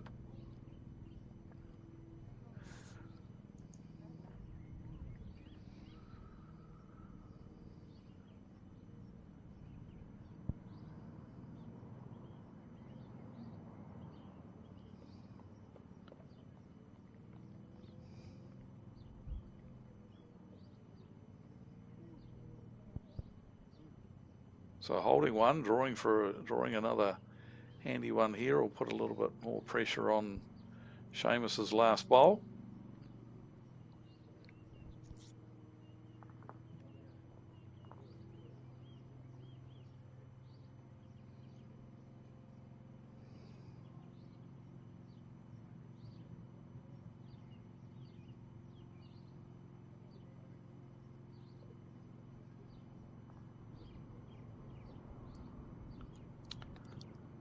How's he looking here?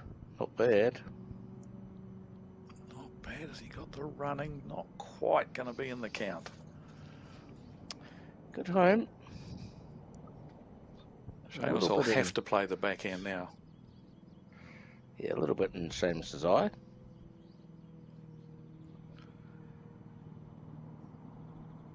Should make sure he reaches Dave to try and sit trail, I think. That's what I feel he should play. He's not And bad. he's close. Not the gap. Oh, he's found the hole again. He's very unlucky there. If he had sat the shot bowl, he would have hung around for 2 shots. He's very, very, very unlucky to find that hole. Yeah, I guess some days we just know when that sort of stuff starts happening. Sometimes it's just not our day.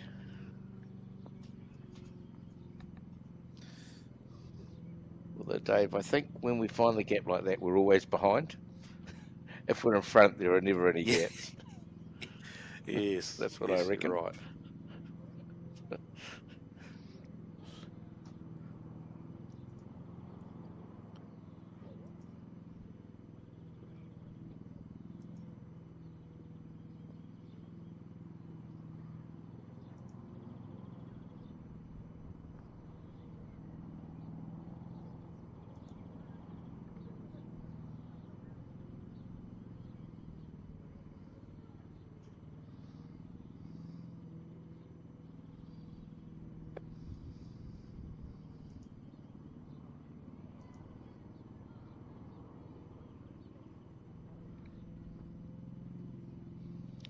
Very good.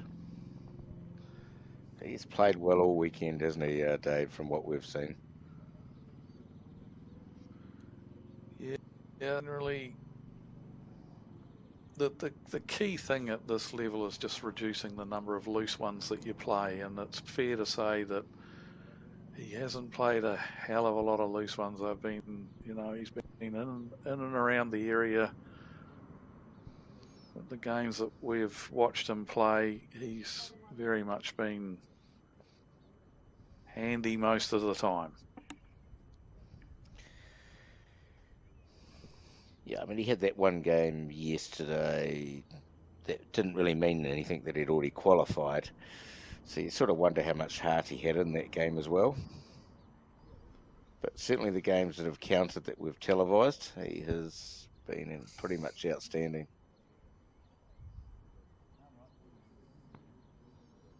As I put a commentator's hex on him, eh?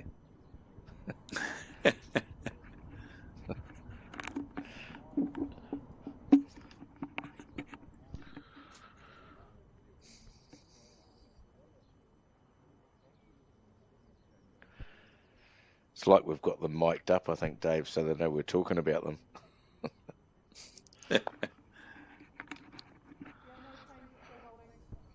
How far low are Jameson, please?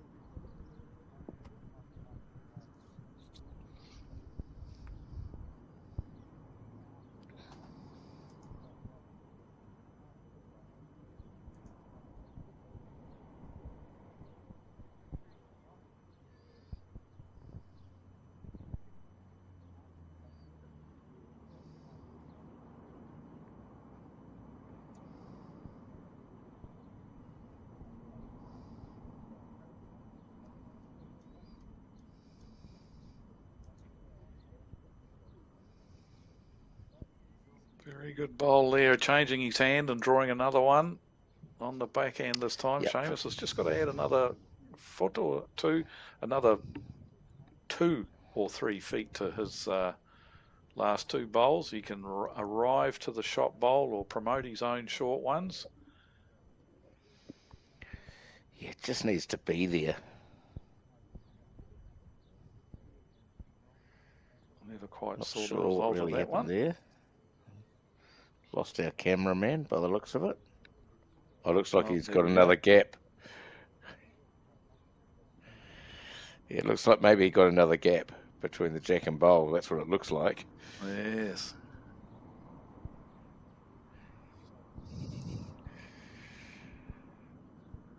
Very unlucky yet again. Yeah, that's... Aiden will try and land that bowl, I think, Dave. Make 3. Yeah.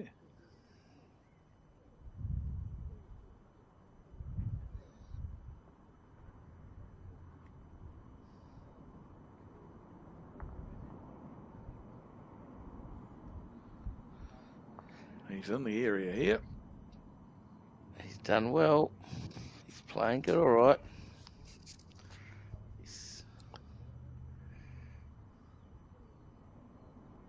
Seamus has got to play the same bowl.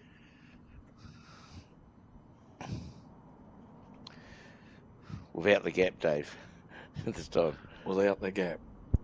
Same bowl, hope for a different result. Has he got the weight?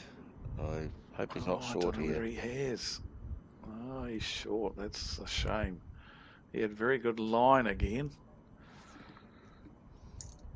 So it's getting closer and closer now. Another couple, I think that'll be. Looks like 2.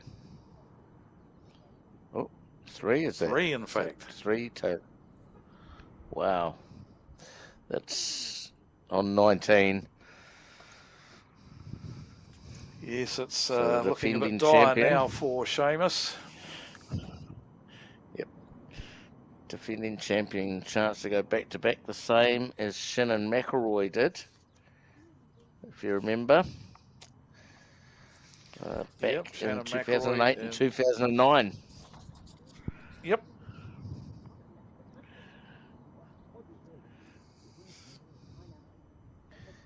And also Aiden will join a list of players that have won this twice.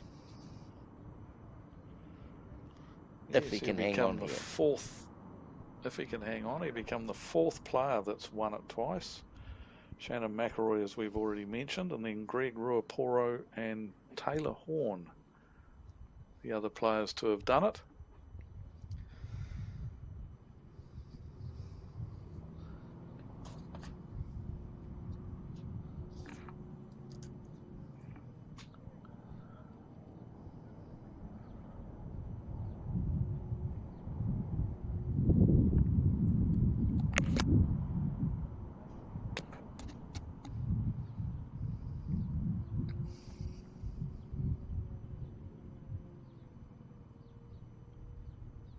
So we're playing probably one of the longest ends we've played throughout the match, this particular end.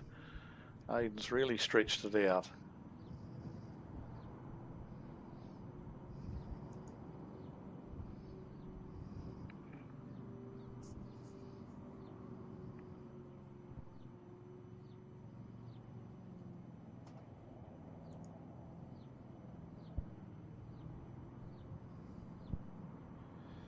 And this bowl will give Aiden the win. So if Seamus fails to play a good bowl from here on in, that will be over.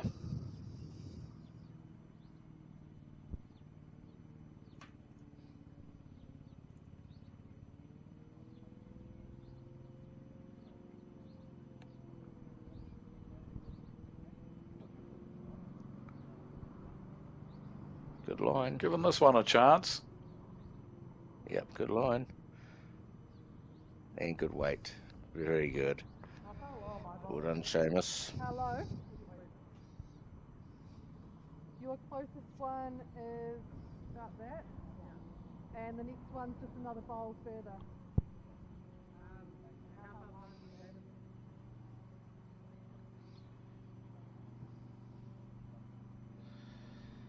He may think of swapping hands here, Dave. Yep, he is. Just because he's got his own to promote, and he could get round them and sit that last bowl in from Seamus. Absolutely.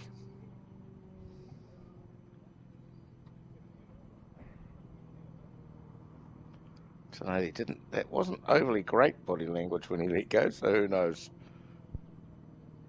He's close. Yeah, he didn't overly like that, did he? Well, it didn't look like he liked it. It looked like he was if questioning even it that. a little bit. Yeah. Maybe it was a bit quicker than he had planned.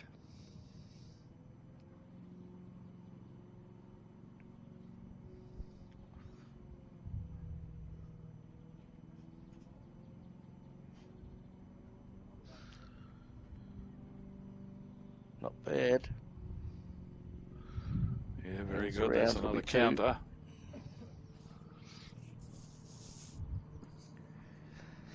That will change. Look, he only needs to be probably a couple of feet through that to sit his own down or sit on the shot bowl.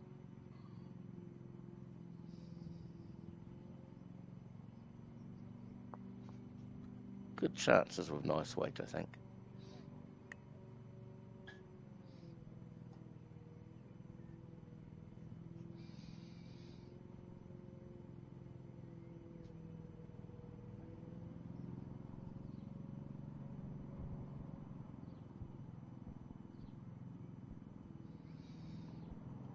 Close. How about this, Dave? Oh, he was unlucky, really. Look, it was a genuine attempt again. A very, very good bowl, and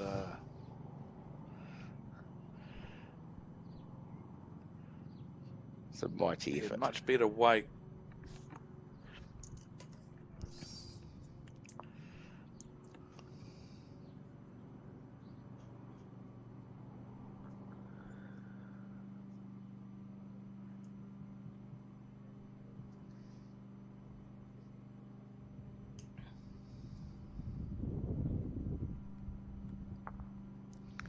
So just Sort the of a bit one. wide with the last.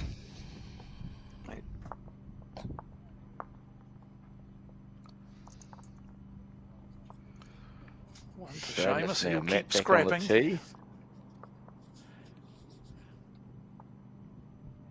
So he'll be going tee to tee from here on, you think?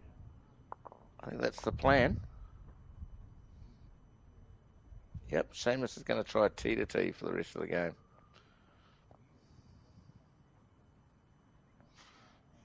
Because he's got the mat right on the tee there, Dave. Okay, so full length, maximum length end.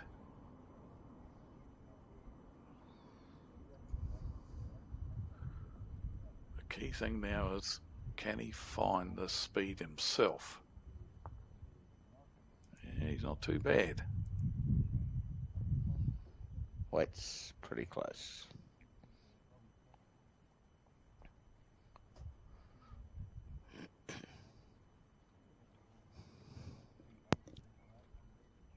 Now, Aiden's got a chance to really demoralise Seamus here by drawing an absoluter. If he can draw a real good bowl here, it'll just, Seamus will go, oh, what do I have to do? I've tried throwing the jack long, and this guy's gone and snotted it. But he looks like he's going to pull up a bit short. So the tactic has worked for the first bowls, definitely for Seamus.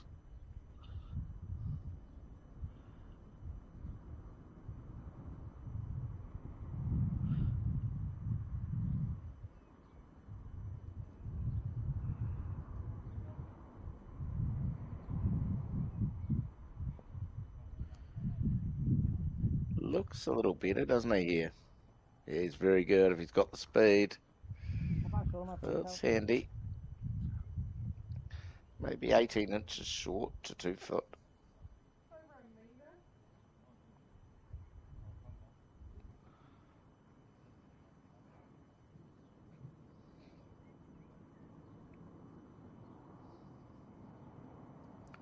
So Aiden got the message from Taylor that he's about a metre short with his first attempt, and so can he feed that into the computer and make the adjustment with the feel of the delivery?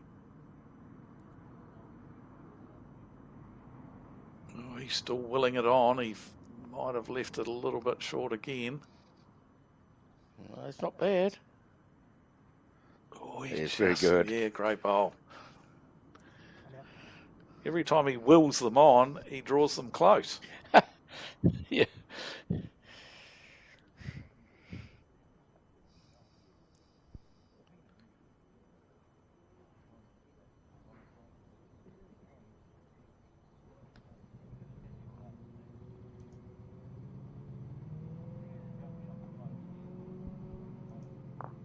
Uh-oh.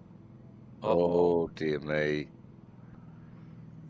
Can see what Seamus was after there. He's looking for the shot bowl. He was playing sort of arriving weight, looking for the shot bowl or the jack, but played it tight, and then now he's basically handed the game lie to Aiden, holding 2 shots for the win right here, right now. So Aiden, I think, will be trying to get one over the top here. For sure, and I think Seamus will be driving for all money. We'll be in or out with the last bowl.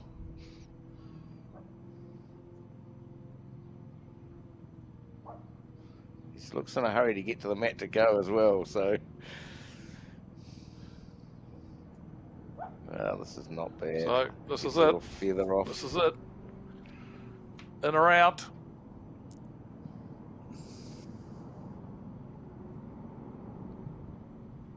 Taking his time this time, unlike that earlier end.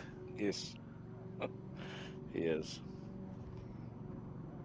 On its way. Close to something. He needs the result. He's got no result. Unfortunately. And there we have it. So brilliant display of bowls and tournament from Aiden Takaroa. What do you want to sum that up, Dave? Yeah, look, that's about right, isn't it? First defeat. First of all, let's talk about Seamus. He'll be disappointed. First defeat of the tournament for him, getting all the way to the final without dropping a game. But as we discussed during the game, I think Aiden, from what we've seen, the games we've covered, Aiden has been just so consistent on the draw, by far and away the most consistent player we've seen on the coverage that we've produced. And yeah, fantastic result for him. Back-to-back winner of the event, and getting into the history books. He'll be chuffed to pieces. So really enjoyed being part of the coverage. I hope you've enjoyed it. And Mark, thanks for your company. Yep, brilliant. So just before we head off, thank to our sponsors again, so Henselite and SRS NZ, and clearly the Living House, and good to see they're on board for next year. Thanks for watching. Thanks, Dave, for helping with the commentating with me, and thanks to our producing team.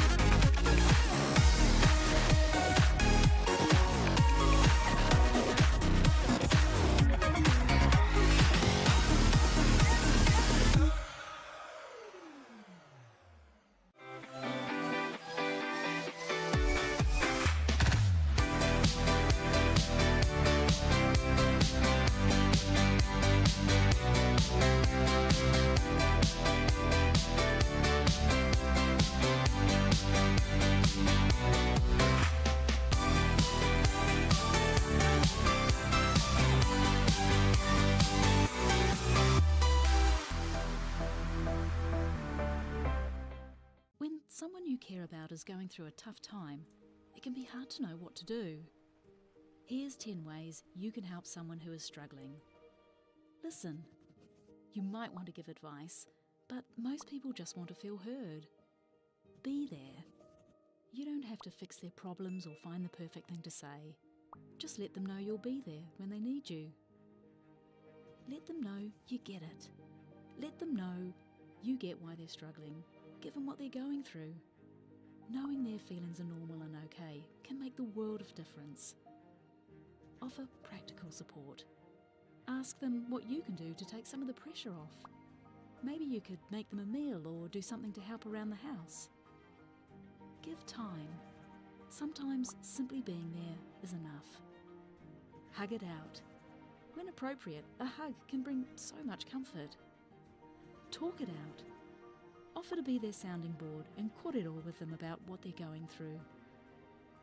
Remind them how much they matter.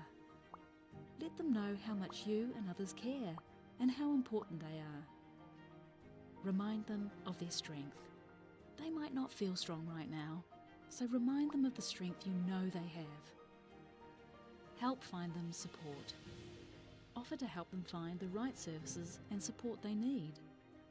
For more information and to try an online therapy course, go to justathought.co.nz.